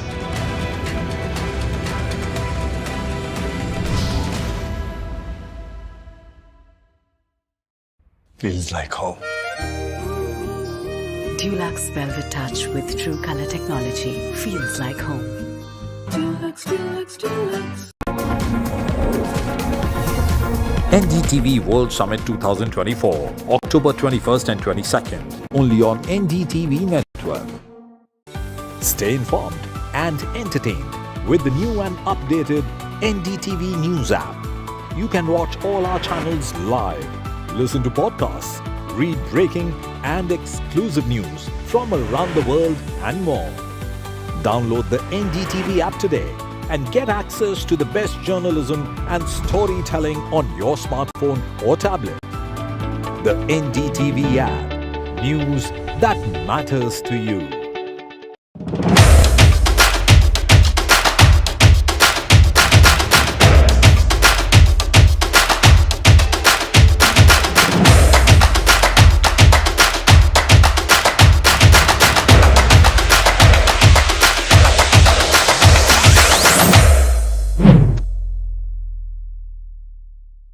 Reporting on all issues big and small from Andhra Pradesh, Telangana, rest of South India, bringing you all the action, all that you need to know, all that you want to know. The energy of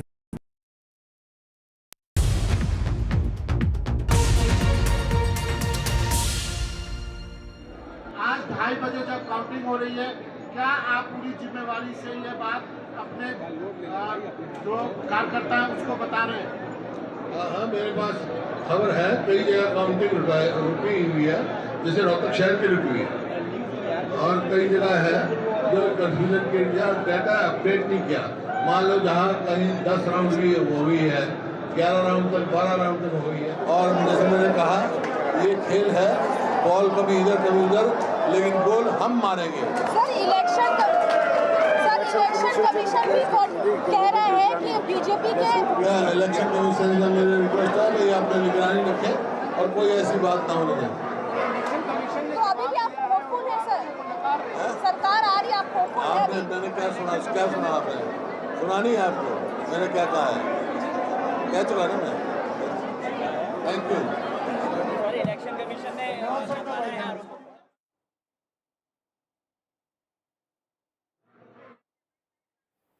That is the incoming Chief Minister of Jammu and Kashmir, Omar Abdullah, in fact, after collecting his certificate from one of the constituencies of the two that he fought. But Bhupinder Hooda and Vedant, you know, for Mr. Hooda, he will, of course, till the last moment when all the results are not declared, possibly will keep saying that there is some possibility. All right, I've just been told Omar Abdullah is speaking again. Let's listen.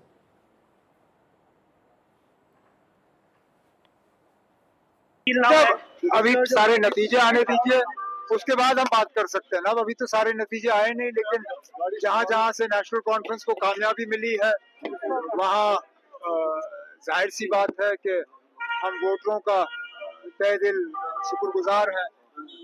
शायद उम्मीद से ज्यादा लोगों ने अपने वोटों से national conference को नवाजा। अब हमारी जिम्मेदारियां बढ़ गई हैं और हमारा फर्ज बनेगा कि हम अपने आप को इन वोटों के काबिल जो हैं साबित करें, जो हमारी कोशिश रहेगी। All right, and some breaking news coming in. Well, the Election Commission seems to have responded to the Congress's complaint that there is, there's the slow voting counting process and it's not being updated regularly. So the Election Commission says that there's nothing to substantiate this allegation, and that approximately 25 rounds across all the constituencies are being updated every 5 minutes. So of course that's an important clarification there from the Election Commission, and it also says that we reject your attempt to surreptitiously give credence to irresponsible, unfounded and uncorroborated narratives. So pretty strong words there by the Election Commission. I'm being told our senior colleague Sunil Prabhu is also joining us live. Sunil sir, so the Election Commission outrightly rejecting the Congress's complaint there. That's right, and a quick response from the Election Commission pointing out that every buddy is participating in this entire counting process, be it the observers, be it the candidates, be it the micro-observers, the various agents, and everybody is part of that entire process, and it's being done publicly with the full public gear. So really the Election Commission finding and quickly responding to Jairam Ramesh's complaint and allegation, as they've said, the narrative that was being set, that they're doing the updation at a slow pace. I think the writing is now clear. The Congress has lost Haryana for its own faults, being overconfident, the fact that it relied completely on Mr. Bhupinder Hooda, and the fact that they haven't been able to be together. The factions that within the party, be it Kumari Selja, be it others, have all played out and have cost the party dearly in the state of Haryana. This was a state which was waiting to be delivered to the Congress party, but they've ensured for the first time since 1972 a hat-trick taking place. So it's in that context that the BJP needs to be commended for its performance. The Congress trying to find excuses, trying to blame the Election Commission, and the Election Commission has very correctly and firmly set the record straight in a quick response back to the Congress party. True, and once again, then there will be questions raised. If the Congress party is not expecting as per expectations of their own supporters, then they start talking about EVM and Election Commission. Otherwise, the Congress in the morning was already celebrating with the same process which was counting the votes. But Sunil, very quickly, like you said, lot of introspection as far as the Congress party is concerned. It was almost the Haryana campaign was outsourced to the Hoodas as far as the Congress party goes. The difference is in Karnataka also there were aspirants, but they fought the election together, and then the squabbling happened. In Haryana, the squabbling happened even before the first vote was polled for Haryana. That's right. The unity within the Congress party, wherever the Congress has actually fought together, Siddaramaiah and Mr. D.K. Shivakumar realized that they had to be together if they had to win an important state. It was a make or break for the Congress party in Karnataka, and that is why they relied and worked together to ensure they got that massive mandate. Of course, on that point about Election Commission, the Congress has been criticizing the Election Commission, to be fair to them, right from day one. Let's not forget that elections were to be held on the 1st. It was changed to the 5th. Because of the BJP asking for a change of time. So all those points have to be taken into account. It's just not been, as if the Election Commission has been above board. There have been many a precedent which have been changed, and it's not completely that the Election Commission, though it is a constitutional authority, has been above board. There have been serious question marks on its functioning in recent times. But that being said, we must remember that the Congress has been responsible for its own defeat. It has clearly been confident. Arrogance has come to them. And that is the reason for why they have been allowed an important state in northern India. Can I just very quickly ask you one more question before we let you go, Sunil? Is this the end for Bhupinder Singh Hooda, 77-year-old Congress strongman from Haryana? If he doesn't win this election, is this the end of the Hooda Congress, as many people used to call it in Haryana? Well, I would never say this is the end because, politicians never give up. But definitely after 2 successive losses, it's going to be extremely difficult for Mr. Bhupinder Singh Hooda. Actually, if you put it in a correct perspective, it's 3. Because he was in the race in 2014, so 19 and now 24, he has lost. So it's going to be extremely difficult. His son was being projected to a great extent, Bhupinder Hooda. It's not that the Jats can be completely ignored in a state, but clearly you needed to take everybody along.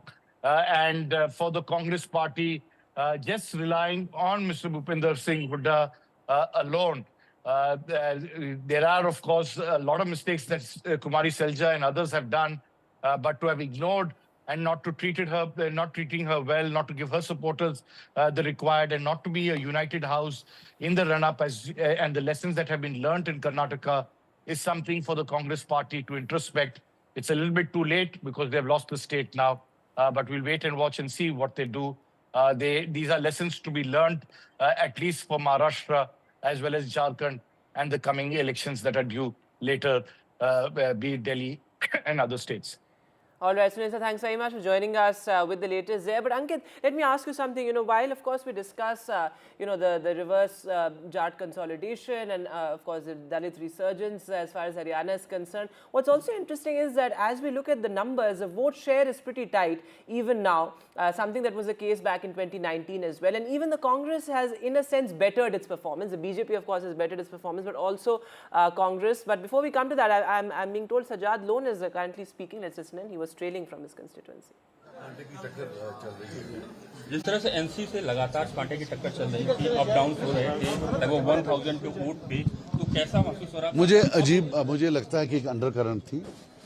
NC ने कहीं ना कहीं जो है अपने cards ठीक खेले और इनको अनएक्सपेक्टेड स्पिरिचुअल हेल्प मिला। बिलखुसूस जो बीजेपी बार बार इन पर बयान इनके खिलाफ दे रही थी, उससे इनको बहुत हेल्प हुआ। और to be very honest with you, जो मिसरूल था यहाँ 3 साल, उससे भी बहुत इनको हेल्प हुआ। लोगों के लिए क्या संदेश देना चाहेंगे जिस तरह जनता ने दोबारा? हमारा ये होगा कि अब स्टेटहुड आ जाए, अब एक्सपेरिमेंट करना दिल्ली बंद कर दे, स्टेटहुड दे और यहाँ के लोगों को अपनी तकदीर का जो फैसला है वो खुद कर दे। आप इनसे कनेक्ट करने की कोशिश की जाएगी, लीडर्स अपनी तरफ पार्टी गवर्नमेंट के फॉर्मेशन के? गवर्नमेंट खुद बना लेंगे। मुझे लगता है कि इनने काफ़ी सीटें ली हैं, गवर्नमेंट खुद बना लेंगे। इनको कोई ज़रूरत नहीं, हम विपक्ष, हमारा जो वोट है विपक्ष के लिए है, वो कोई किसी के साथ बैठने के लिए नहीं है। हमने यहाँ इतना एनसी के खिलाफ लड़ा है, तो कैसे उनके साथ बैठ?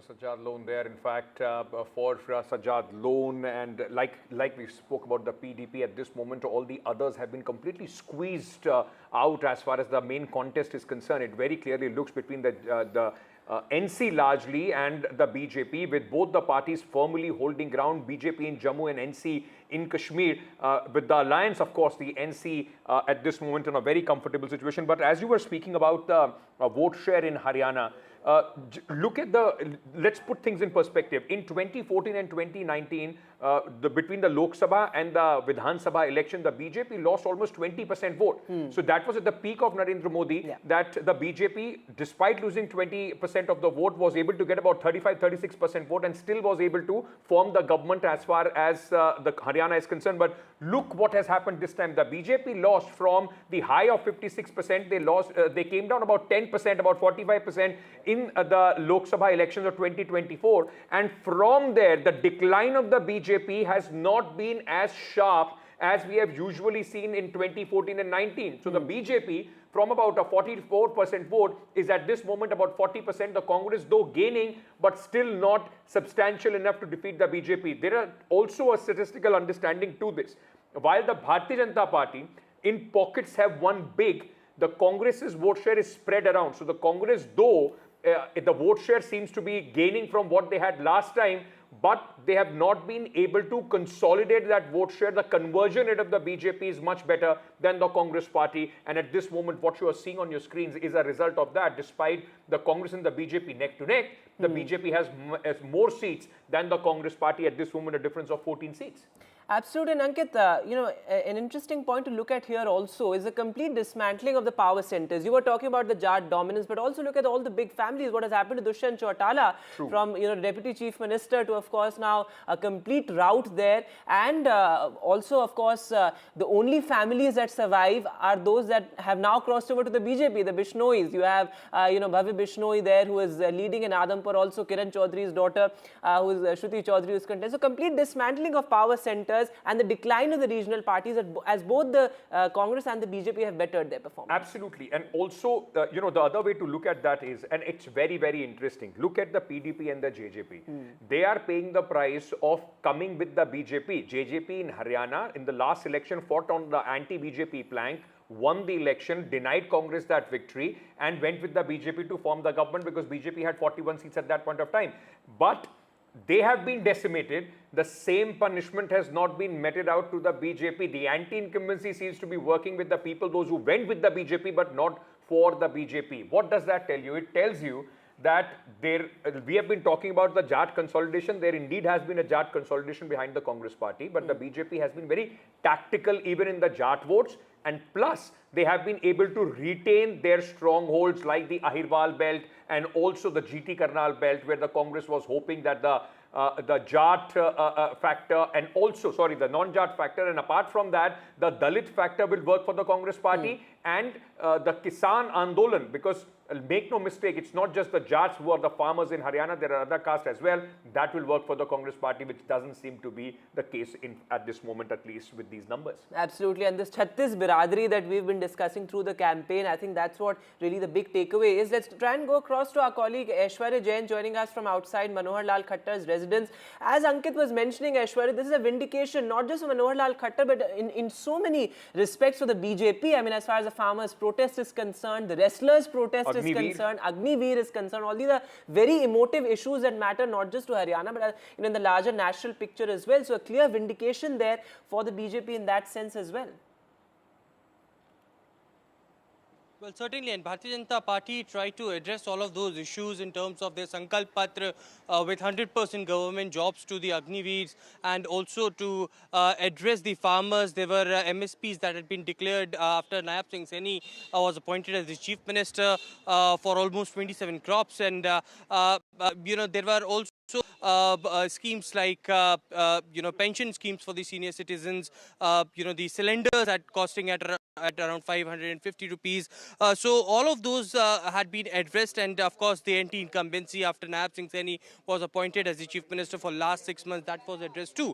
But It is at Mr. Manohar Lal's residence where this crucial meeting is happening. Remember, it is 9.5 years of government, and when we spoke to Mr. Manohar Lal on the day of voting, he clearly had listed out all of those achievements that the government has done for the 10 years. And that report card, the Bharatiya Janata Party tried to project. Remember, there were rallies conducted by different chief ministers, including Yogi Adityanath, Prime Minister Narendra Modi, and different chief ministers being roped into Haryana. And from day one, it was Bharatiya Janata Party who were very confident. In fact, yesterday's statement of Chief Minister Ranap Singh Saini, which clearly had stated that the exit polls which had predicted Congress victory, now that will be completely changed, and that's what it is happening today as well. Certainly, it is Manohar Lal who also stated that Ranap Singh Saini will be our Chief Minister, and they are 100% sure that their government is coming. But with such huge margin, such huge victory in Haryana is something that was not even expected by the Bharatiya Janata Party leaders out there, and therefore a strategy meeting is underway as to how things should move in a fast-paced manner in Haryana after the results will come out, how soon the government can form, because the only thing that BJP wants is continuity, and as suggested by senior leaders that they wanted to complete the incomplete promises in next 6 months under Ranap Singh Saini, and also the further promises that they have done in Sankalp Patra will be also completed under the governance of the Bharatiya Janata Party, with double engine Sarkar again coming up in Haryana. You'll hear a lot of this double engine once again now, of course, with the BJP, cementing its position as far as Haryana is concerned. But very, very interesting what, we are hearing. Two things will happen from here. All the narrative, now the central government will also, there will be a sigh of relief. You don't have to tweak the Agniveer scheme too much, because Haryana was being seen as some sort of a referendum as far as this scheme is concerned. So they can take it easy as far as that scheme goes, and which became the central theme of the Congress party in Lok Sabha and Vidhan Sabha. So that will take a backseat. The farmers' agitation in perception-wise will suffer a blow, because once again the whole idea, or at least the whole focus, was that Haryana, if the Congress wins, then there will be a lot more protests coming to the national capital against the government. That will also, in fact, suffer a blow as far as the farmers are concerned. So these will be the signs that the BJP would take a lot of heart in, and the impact of this for both the Congress and the BJP. The Congress is power as far as vote sharing is concerned, the seat sharing is concerned, in Maharashtra, in Jharkhand, you will see that decreasing, while the BJP will go with a lot of rigor that, it's game on, despite whatever the analysts have been saying as far as Maharashtra and Jharkhand is also concerned. Gurpreet, our colleague, is with us. A defiant Bhupinder Singh Hooda, Gurpreet, where you were still telling his supporters all is not lost, though it seems at this moment it's only a brave face that Mr. Hooda is putting out? Well, a few minutes back, we have seen Bhupinder Singh Hooda, after winning his own constituency with a margin of 17,000. He has just appeared here. He met all the supporters, and he had a word with the media also. He was saying he is quite confident because he is getting a lot of report, around 15 to 20 seats. The election commission is not updating the data, and that was the winning factor which he has been saying. He says, I'm quite confident. At the same time, he says, it seems it's a football game which is being played by the BJP, and finally we will be able to get the goal. So as of now, we can see since morning we have seen a lot of supporters. They are also sitting here. They are gluing to television because they are not missing a single moment. The moment any victory from the Congress side, they started shouting and they started celebrating that. But we have seen the former Chief Minister of Haryana, Bhupinder Singh Hooda, has just left after meeting the supporters, and he has also appealed all his polling agents that they should remain intact there, because why election commission is not updating the data? He has already got the data, and so many seats he has referred that they had already been declared as a winner, but why this data has not been updated? So one of the supporters with us, we will talk to. अभी भूपिंदर सिंह हुड्डा आए थे, उनका ये कहना है कि कहीं ना कहीं मेरे पास डेटा है, इलेक्शन कमीशन डेटा अपडेट नहीं कर रहा है। तो आपको क्या लग रहा है? आप सुबह के बैठे हो कि कहीं ना कहीं कांग्रेस को उम्मीद है? हाँ, उम्मीद तो सारी उम्मीद है। बीजेपी वाले जो है ना झूठ बोलने लग रहे हैं मीडिया माध्यम से, लोग जचावे हैं टीवी नु रख के सन अगवाई पूरा दिन जीत रहे थे, इस करके लोग ना बकावे हैं, ये डीसी के माध्यम से दबाव देगा जितवाना चाहे थोड़ा मार्जिन ही सीटा ने कहीं ना कहीं अभी भूपिंदर सिंह हुड्डा कह के गए अपने सपोर्टर्स को, तो सपोर्टर सारे यहाँ बैठे हैं, वेट कर रहे हैं फाइनल वर्डिक्ट की। हाँ और डट का बैठे हैं, किधर जावा थोड़ा ना, पूरा निर्णय हो लिया जब तैयार है यहाँ। तो आपको क्या लग रहा है? अभी former chief minister Bhupinder Singh Hooda आए थे, अपने सपोर्टर से मिले थे, उन्होंने कहा कि मेरे पास रिपोर्ट है कि काफ़ी जो डेटा है इलेक्शन कमीशन अपडेट नहीं कर रहा।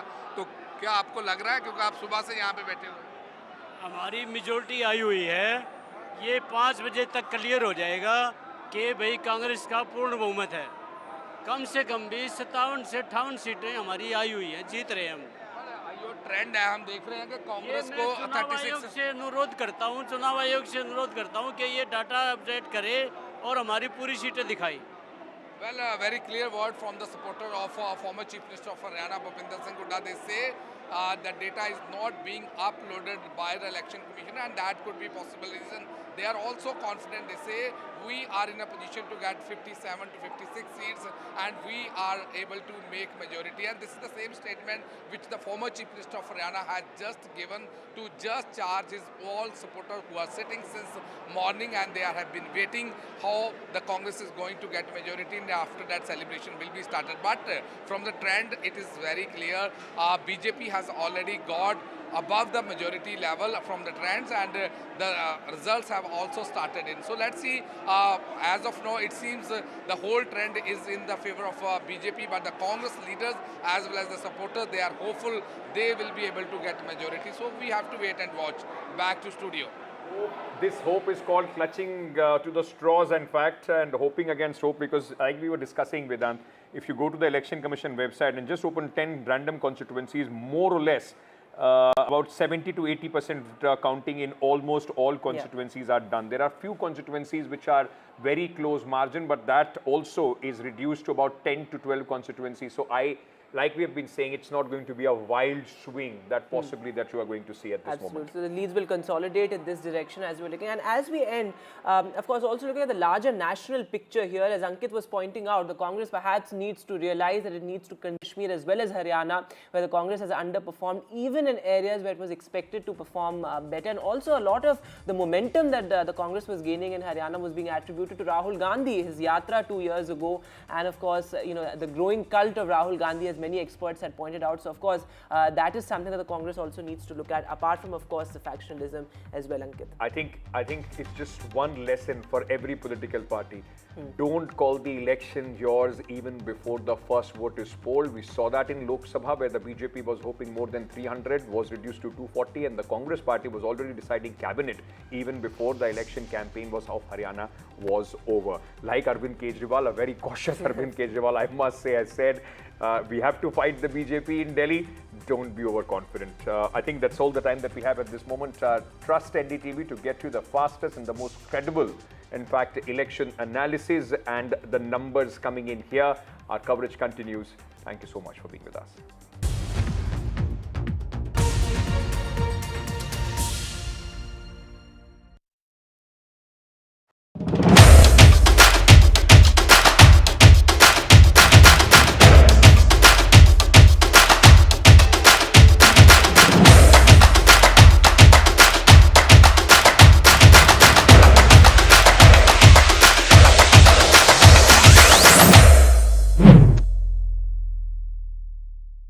कलर भी मेरा ही फेवरेट मिला.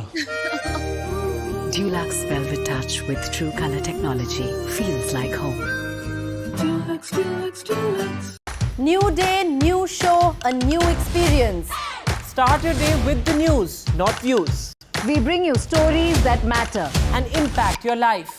News that informs and keeps you ahead. From Maximum City, Mumbai, to the seat of power, Delhi, NDTV brings you the best breakfast show. Breakfast news on NDTV, 8 a.m. every day.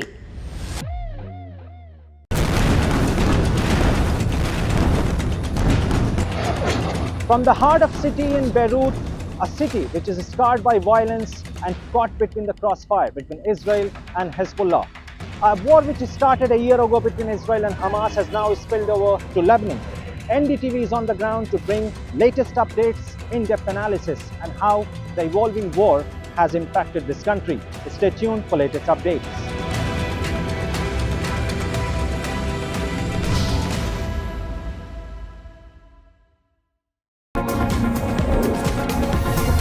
NDTV World Summit 2024, October 21st and 22nd, only on NDTV network. Stay informed and entertained with the new and updated NDTV News app. You can watch all our channels live, listen to podcasts, read breaking and exclusive news from around the world and more. Download the NDTV app today and get access to the best journalism and storytelling on your smartphone or tablet. The NDTV app. News that matters to you.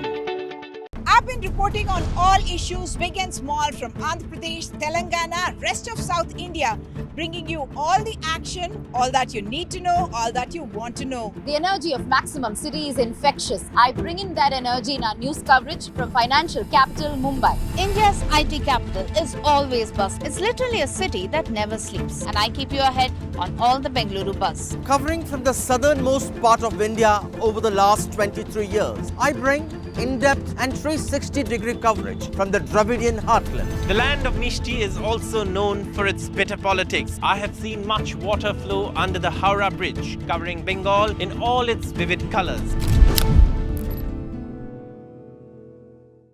New day, new show, a new experience. Start your day with the news, not views. We bring you stories that matter and impact your life. News that informs and keeps you ahead. From Maximum City, Mumbai, to the seat of power, Delhi, NDTV brings you the best breakfast show. Breakfast news on NDTV, 8 a.m. every day.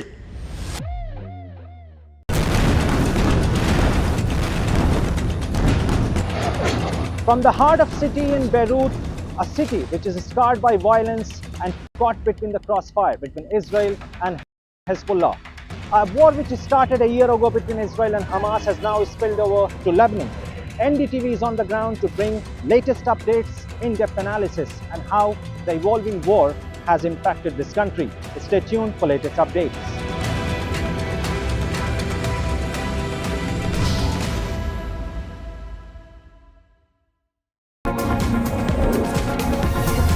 NDTV World Summit 2024, October 21st and 22nd, only on NDTV network.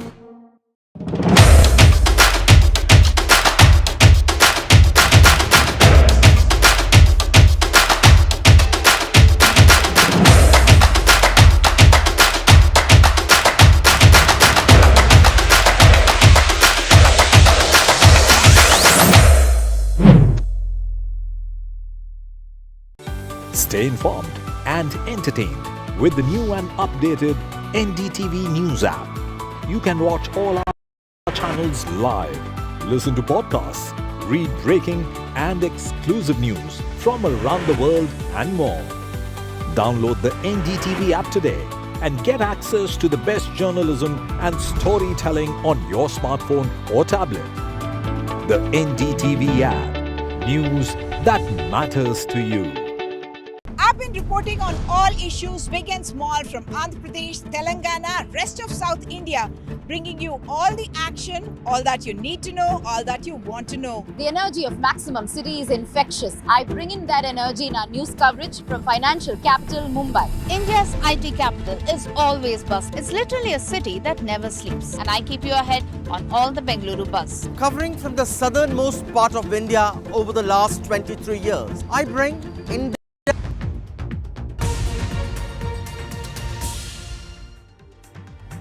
Hello and welcome. You're watching NDTV. I'm Gargi Rawat, and since the morning we've been bringing you the election results, Haryana and Jammu and Kashmir, and it's been quite the roller coaster, though it does seem steady now.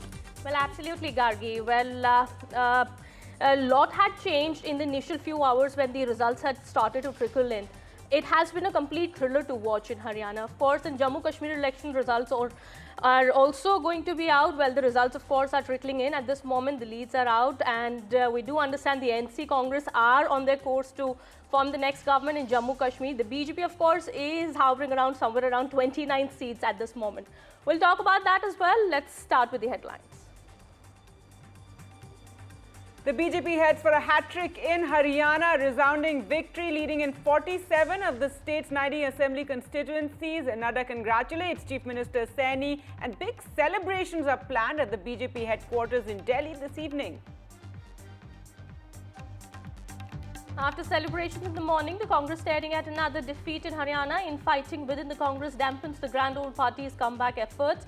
Election Commission says Congress's allegations of slow counting are unfounded. And Omar Abdullah said to be Chief Minister of Jammu and Kashmir yet again. At least that's what Farooq Abdullah says, as the National Conference and Congress alliance is in a commanding position with leads in 51 seats.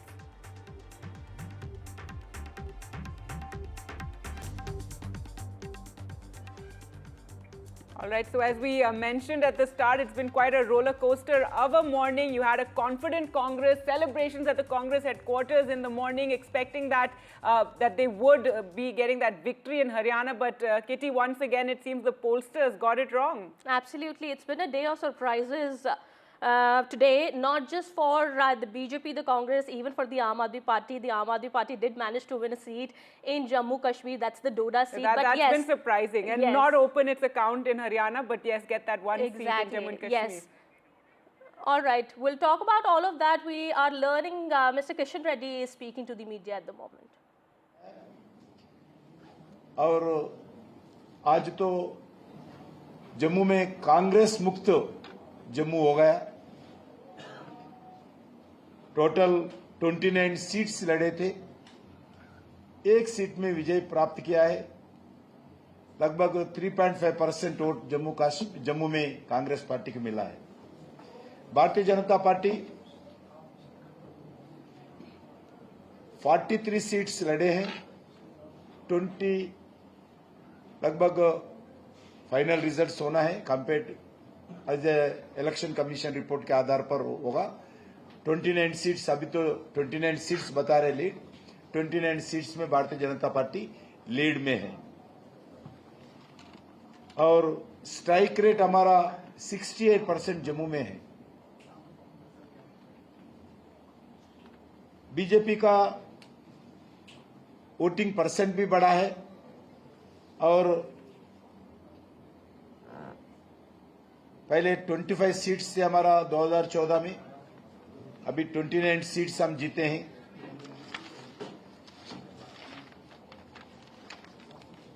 अभी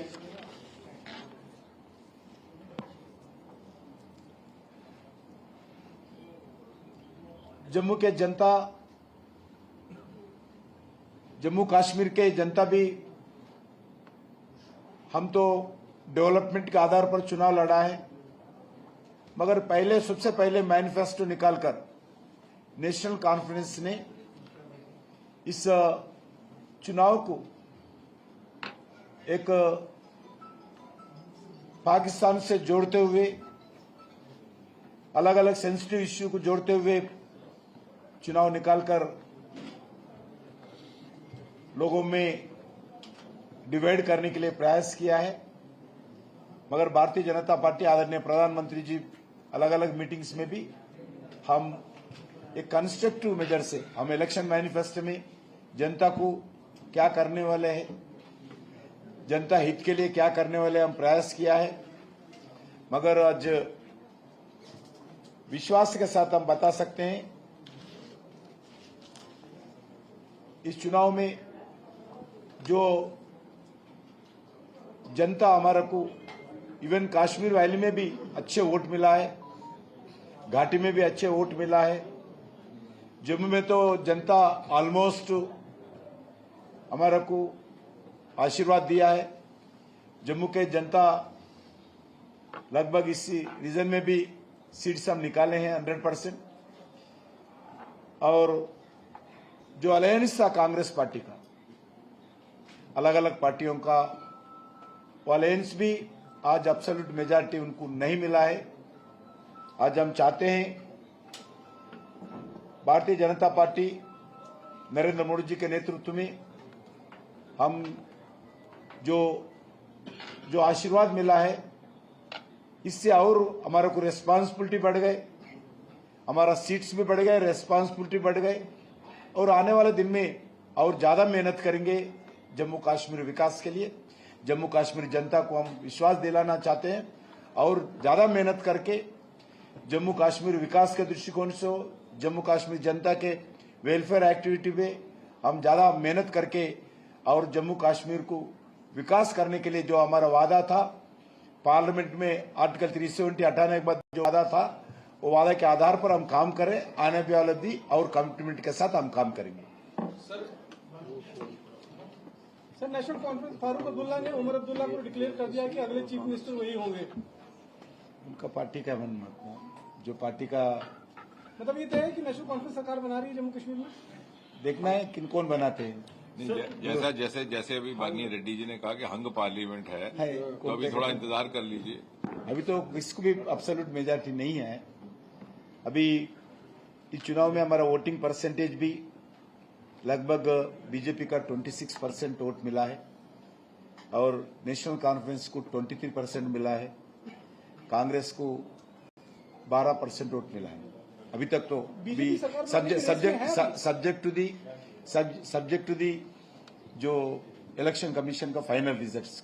BJP अभी तक race में है। तकरीबन results जो है finalised है। इसलिए बताया कहीं भी ऐसा कोई सीट नहीं है जहां पे फंसा हुआ है या फिर क्लोज कॉन्टेस्ट है। एक राउंड बचा है ना आपके कैंडिडेट्स को पूरा कर सकते हैं एज पर इलेक्शन कमीशन के जो नंबर्स हैं ना वहां के कैंडिडेट्स आपकी कोई सीट जीत सकते हैं। बीजेपी सरकार बनाने के लिए आपकी भी क्या रेस में है या बीजेपी बाहर है ऑपोजिशन में बैठ गई?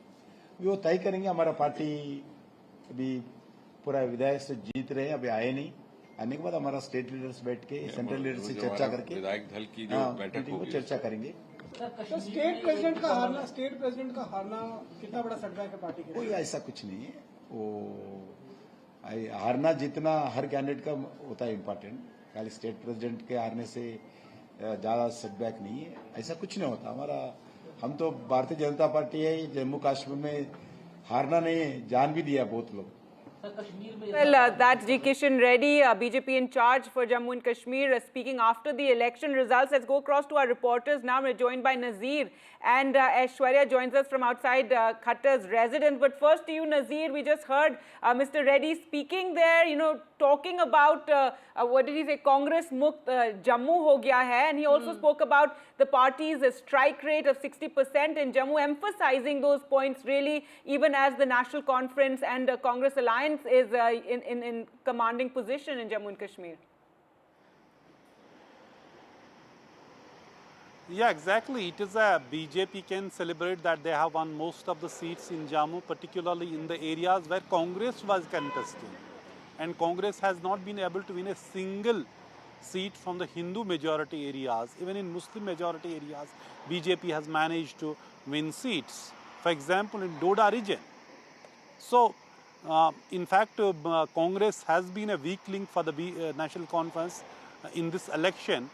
National Conference contested on 51 seats and they are winning more than 42 seats. And there are independent candidates who are actually NC members were not given tickets because of the alliance. So they too are, at least 3 of them were winning. So if you see, if tomorrow you will see 45 NC will be having 45 members. And while as Congress has just 6 or 7 seats, they were leading.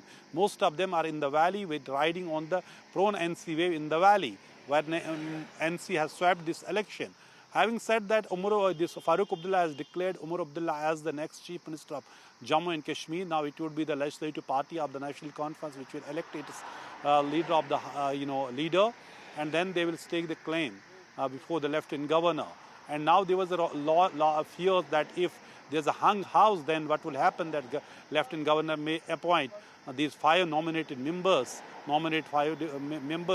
that can change the balance, but that's not now the case. In fact, former Chief Minister and PDP leader Mehbooba Mufti congratulate national conferences and people of Jammu and Kashmir for giving vote and ensuring there's a strong government, there's a stable government in Jammu and Kashmir, given the fact absolutely challenges yes, are Nazir, huge. And the PDP this as election we've been is speaking important about in the many party, ways. PDP For example, to just 4 first seats election after a gap of well, 10 the tally years, was first 2 election earlier. of Now the number of seats seems to have increased for the PDP here, Gargi. The Congress and the NC are at 48, the BJP at 29 and others at 9. Of course, we'll go back to Nazir in just a moment. We are learning a crucial BJP meeting at Manohar Lal Khattar's residence that took place just a while back is over now. It did last for almost 2 hours. Dharmendra Pradhan, Biplab Dev have been attending this meeting. They were a part of this meeting. All right, my colleague Aishwarya here on the broadcast here, he is getting us more details about this meeting. Well, the key strategist of the party, Dharmendra Pradhan, also was part of this meeting. What was happening? What happened there? We do understand the next strategy for the, we do understand the strategy for Haryana, of course, the cabinet formation and everything would have been discussed. Tell us more about what happened there. Well, the BJP sources clearly revealed to us that the BJP wants continuity in Haryana and they are going to move in a very fast pace as far as government formation is concerned. Dharmendra Pradhan, Biplab Dev were the in charges for the Bharatiya Janata Party for the state of Haryana, along with Surendra Nagar, who was the co-in charge. Jitin Prasad was also present in this meeting, and it went for almost 2 hours at Manohar Lal Khattar's residence. Manohar Lal Khattar is still inside his residence. He has not spoken since morning to the media after an emphatic victory. But what we have been told is that the strategy had been decided that now, as soon as the results will arrive today in the evening after Prime Minister's address to the cadres at the BJP National Headquarters, the Bharatiya Janata Party will send its observers to Chandigarh, and a legislative party meeting will be called very soon. This meeting will decide its leader, and BJP had also decided that Naib Singh Saini will continue to be the Chief Minister, and the legislative party will be electing him as their leader for Haryana. And finally, the proposal will be sent to the governor so that very soon the government can form. This will not have any delay as per the BJP sources are concerned. So, the work that Bharatiya Janata Party had been relied upon, on which they have got votes, they want to continue that as soon as possible. The government forms again, and certainly that's why the reason perhaps crucial meeting just took place. It just got ended a few minutes back, and from here on now the senior leaders will be moving to the Bharatiya Janata Party national headquarters in Delhi, as Prime Minister will be arriving at around 6 p.m.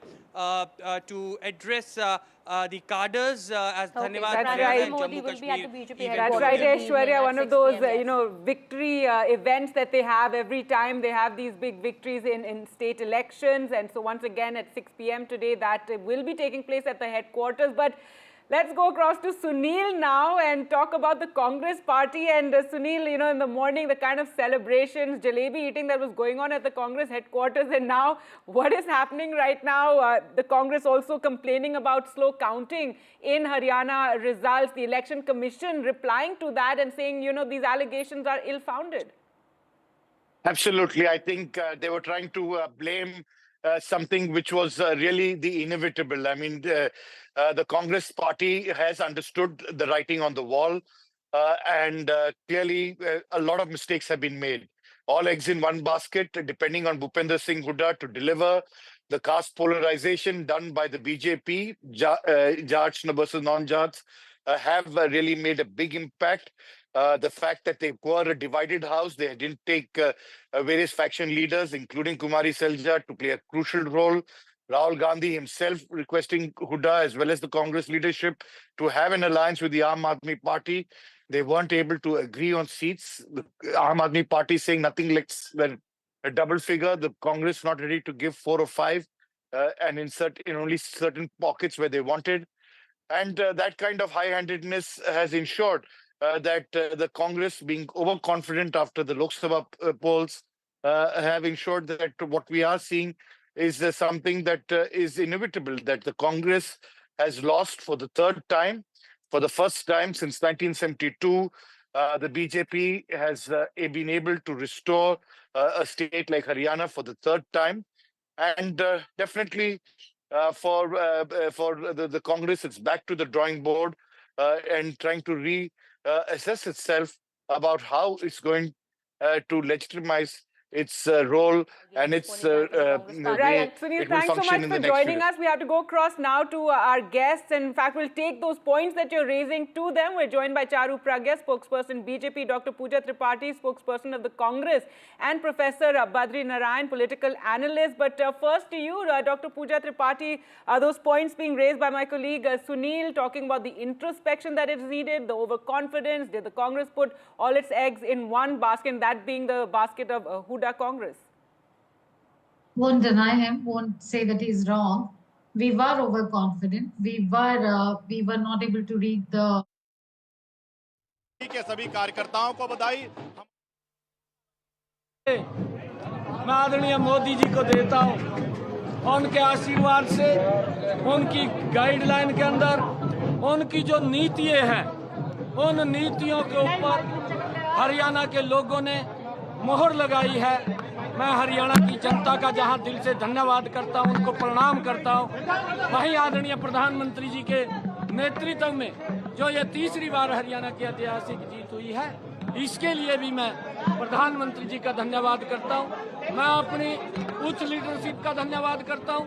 मैं हरियाणा के लाखों Bharatiya Janata party के कार्यकर्ताओं का दिल से बहुत बहुत धन्यवाद करता हूं कि जिनकी कड़ी मेहनत और पसीना बहा करके उन्होंने इस ऐतिहासिक जीत का जो दिलवाई है, वो पूरे धन्यवाद के पात्र है। मैं पूरे हरियाणा के लोगों को दिल से बहुत बहुत धन्यवाद। कोहाना की जलेबी की फैक्ट्री, ये मैं बात अलग से करूँगा।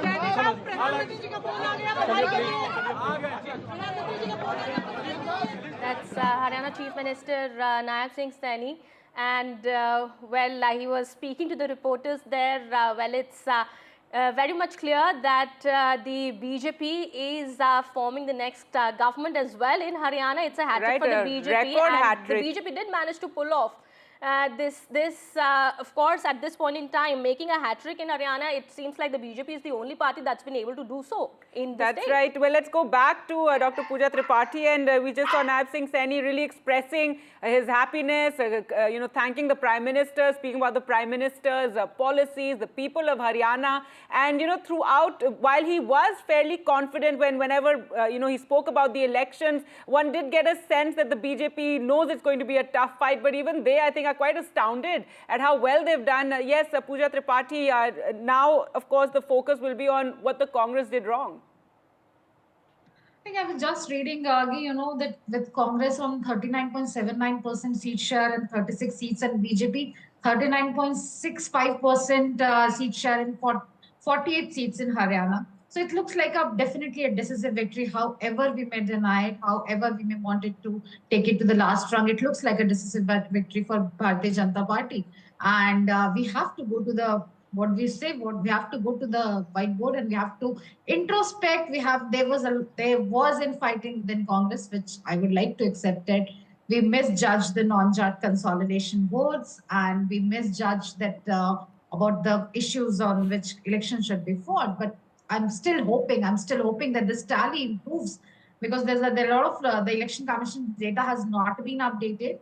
The rounds have not been updated, and on many of the seats, the counting would go up to 20 rounds. So I'm still hoping this tally goes. But is that realistic, really? Because, your leadership has come out. You've had Jairam Ramesh also criticized, talking about this slow counting, Pawan Khera as well. And the Election Commission has, given a strong response to that, saying that it's the completely allegations unfounded. that have been made are ill-founded. And, most of the counting is almost over. I mean, it doesn't look like at this point in time there is only going back from that. But they haven't been updated. When somebody as senior as Bhupinder Hooda ji says that the counting hasn't been updated, and he is on the ground, he is at the center. So this has not been updated, and that's why Congress is raising its concern. But as I said, BJP looks for the decisive victory in Bharatiya Janata Party for the Haryana elections, and I want to congratulate. Okay, let me take that question now to the BJP here. BJP spokesperson Charu Pragya also now joins us on the broadcast here. Charu, first of all, of course, congratulations are in order for the BJP that managed to pull off the impossible in Haryana. What do you think? What really worked for the BJP here? Was it a surprise for the BJP too? I mean, that's what many are talking about as well, that the BJP even did not expect this kind of victory in Haryana. Good afternoon and thank you very much. Let me begin by congratulating the people of Haryana, the Karyakartas of Bharatiya Janata Party and our esteemed leadership for this resounding victory. In fact, you're right, we have created history. Every single time we have made a government in Haryana, we have done so with a higher vote share. And that itself talks about a massive wave of pro-incumbency. In a time when people get tired of everything very soon, a third term to Bharatiya Janata Party speaks a lot for Modi ji's leadership and the confidence people still have in him. I'm going to take a moment to actually appreciate the Congress spokesperson, because I have been on television since 7 a.m. today and she's the only one who's not outrightly blamed the EVM. She is very sensible and I am very appreciative of that fact. Okay. When the exit polls came out a couple of days ago, I was that one person who kept insisting that the exit polls are going to go very wrong. The way they went wrong in Chhattisgarh, the way they went wrong for Madhya Pradesh, I had a feeling the same thing's going to happen for Haryana, because all the divisive lines that the opposition likes to talk about, they don't exist on ground, and this is my personal experience. So whether you talk about farmers, you talk about soldiers, you talk about Jats, you talk about Dalits, everybody has reposed confidence in Bharatiya Janata Party and responded by not voting for Congress's agenda of all the time discussing the caste of people, caste census, what is your caste. I think we've reached a time when India needs to move beyond that. Leaders need to move beyond that, and Rahul Gandhi will be wise to take a leaf out of this booklet. They were expecting to win, and Congress was expecting to win with a massive margin. What's really and also yet surprising their at leader, this point Mr. in time Gandhi, is that, what's really and surprising yet is their that leader, Mr. Gandhi, chose to go abroad at a time like this. That also I find very surprising, and that is disheartening for the Karyakartas of the Congress. Yes, Why would that you is, leave the fairly country? surprising, I have to admit. Why? Let's get Professor Yeah. Badri Narayan, who's been waiting very patiently. And, Professor Badri Narayan, what's also being talked about is the exit polls and the pollsters and, how everybody is getting it wrong. One thought the hung house would be in Jammu and Kashmir, and this was resounding for the Congress. It's turned everything on its head. Your comments on that, firstly. Gargi, I think I wrote a piece, you have mentioned about it, and I talked about silent voters. They always fail all these pollsters. And in this case also, we have talked 2 days ago that this may go against entire these poll predictions. And these, this silent voters, in the case of Haryana, emerged against the dominant. Yes. Dominant voices became like the Jat voices, and the Congress was represented by that dominant voice. So all this silence went in the favor of the BJP. Those who were not able to speak. Second thing is it is the victory of aspirations. Aspirational community which has evolved among Dalits, among OBCs, among Jats, also a section of Jats. And PM Modi represented that kind of the marker of aspirations. So we used to think that now caste politics is coming back by the Congress, bringing back by the Congress. So aspiration will be diluted. But this election showed that aspiration for development is still a big urge among the common people. Thirdly, it is a victory of PM Modi vision. It's no doubt. And the way he carved the entire meta-narrative of development, and also Gargi, the way they organize elections. The Dharmendra Pradhan, who is the strategist for this election, he told, I read one of his statements, he told that booth par jawanon ki tarah khade rehna hoga, kaam karna hoga. So booth politics, again. I mean, that's evident from the fact that the BJP, of course, is not just winning. It's, the non-Jat vote that has been talked about here. The BJP, of course, has been able to consolidate that as well, sir. At the same time, going for the trends now, the BJP, out of the total 33 seats which are Jat-dominated seats, there even the BJP is winning about 17, even more than the Congress. The Congress is able to win somewhere around 14 seats here. Yes, let me explain. Actually, what happens, this happens in the reserved seats. The dominant, the most of non-dominants mobilize together, and they get defeated. They get defeated to the dominant. this may happen in the Jat dominant seats also. And you know, in the SC seats, you know, the key of victory in these seats, if the non-Jat, non-dominant caste mobilize together, they can defeat the dominance. So always during our election analysis in psephology, we pay attention on the dominant, on the major. But you know that the BJP strategy to collect fragmented, fractured, small pieces of the society, bring them together, and transform them in the well, bigger yes, way. BJP And is that often happens in the Dalit called, also. often referred to as the election machine, and that's what they've proved time and again. And in this election also, of course, in the previous few elections in the south, the BJP did have to face some setback. But of course, this talk about the Congress making a comeback in the Hindi heartland, that doesn't seem to be happening. Pooja Tripathi, major mistakes made by the Congress. One we already spoke about, putting all the eggs in one basket, giving it all over to Mr. Bhupinder Hooda. But also when Kumari Selja was upset, when she was, you know, it seemed sulking, not coming out and campaigning. The party should have stepped in earlier. The high command should have stepped in earlier and kind of got her there on the ground, because it seemed, and this is something that perhaps upset the caste sort of sensitivities there. Yes, the and already you had the Jats with Hooda, you know, there was this, you know, aggression or let's say buoyancy among the Jats, which may have also put off the other castes. So all these factors might have come together and cost the Congress dearly. Well, yes, and what is also being said here is that you know, Kumari Selja being neglected here by the Congress party, which was quite evident. It may have come as an insult to the Dalits, to the Dalit community in Haryana, and that's what the perception has gone. I think Gargi said that, you know, you win with humility and you lose with dignity. Just now, my Bharatiya Janata Party spokesperson was out and right abusing Rahul Gandhi. It's Rahul Gandhi who did a 4-day Padyatra, and it's Rahul Gandhi who mobilized workers in Haryana. No, I've never abused him. Don't put words in my mouth. I never abused him. A leader needs to lead from the front, both in victory and in loss. So if you're losing, he should be here supporting you. And if you were winning, he should have been here. You can counter me later. In 2019, from 16 rallies, don't quote me. Don't quote me wrongly. 4 rallies. We have to ask. Don't quote me wrongly. Correct your language. Why was Sheljaji insulted? We have to ask this. When you ask us why was Sheljaji insulted, it's not like that. We had 4 Dalit presidents heading a Haryana Congress unit. We asked why was Manohar Lal Khattar, you know, it's your day. It's a day to celebrate, and I said you should win with humility. We definitely asked why was Manohar Lal Khattar, who ran the party for 9.5 years, and much of the credit for coming to the 3rd term goes to him. He was absolutely absent from all the posters, all the campaigning everywhere. So, you know, there'll be many reasons, Gargi, and I accept those reasons. We did put eggs in our basket.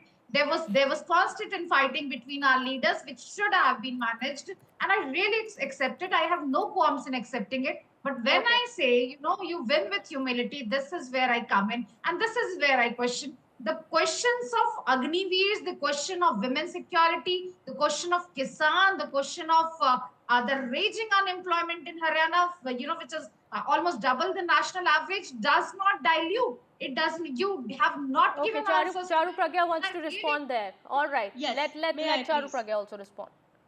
So let's make one thing very clear. This is not a utopian world. Yes, issues exist, but the people of Haryana have put their faith in dealing with these issues in Bharatiya Janata Party. That's first. The second thing is, Mr. Tripathi is putting words in my mouth, words I did not say. I was very categoric in saying this, that a leader needs to lead from the front. Maybe you have done as well as you have in Haryana, because the Gandhi siblings were marginally involved in the campaign. The entire campaign was given to someone else to lead. So maybe that's why you still got a decent number of seats, because wherever they have been up and about, you have not done very well. Lastly and most importantly, the situation is very clear. You want to talk today in a way which is still hopeful of getting more seats. No, that's not happening anymore. The results are here for you to see. Let's remember that when you are going to be divisive, the people will reject you. When you're trying to rake up issues which don't exist, people are going to reject you.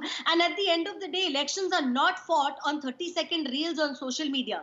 They're fought on ground with real people and real issues. They are fought when you're able to get your entire camp to work together with utmost discipline, not when you're washing your dirty linen in public. All right, well, let's get And in Professor Badri Narayan here. Badri Narayan, if you could comment on, what has worked for the BJP here? Is it the Prime Minister Modi brand? Is it the fact that this formula that they have of changing the chief minister just ahead of elections to, counter that anti-incumbency? Let's just go across to where Manohar Lal Khattar is speaking. जनता ने उसका प्रत्युत्तर में Bharatiya Janata party की हरियाणा में तीसरी बार सरकार बनाई है और ये अपने आप में एक रिकॉर्ड बना है कि हरियाणा में आज तक किसी भी पार्टी की लगातार तीसरी बार सरकार नहीं बनी थी। पहली बार भारतीय जनता पार्टी ने हरियाणा में लगातार तीसरी बार सरकार बनाई। कांग्रेस पार्टी ने एक मुद्दा बनाया था, पहलवान, किसान और जवान, ये मुद्दा बना करके कांग्रेस पार्टी इस बार चुनाव में उतरी थी। आप क्या लगता है ये मुद्दा उनका चला नहीं? मुद्दा तो यही था। मुद्दा ये था कि हमने जितना हरियाणा के किसान के लिए, हरियाणा के जवान के लिए, हरियाणा के पहलवान के लिए किया है, कांग्रेस तो कर ही नहीं सकती है। और ये चीज़ लोगों को पता है। वो लोग किसी भी प्रकार की कोई बात करेंगे, वो जनता को जो सही बात है वही पसंद आएगी, जो गलत बात वो पसंद नहीं आएगी। हमने किसानों के लिए भरपूर किया, बहुत काम किया है।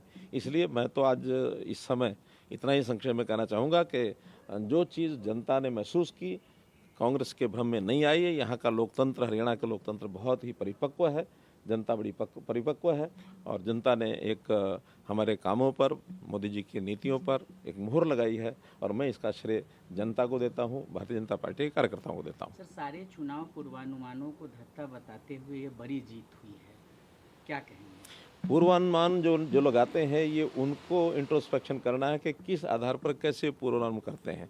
पूर्व अनुमान जो हैं वो जनता अपने मन की बात सबको बताती भी नहीं है और जिस प्रकार के पूर्व अनुमान हैं बहुत बार पहले भी फेल हुए हैं, इस बार भी फेल हुए हैं और थोड़ा सा गहराई में आप लोगों को जो भी करते हैं पूर्व अनुमान उनको करना चाहिए। क्या लगता है कांग्रेस कहाँ फेल हो गई? ये तो कांग्रेस वालों से पूछना पड़ेगा। कांग्रेस पार्टी ने इस बीच आरोप लगाया है कि स्लो काउंटिंग किया जा रहा है, कई चुनाव आयोग नतीजों को रोक रहा है, नतीजों को लेकर। ये तो कभी कभी हमको भी लगता है कि कांग्रेस वाले जब हार देख रहे थे तो कहीं ना कहीं इस चीज़ में कैसे कोई बोला जाए कुछ, क्योंकि हमारे मुख्यमंत्री जी ने पहले जैसे कहा कि दिन आएगा जब जनता देगी उनको जवाब और ये एक ही बात कहेंगे कि ये ईवीएम खराब। सर, आपने जब वोटिंग के दिन हमसे बात करी थी तब बिरादरी उनके साथ है, क्या 36 बिरादरी ने कांग्रेस का साथ नहीं? मैं अपनी बात कह सकता हूँ, मेरे से कांग्रेस की बात क्यों पूछे, आप उनसे पूछिए। मुझे पता है कि हमने हरियाणा में जब 2014 में चुनाव लड़ा था, मैंने स्वयं से एक नारा दिया था, हरियाणा एक, हरियाणवी एक। तो इसलिए हरियाणा के सब लोगों को मैं अपना परिवार मान करके चलता रहा हूँ। आज भी हमारे मुख्यमंत्री जो हैं वो उसी प्रकार से और हरियाणा की जनता के साथ एक तालमेल बैठा करके एक बड़े विनम्रता के भाव से जनता के काम हमेशा करते रहे। सर, करनाल में जब वोटिंग के दिन आपने बात करी थी तो आपने दो बातें कही थी। एक तो पूर्वानुमान आपने भी लगाया था कि 45 से ज़्यादा सीटें भारतीय जनता पार्टी जीत रही, अपने दम पर सरकार बना रही। कहा था। और दूसरी बात आपने कही थी नायब सैनी ही हमारे मुख्यमंत्री रहेंगे। क्या इस बात की आप हमारे हाईकमांड ने, हमारे HM साहब ने ये प्रत्यक्ष घोषणा की हुई है और उस नाते से फिर भी नया जब इस प्रकार का कोई बात होती है तो जो पार्लियामेंट्री बोर्ड के हाथ में होता है और मुझे लगता है कि जो विषय है वो इसी प्रकार से चलेगा। खट्टर साहब, एक सवाल है, पौने 10 साल लगभग आपने हरियाणा के मुख्यमंत्री के तौर पर काम किया। आज जब चुनाव हुए तो कुमारी शैलजा ने कहा है जब रिजल्ट आया कि उनसे आकलन में कहीं ना कहीं गड़बड़ी हुई है, कांग्रेस पार्टी से गड़बड़ी हुई है। क्या शैलजा और हुडा साहब के बीच जो मीडिया में भी चल रहा था कि कुछ ना कुछ तनातनी है, उसका असर भी पड़ा है? आप अपना अनुमान लगा करके उनसे पूछिए क्या बात थी क्या नहीं। मैंने जो कहना था अपने हिसाब से मैं पहले कहा था और वही बात पर आज भी हूँ मैं कि हमारी पार्टी एकजुट होकर के और अपने पक्की नीतियों के हिसाब से काम करती है, जनता में उसका असर जाता है। 9 सालों के काम आपके कार्यकाल के दौरान जो काम हुए हैं उस पर मोहर लगी है जनता की, आपको लगता है? भारतीय जनता पार्टी का जो भी 10 साल का कार्यकाल है उस सारे के ऊपर भी मोहर लगाई है।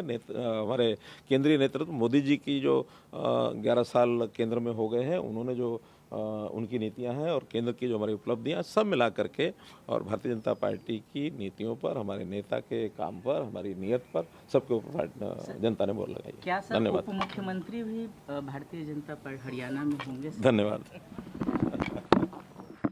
All right, Manohar Lal Khattar, they're reacting to the resounding victory of the BJP in Haryana elections, thanking the people of the state, and there was a meeting that was held earlier as well at his residence. But coming back to my point, the question that I was asking you earlier, Professor Badri Narayan, about what is it that works for the BJP and this particular formula they have of, countering the anti-incumbency by changing the chief minister just ahead of election with a few months left. We've seen that in, we saw it in Gujarat, we saw it in, in Tripura, and we've seen it in Haryana as well. Yeah, and Gargi, you are Uttarakhand, very right. of course. Actually, yes, you are very right. Actually, it's a victory of brand Modi. But brand Modi is emerging day by day, and it's not a brand now. It's emerging as a very matured, visionary trust, creating trust capital, adding in trust capital again and again. So a small hearts, a small failure. Based on that, you can't say that brand Modi is going, is disappearing, because this brand is not merely a brand; it's a trust capital, and trust capital which he has emerged through his 23 years of performance in Indian politics, and yesterday I think he has completed 23rd years. Second thing is, you are very right that this changing leader phase also worked in the favor of BJP, because in that process, whatever the anti-incumbency become diluted, and even the Manohar Lal Khattar works during 10 years may be reinterpreted by the public and taken by as a new in a new perspective, because now they have a new leader like Saini, and the BJP strategy of not boosting a lot and silently working among a smaller community. It's their well, strategy and that's all over something, India. sir. That's something, of course, you rightly pointed that out. It's the silent voter also, and at the same time, a political party working silently, marching towards victory. That's what actually happened in the case of the BJP here in Haryana. Nobody, of course, would have expected these results, as exit polls had clearly given a, clear victory to the Congress party in Haryana. But at the same time, looking at the Congress party here, it's definitely, who will become the next Mukhyamantri of Haryana. This race or the infighting that has been going on in the Congress party, there have been clearly two camps, the Selja camp and the Hooda camp. And what Charu Pragya said earlier about discipline I want to say in the something. BJP, in the BJP is what's lacking in the Congress. I think that's a very valid point. Can yes, I Charu, just you want add to something, say something? please?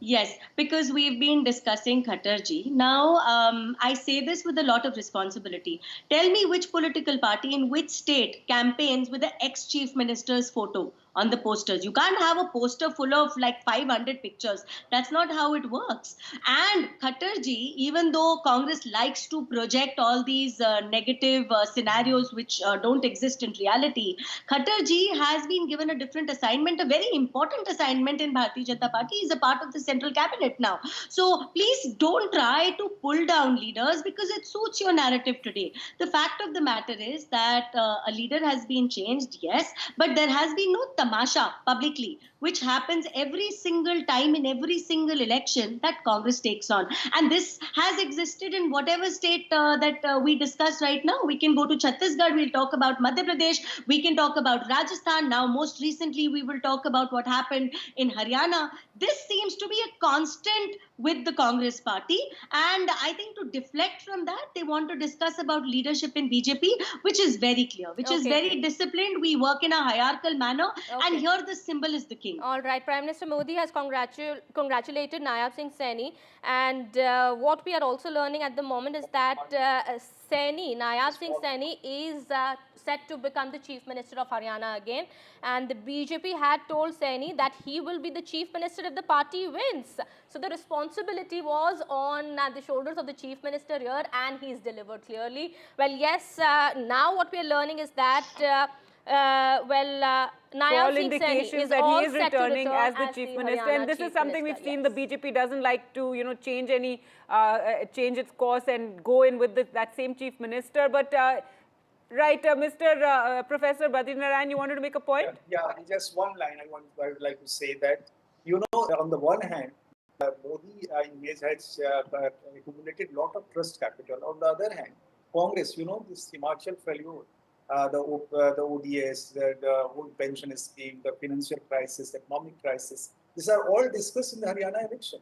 And so it is diluted the kind of trust which Rahul Gandhi was trying to make based on all these strategies. Because people thought that if they will come in power, they are saying, "Wool pension denge, ye denge, wo denge, itna pension denge," but they are not going to give in Haryana. Just ek bagal ka rajya. So how they are going to give it here? So these all affected Congress prospect there, and also the way Hooda and their leaders asserted in these elections, and the Shailja, the Dalit issue, entry of the BSP aggressively in this election also fractured Dalit votes. And what's in different okay, sir, and one question that I want to ask you here, what's the guarantee that the same wouldn't happen in Maharashtra? What's happened in Haryana here? When we talk about this infighting that has been going about who will become the next chief minister, that the same chorus is going on in the MVA too. I mean, that's what people are looking at, and that's not what the Janata of the state wants. See, Modi has an enormous potential in his image, which anyone can't read. Sometimes people read, sometimes people fail. And secondly, so this kind of thing happened in Maharashtra also. And secondly, the way they work on the grassroots, the way their cadre works with one single voter, ek family, ek vote per they work. So the way they work, and that their strategy comes through their training in the RSS, no? So it's all together. Right, so clearly the discipline that the BJP brings. Right, I'm running out of time. I'd just like to get in Dr. Pooja Tripathi for some final words. Yes, introspection needed in the Congress. Also the impact that these results are going to have going into the other elections that are due, Maharashtra, Jharkhand, later on Delhi as well. What Ms. Words is disappointing. It would definitely deter our confidence or deter our the whole approach to our campaign strategy when it comes to Maharashtra and Jharkhand. But tomorrow is a new day. We'll start working for the next two Vidhan Sabha elections afresh. All right. So thank you so much. On that note, we'll wrap it for the moment. Thank you so much for joining us, Pooja Tripathi, Badrinaran and Charu Pragya there. But let's just listen in to what the reactions have been, the comments so far from Omar Abdullah, who's really the man of the moment in Jammu and Kashmir, and his father, Farooq Abdullah. As has been announced by Farooq Abdullah. That's right. Let's listen in. अभी सारे नतीजे आने दीजिए, उसके बाद हम बात कर सकते हैं ना. अभी तो सारे नतीजे आए नहीं, लेकिन जहां से नेशनल कॉन्फ्रेंस को कामयाबी मिली है, वहां जाहिर सी बात है कि हम वोटरों का तहे दिल शुक्रगुजार हैं. शायद उम्मीद से ज्यादा लोगों ने अपने वोटों से नेशनल कॉन्फ्रेंस को नवाजा. अब हमारी जिम्मेदारियां बढ़ गई हैं और हमारा फर्ज बनेगा कि हम अपने आप को इन वोटों के काबिल जो हैं साबित करें, जो हमारी कोशिश रहेगी. लोगों ने अपना फैसला दिखा दिया है. लोगों ने यह साबित कर दिया है कि जो इन्होंने इक़दामात 5 अगस्त को किए थे वो लोगों को मंजूर नहीं है. मैं कहता हूं, मैं सबका शुक्रगुजार कि लोगों ने इलेक्शन में हिस्सा लिया और बड़ी आज़ादी से लिया, और अल्लाह का शुक्र है नतीजे आपके सामने हैं. उमर अब्दुल्ला बनेगा चीफ मिनिस्टर. ये हर उस लड़की की, हर उस महिला की लड़ाई है जो संघर्ष के रास्ते को हमेशा चुनती है. आज संघर्ष की जीत हुई है, सच्चाई की जीत हुई है, और मैं चाहती हूँ कि हमारे लोगों ने जो प्यार प्रेम दिया है, जो इस देश ने मेरे को प्यार प्रेम दिया है, उसको मैं हमेशा बना के रखूँ, उनके विश्वास को हमेशा बना के रखूँ. अभी वेट कीजिए थोड़ा सा, अभी सारे रिजल्ट नहीं निकल के आए हैं, एक सीट निकल के आ रही है. पहले हमारा भी पीछे चल रहा था, लेकिन हम भी लीड में आए हैं, तो अभी रिजल्ट चल रहे हैं, अभी क्लियर नहीं हुआ. जब सर्टिफिकेट हाथ में आएगा तो कांग्रेस पार्टी की सरकार बनेगी.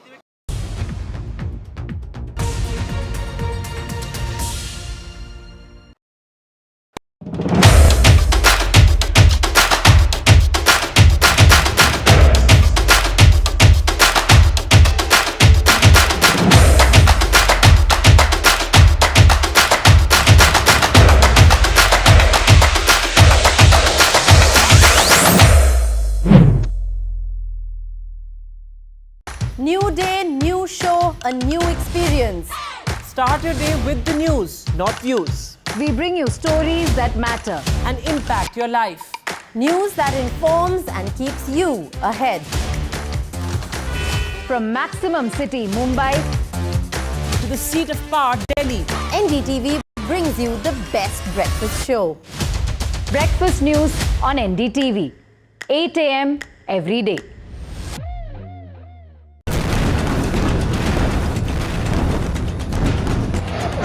From the heart of city in Beirut, a city which is scarred by violence and caught between the crossfire between Israel and Hezbollah. A war which started a year ago between Israel and Hamas has now spilled over to Lebanon.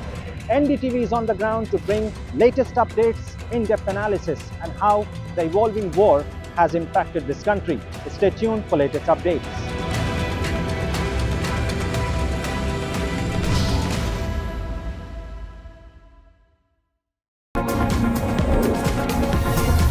NDTV World Summit 2024, October 21st and 22nd, only on NDTV Network.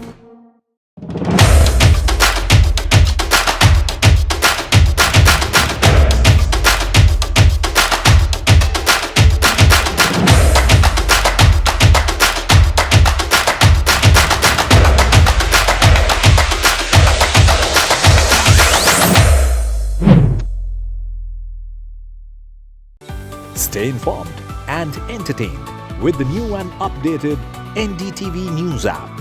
You can watch all our channels live, listen to podcasts, read breaking and exclusive news from around the world and more. Download the NDTV app today and get access to the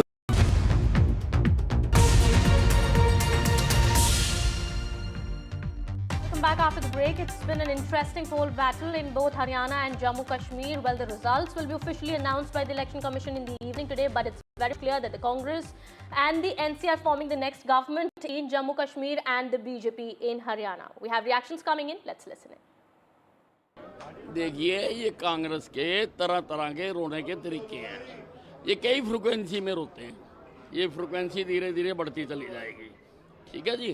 तो भाई सुबह तो तुम नाच रहे थे, सुबह जो तुम कह रहे थे राहुल गांधी ने कमाल कर दिया, सुबह हुड्डा साहब कह रहे थे मैंने कमाल कर दिया, तो इलेक्शन कमीशन बदल गया। अब जो सवेरे था इलेक्शन कमीशन वही अब है इलेक्शन कमीशन, पर रोने के तरीके हैं इनके। तो मेरे पास खबर है, we are touching the majority, Congress is getting majority। हाँ मेरे पास खबर है, कई जगह काउंटिंग रुकी हुई है, जैसे रोहतक शहर की रुकी हुई है, और कई जगह है जो कंफ्यूजन क्रिएट किया, डाटा अपडेट नहीं किया, कंफ्यूजन क्रिएट हो रहा है। डाटा अपडेट कराने में इलेक्शन कमीशन हुआ तो डाटा अपडेट करें, और जैसे मैंने कहा ये खेल है, बॉल कभी इधर कभी उधर, लेकिन गोल हम मारेंगे।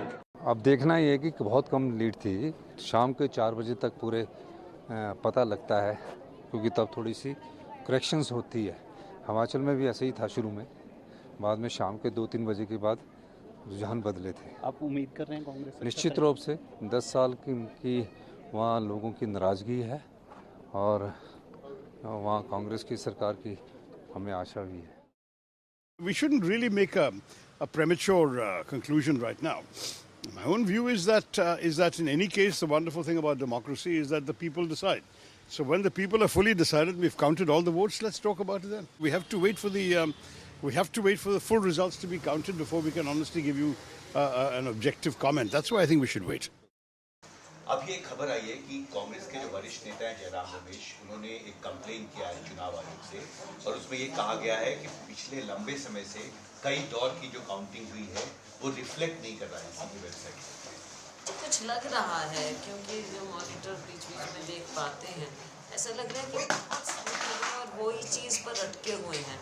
तो इसी को देखना चाहिए कि ये क्यों हो रहा है, क्या उनके यहाँ प्रॉब्लम है। बड़े बड़े इलेक्शन कंडक्ट किए जाते हैं, या हरियाणा के साथ ऐसा क्यों हो रहा है?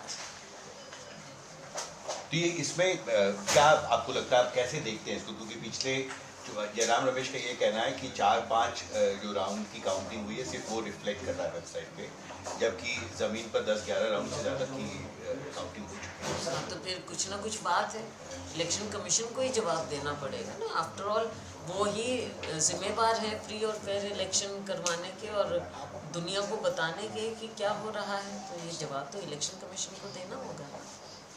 एक सवाल ये भी है कि कांग्रेस का ये दावा था कि एक लहर है कांग्रेस के पक्ष में, आपने कहा 60 से ज़्यादा सीटें मिलेंगी, लेकिन जो रुझान अब तक सामने आए हैं उसमें बहुत स्पष्ट बहुमत बीजेपी को दिख रहा है। और आपकी तरफ से जो कहा जा रहा था कि एंटी इनकम्बेंसी है हरियाणा में, लेकिन बीजेपी 50 सीट के आसपास बनी हुई है लंबे समय से भी। यही बात समझ में नहीं आ रही है कि जबकि राउंड ज़्यादा हो गए हैं तो ये 3-4 वाला क्यों नज़र आ रहा है। क्योंकि आप जो दिखाएंगे मॉनिटर्स पर दिखाएंगे, सभी चैनल दिखाएंगे, वो वही दिखाएंगे जो इलेक्शन कमीशन को डाउट करेगा। तो इलेक्शन कमीशन 4-5 राउंड का दिखा रहा है, हो चुके हैं उससे डबल, तो वो क्यों नहीं नज़र आ रहा है। जब वो मिलेगा तभी हम आपके सामने सही टिप्पणी कर पाएंगे। आप क्या अभी भी अपने उस दावे पे कायम हैं कि कांग्रेस के पास स्पष्ट बहुमत होगा? जी बिल्कुल बिल्कुल, by the end of it आखिर के नतीजे आएंगे। मुझे पूरा विश्वास है कि सरकार कांग्रेस बनाएगी। देखिए, सबसे पहले तो मैं जो नेशनल कॉन्फ्रेंस और कांग्रेस की क़यादत है, लीडरशिप है, उनको मुबारकबाद देना चाहती हूँ। उनकी बड़ी शानदार कामयाबी हुई और उसके साथ साथ जम्मू कश्मीर के लोगों को भी मुबारकबाद देना चाहती हूँ कि उन्होंने एक स्टेबल गवर्नमेंट के लिए वोट डाला।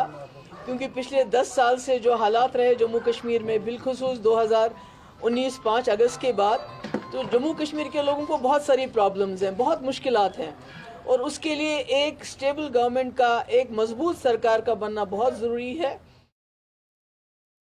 तारिगामी साहब, this was seen as a big battle and Kulgam was seen that Jamaat Islami is winning that, but finally you are making it, you are defeating them. It's not me. I should say it, I should accept it, and all of us should admit it, that the role played by the people of Kulgam, I salute them. It's they who fought for Kulgam, for Kashmir, for the rights of the people of Kashmir, and defeated those who became collaborators of the government after going through a big turmoil or initiating the turmoil in Kashmir. They were sitting in the front row of the turmoil. Now, all of a sudden, there was a U-turn. With the blessings of those in power, they tried to defeat the people. They tried to defeat the aspirations of the people. And I remember during campaigning, Jamaat Islami candidate said it is, if he loses, it is a defeat of Islam. And then people chose not to vote for a religious-based party, and instead 100% Muslim society constituency voted for a communist party member. This is exactly how they were exposed, that mere going for a vote after so much of turmoil and so much of violence which they initiated, which they were part of it, and now they put it as Islam versus something, the people's interest, the people's aspirations of the Kulgam area. It's not lost for Islam, it's lost for...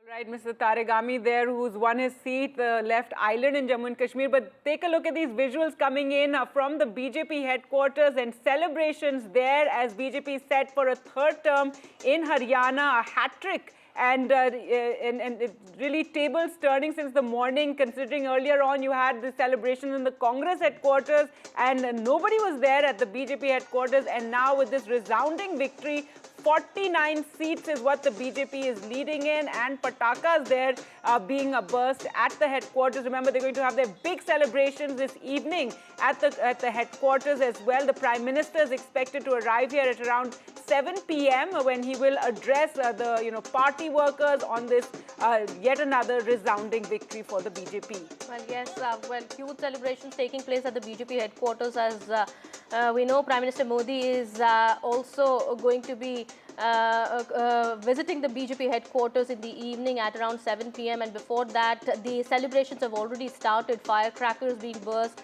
and also the BJP workers here quite excited after this decisive mandate that the BJP has got in Haryana. About 49 seats in Haryana is what the BJP seems to be getting. Of course, the official results will be out in the evening when the EC announces it, but at this point in time the BJP is all poised for a hat-trick in Haryana, and well, definitely it's a decisive victory for the BJP here. And we do know that Mr. Saini is going to be the Chief Minister yet again. That is what the sources have told NDTV. Also, a press conference by the Congress is expected at 5 p.m. But for the moment, there you can see those celebrations taking place at the BJP headquarters. That's it from us for the moment.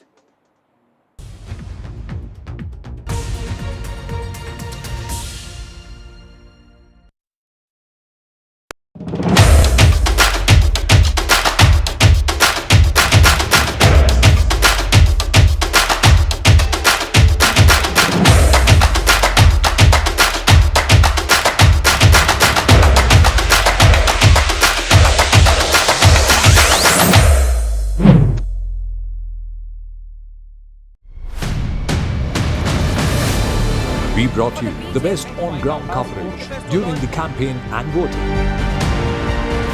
Now, get ready for the most in-depth coverage on the counting day. Follow the high-stakes battle for Haryana and J&K with top expert analysis, insights and the newsmakers. Only on NDTV 24/7.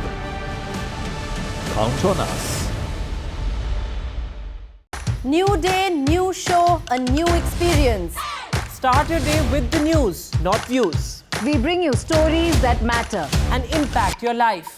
News that informs and keeps you ahead.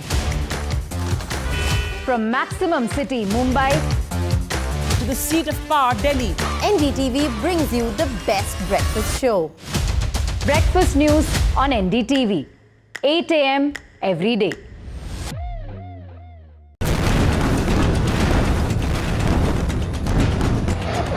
From the heart of city in Beirut, a city which is scarred by violence and caught between the crossfire between Israel and Hezbollah. A war which started a year ago between Israel and Hamas has now spilled over to Lebanon. NDTV is on the ground to bring latest updates, in-depth analysis and how the evolving war has impacted this country. Stay tuned for latest updates.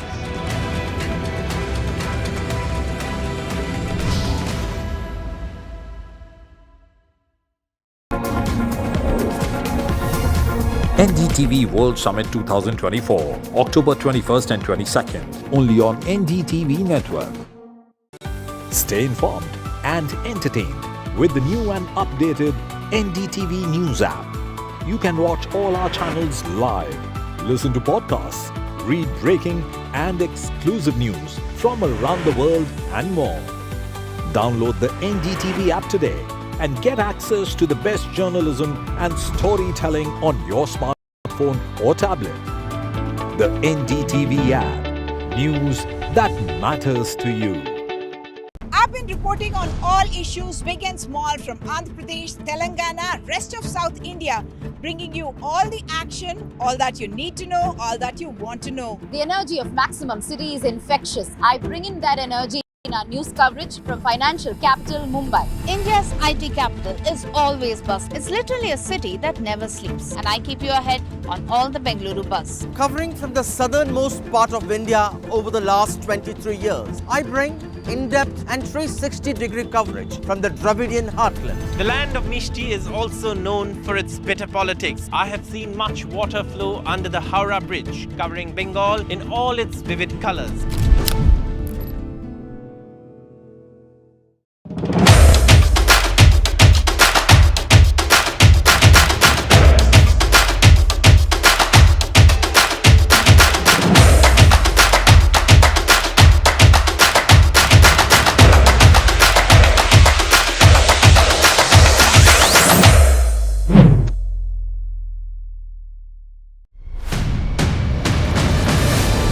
We brought you the best on-ground coverage during the campaign and voting.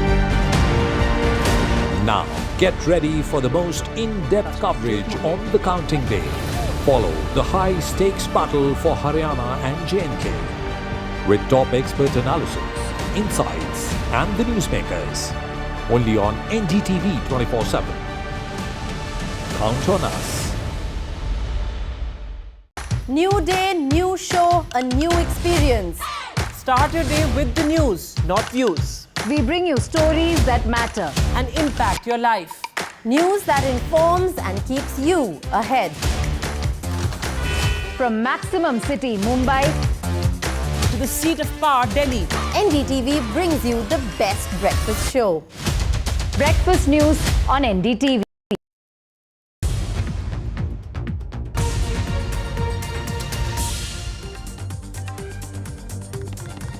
Good afternoon. Welcome to what's been an incredible day, a riveting day in our democratic process. Assembly election results in 2 states. These leads are more or less what it's going to be. A resounding win for the BJP against what the exit poll said in Haryana, and a resounding win for the Congress in the National Conference, led primarily by the National Conference in Jammu and Kashmir. First elections, remember, in J&K in a decade. There's been a huge surprise, and the exit polls got it completely wrong, as I mentioned, in Haryana. We'll bring you the breakup in a little while from now. But first, it does appear, if we just switch back to Jammu and Kashmir for a moment, that Omar Abdullah is said to return as Chief Minister. Nawab Saini likely to return as Chief Minister of the BJP in Haryana. These polls are not just about choosing state leaders, but are interwoven with the fabric of our democratic pulse, influencing policy, politics and power dynamics across the nation. The headlines at this hour. The BJP heads for a hat-trick in Haryana, a resounding victory leading in 49 of the state's 90 assembly constituencies. JP Nadda, the BJP president, congratulates Chief Minister Nawab Saini. A huge celebration is planned at the BJP headquarters this evening. The Congress, meanwhile, stares at another defeat in Haryana. Infighting within the party dampens the Grand Old Party's comeback plans in the state. The Election Commission says that the Congress's allegations of slow counting are entirely unfounded. Omar Abdullah is said to be Chief Minister of Jammu and Kashmir, says Farooq Abdullah, as the National Conference and the Congress alliance is in a commanding position with leads of 49 seats. Well, what a fascinating day of election results it has been. These are leads and results, but you know, the writing is very much on the wall now. It's going to be the BJP coming to power in Haryana once again, all on their own. They don't need the support of any other party. Jammu and Kashmir, it's the Congress and the National Congress coming to power, with the National Congress, their performance being fairly incredible this time around. But what's happening at the headquarters of the BJP? It's across to my colleague Tanushka. We're told celebrations, number one, and number two, the Prime Minister will be addressing party workers this evening. Is that right?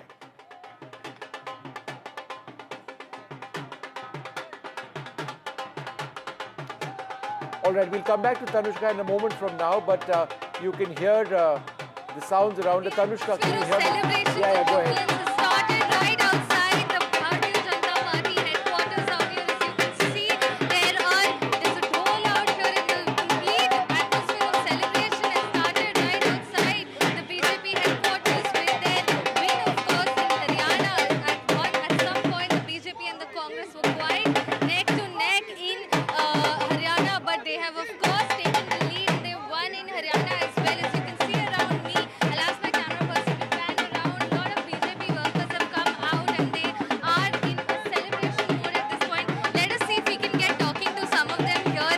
आपको कैसा लग रहा है हरियाणा में जीत हो गई है BJP की?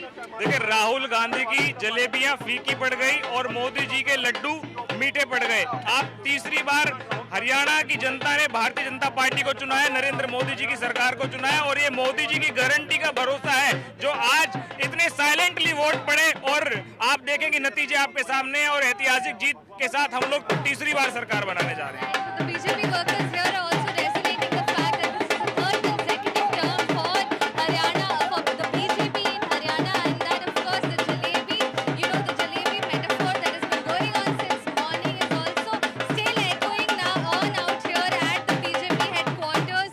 And let us see if we can talk to more people here, more supporters here. The BJP is one in Haryana, but Jammu Kashmir में भी वो पीछे रह गई है। आपको कैसा लग रहा है ये जो माहौल अभी बना हुआ है? देखिए, either to win or lose is a part of game.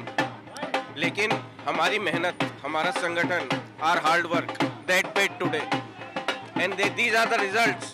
These are the scenes which the victorious party has to show and is showing. I'll ask my camera person to pan behind us as well. The more party workers here with placards here of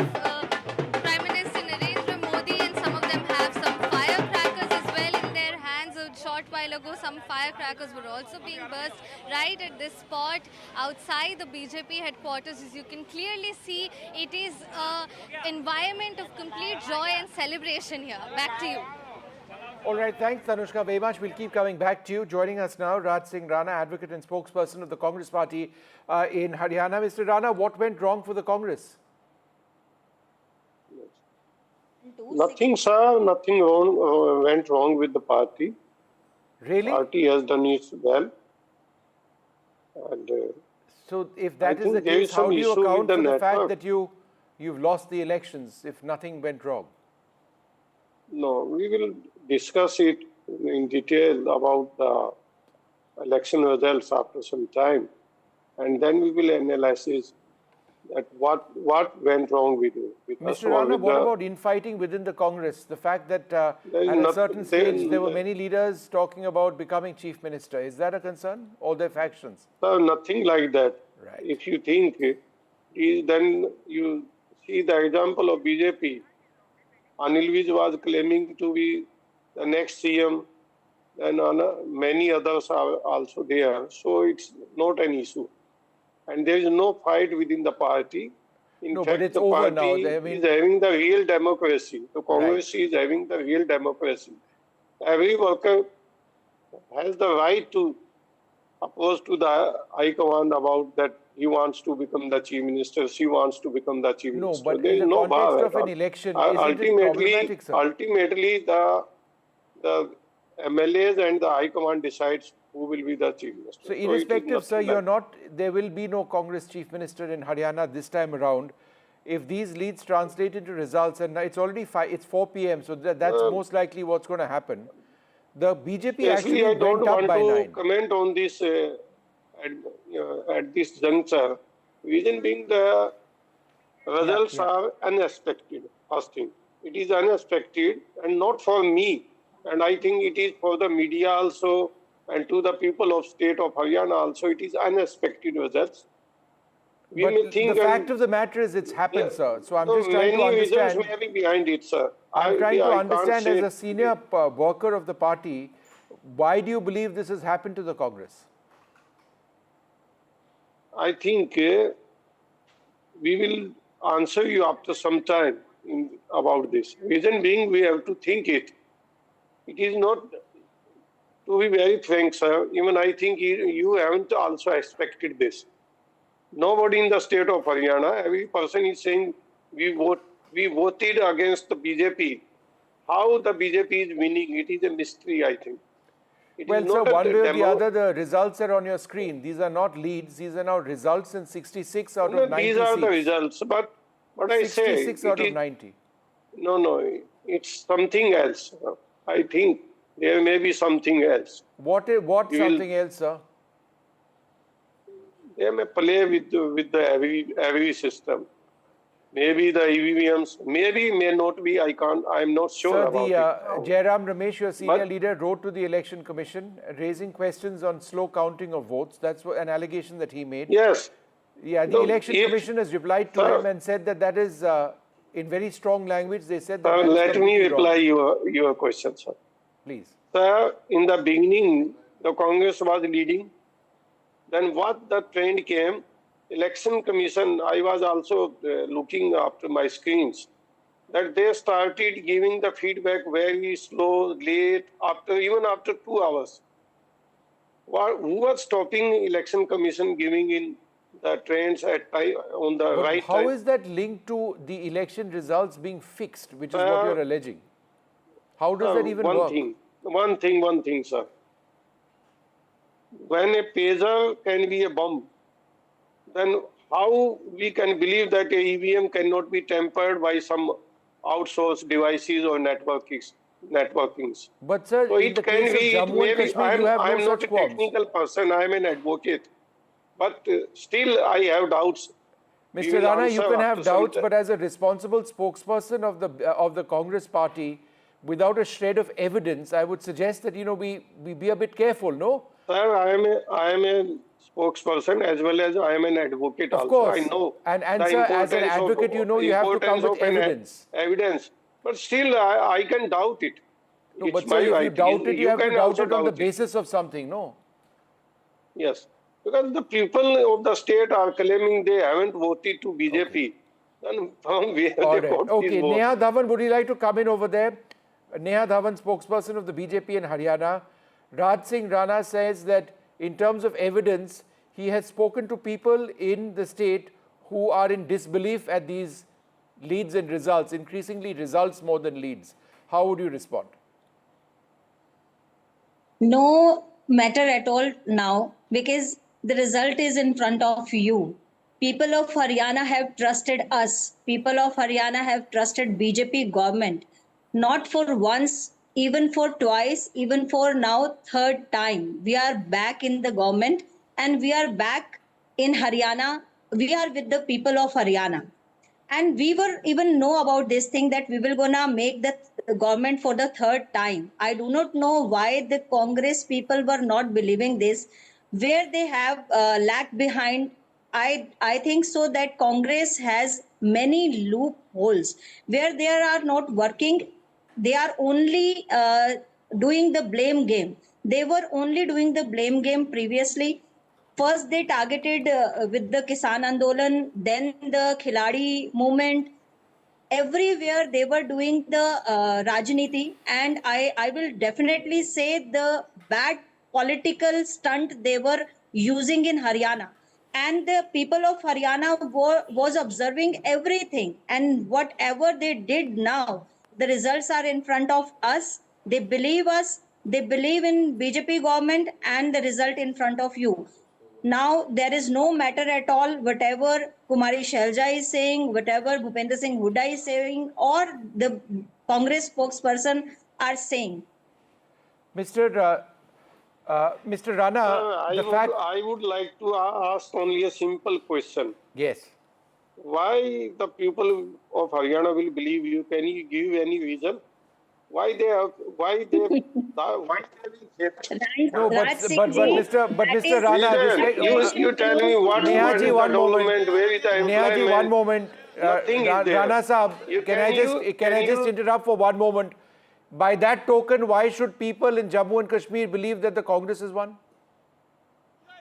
You know, we can play these mind games endlessly. The results are on the screen. Sir, that the state is different. Here in Haryana, they have destroyed everything. It's the same electronic voting machine. Why they are unable to answer my Rana question? Saab, they had. No, I'm sure she will. I just find the entire argument that the electoral process is fixed without a shred of evidence to be quite dodgy, sir.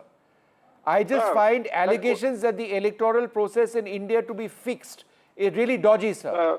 Without a shred of evidence. We've had these arguments for years and years of the electronic voting machine being. But it does not mean every truth is not having a truth. No, but sir, as a very senior advocate, sir, can you share the evidence that you have? Beyond that is what people are saying. If I would have an evidence.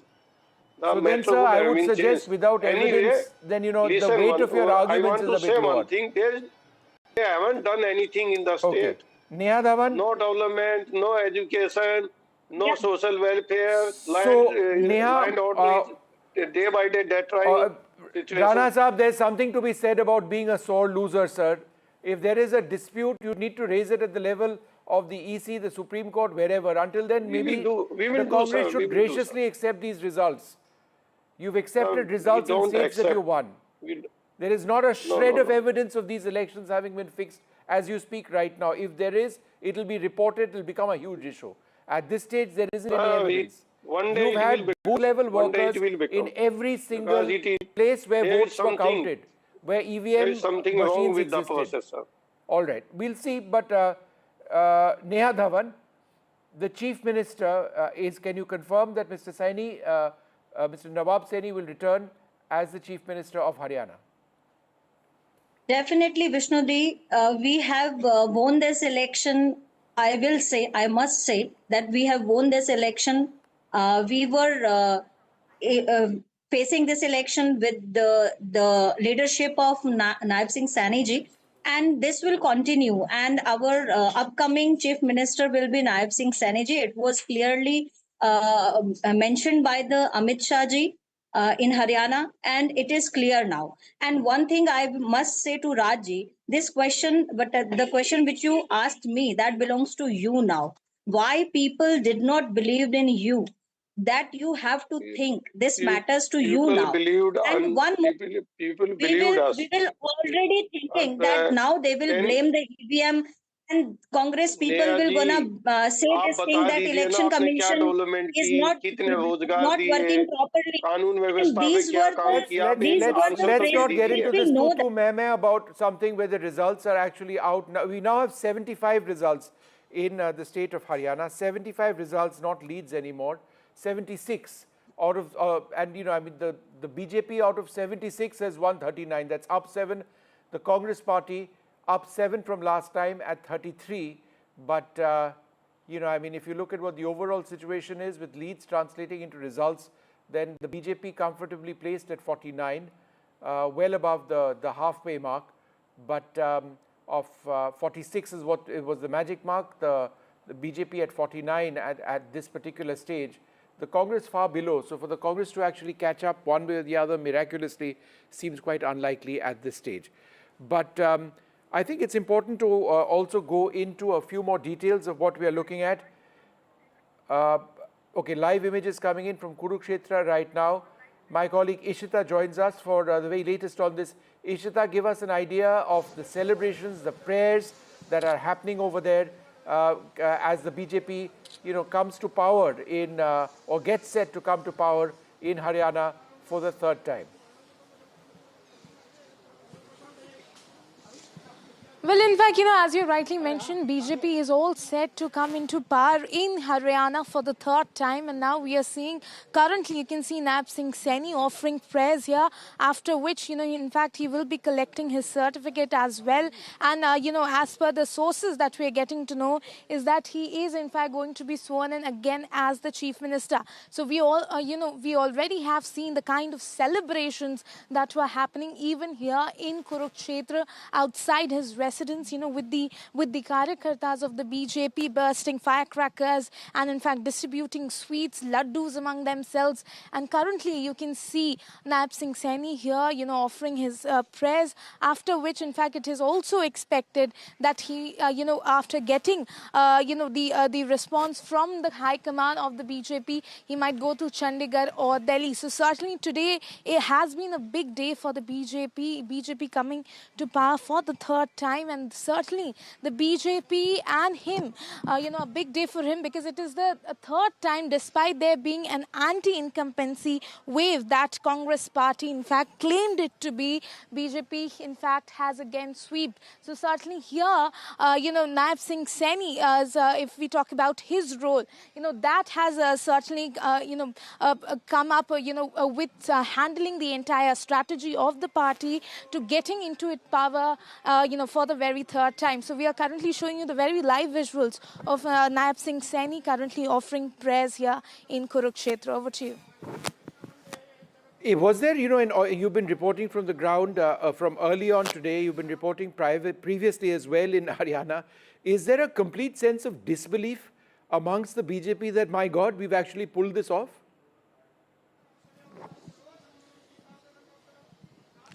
Well, you know, since the day one that we have been reporting from Haryana, the BJP, in fact, had been saying that they are very confident of coming, you know, into power for the third time. You know, their leaders, in fact, saying, you know, that there is pro-incumbency.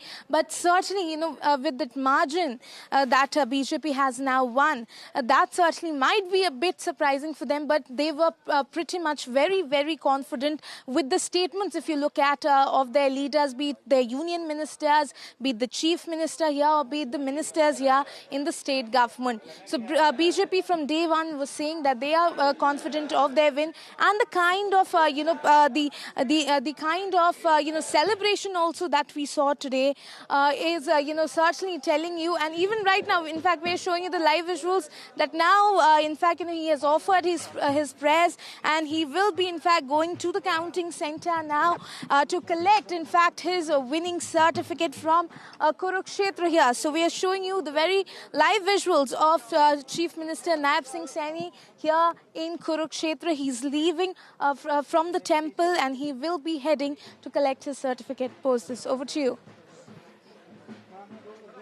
Well, you know what's really interesting as we stay on these live images of Naib Singh Saini, the man of the moment as far as the BJP is concerned, the Chief Minister, and it seems he's going to be Chief Minister one more time, offering prayers. These images coming in from Kurukshetra. If we take a look at the split, the BJP, it's now results actually, 77 seats out of 90 have declared results.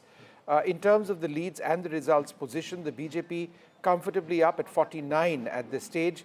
The Congress at 36. It's not that the Congress has done badly. They're actually 5 above where they were last time around, but it's the BJP which is 9 above from last time around. That's now gone into 78 results, 78 out of 90.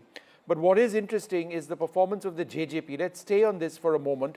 The JJP, that's Dushyant Chautala's party, remember they were a part of the alliance with the BJP. That alliance ended a couple of months back. And the JJP, which was a breakaway faction of the INLD last time around, has scored a perfect 0 this time around. Last time around, they were 10. So the question that really needs to be asked is, as opposed to arguments that the JJP seats were likely to go to the Congress, it does appear that at least a few of them, some of them, would have gone to the BJP.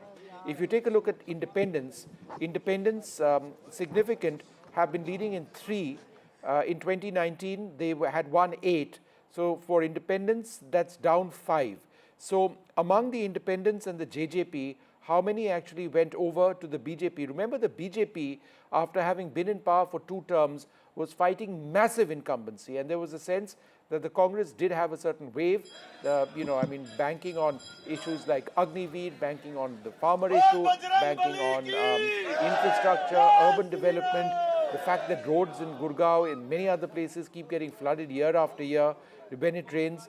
The Congress seemed to have a lot of issues going their way in terms of issues. But these results seem to indicate that the strength of the leadership.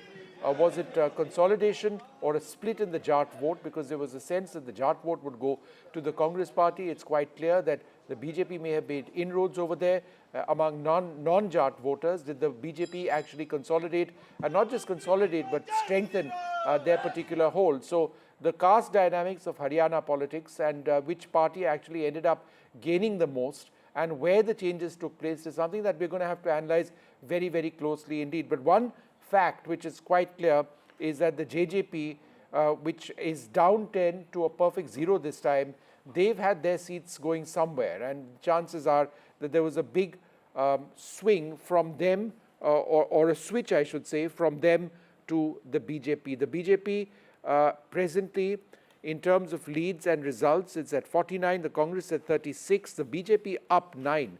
That is huge for a party which is quite comprehensively beaten off incumbency, and they have, despite what the Congress has to say, they are in a sense of disbelief.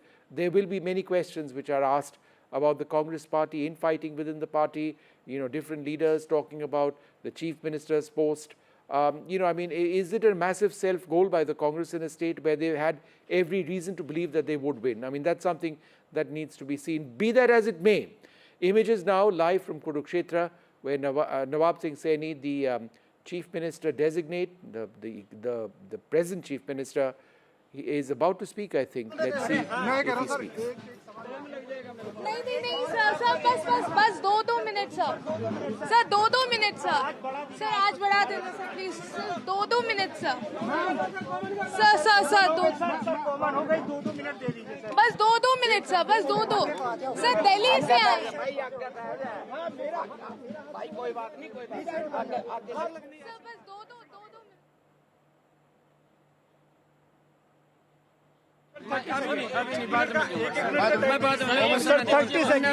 आपको भी पता है sir 1 minute का time sir 1 minute. Doesn't want to speak right now. I presume he'll give that. All these poor reporters traveling across the countryside been tasked to get that one soundbite of Mr. Saini. It would be nice if he obliges them. I'm sure he would at a certain stage. But prayers for the family over here. We just saw those images of him praying in Kurukshetra. We've got several reactions which have come in over the last little while, a sense of disbelief among members of the Congress, very strong candidates, and a sense of joy among BJP leaders. Let's take a look. Haryana के गरीबों ने, हरियाणा के वंचितों ने, हरियाणा के 2 करोड़ 80 लाख लोगों ने इस सरकार को चुना है और हम आदरणीय मोदी जी के नेतृत्व के अंदर गति से आगे बढ़ेंगे। मुद्दा ये था कि हमने जितना हरियाणा के किसान के लिए, हरियाणा के जवान के लिए, हरियाणा के पहलवान के लिए किया है, कांग्रेस तो कर ही नहीं सकती है। और ये चीज़ लोगों को पता है। वो लोग किसी प्रकार की कोई बात करेंगे, वो जनता को जो सही बात है वही पसंद आएगी, जो गलत बात वो पसंद नहीं आएगी। हमने किसानों के लिए भरपूर किया, बहुत काम किया है। इसलिए मैं तो आज इस समय इतना ही संक्षेप में कहना चाहूँगा कि जो चीज़ जनता ने महसूस की, कांग्रेस के भ्रम में नहीं आई है। यहाँ का लोकतंत्र, हरियाणा का लोकतंत्र बहुत ही परिपक्व है, जनता बड़ी परिपक्व है और जनता ने एक हमारे कामों पर, मोदी जी की नीतियों पर एक मुहर लगाई है और मैं इसका श्रेय जनता को देता हूँ, भारतीय जनता पार्टी के कार्यकर्ताओं को देता हूँ। ये हर उस लड़की की, हर उस महिला की लड़ाई है जो संघर्ष के रास्ते को हमेशा चुनती है। आज संघर्ष की जीत हुई है, सच्चाई की जीत हुई है और मैं चाहती हूँ कि हमारे लोगों ने जो प्यार प्रेम दिया है, जो इस देश ने मेरे को प्यार प्रेम दिया है, उसको मैं हमेशा बना के रखूँ, उनके विश्वास को हमेशा बना के रखूँ। कि अभी वेट कीजिए थोड़ा सा, अभी सारे रिजल्ट नहीं निकल के आए हैं, एक एक सीट निकल के आ रही है। पहले हमारा भी पीछे चल रहा था लेकिन हम भी लीड में आए हैं, तो अभी रिजल्ट चल रहे हैं, अभी क्लियर नहीं हुआ। जब सर्टिफिकेट हाथ में आएगा तो कांग्रेस पार्टी की सरकार बनेगी। देखिए, ये कांग्रेस के तरह तरह के रोने के तरीके हैं। ये कई फ्रिक्वेंसी में रोते हैं, ये फ्रिक्वेंसी धीरे धीरे बढ़ती चली जाएगी। ठीक है जी। तो भाई सुबह तो तुम नाच रहे थे, सुबह जो तुम कह रहे थे राहुल गांधी ने कमाल कर दिया, सुबह हुड्डा साहब कह रहे थे मैंने कमाल कर दिया, तो इलेक्शन कमीशन बदल गया। अब जो सवेरे था इलेक्शन कमीशन वही अब है इलेक्शन कमीशन। पर रोने के तरीके हैं इनके। So the BJP has taken a major lead in Haryana, as we already know, and I'm joined with Pradeep Bhandari here. Thank you so much for speaking to NDTV, sir. So, sir, with respect to, of course, Haryana, what are the feelings at this point?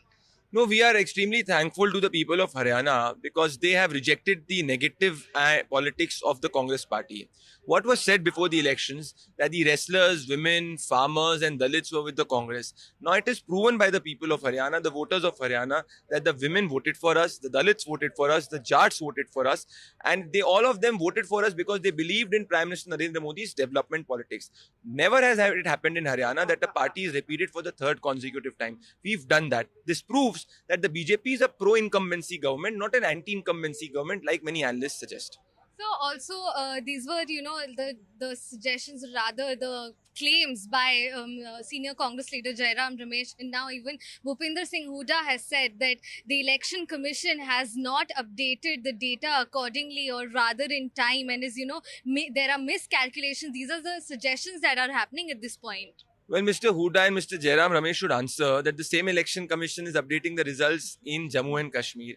How is it possible that the same body, they agree in one state and do not agree in another state? It's not a body which is run by the Congress or the BJP. It's a constitutional body. Now, coming to this, if Mr. Ramesh believes that the election commission is not updating in time, then Mr. Ramesh should also say the similar thing on Jammu and Kashmir. But because in Jammu and Kashmir, their alliance is getting favorable results, so they are silent on that. This speaks about hypocrisy of the Congress party. The election commission already has given an official response to it. Right. Speaking about Jammu and Kashmir, let us get into it. The BJP has not made a lead there. Of course, the Congress, along with the National Conference, is leading there. And speaking about the Kashmir Valley as well, what were the expectations to begin with? No, as far as I see, we've got 29 seats. That's what the total lead is, which is better than what our earlier best of 25 seats was. If you see the vote share, we've got 26% vote share, which is 3% more vote share than the National Conference. So overall, the Valley and Jammu have voted for us. Now, it is understandable that in the Valley, we do not have a base vote, so the NC has consolidated rather than the independents. I am hopeful that we will touch a figure of 30, but even if you leave that aside, side, it's a vote for democracy, it's a vote for constitution, because for the first time Jammu and Kashmir witnessed a very historic voter turnout. And after that historic voter turnout, it has become final that if you compare two mainstream parties, which is the Congress and the BJP has got 3 times the seat of the Congress party and 3 times the votes of the Congress party. So when it comes to choosing between two mainstream parties, even in Jammu and Kashmir, the BJP is a preference, not the Congress party. जो मेरे पास खबर है, we are touching the majority. Congress is getting majority. हाँ, मेरे पास खबर है, कई जगह काउंटिंग रुकी हुई है, जैसे रोहतक शहर की रुकी हुई है, और कई जगह है जो कंफ्यूजन क्रिएट किया, डाटा अपडेट नहीं किया, कंफ्यूजन क्रिएट हो रहा है, डाटा अपडेट कराने में इलेक्शन कमीशन हुआ, तो डाटा अपडेट करें, और जैसे मैंने कहा, ये खेल है, बॉल कभी इधर कभी उधर, लेकिन गोल हम मारेंगे। अब ये खबर आई है कि कांग्रेस के जो वरिष्ठ नेता हैं जयराम रमेश, उन्होंने एक कंप्लेन किया है चुनाव आयोग से, और उसमें ये कहा गया है कि पिछले लंबे समय से कई दौर की जो काउंटिंग हुई है वो रिफ्लेक्ट नहीं कर रहा है इसी की वेबसाइट से। कुछ लग रहा है, क्योंकि जो मॉनिटर बीच बीच में देख पाते हैं, ऐसा लग रहा है। आज जब ऐसा नतीजा आता है तो निराश हो जाते हैं सब, निराशाजनक बात है ये। लेकिन अब हमको इन सब बातों को देखते हुए नए सिरे से आगे सोचना होगा, क्योंकि जो ये अभी चल रहा है बिजनेस एज यूजुअल, ऐसा तो नहीं चलेगा। कहाँ हमारी कमियां रही हैं, क्या कमियां रही हैं, इसके बारे में देखना होगा। कौन जिम्मेवार रहे, पार्टी को किस तरह से स्टेट में सींचा नहीं गया, तालमेल नहीं रखा गया, जो कौन लोग हैं जो जिम्मेवार थे सबको साथ लेकर चलने के और पार्टी को एक दिखाने के और सबको बैलेंस आउट करने के, वो भी बातें हैं। स्टेट में क्या मैसेज गया है, किस लिए लोग कांग्रेस की सरकार बनाते हुए पीछे हट गए हैं। जो एक माहौल बनाया राहुल जी ने, वो उस माहौल को एकदम निगेट कर दिया, ख़त्म कर दिया। इसके लिए क्या कारण हुए, ये सब बातें देखनी पड़ेंगी। मैम, आप जो कह रहे हैं कि तालमेल की कहाँ कमी रही, या एक माहौल जो था वो सक्सेसफुल नहीं रिजल्ट ला पाया, तो आप इस चीज़ को आप मानते हैं, शुरुआती मंथन कह लें, आप मानते हैं कि तालमेल की कमी रही और ये वजह है, बड़ी वजह है? देखिए, ये हमने पहले से कहा था। आप जानते हैं कि मीडिया के सामने ये बातें पहले हुई थी। चुनाव के समय ज़रूर हमें लगा कि हमको सबको मिलकर चुनाव लड़ना चाहिए। बहुत कुछ होते हुए हमने सारी चीज़ें ढकते हुए चुनाव लड़ा, मिलकर चुनाव लड़ा। लेकिन जिस तरह से उसके as a run up election तक और इलेक्शन के दौरान बहुत सी बातें हैं, आज कहना अच्छा नहीं लगेगा, ऐसे लगेगा कि हम पुअर लूज़र हैं।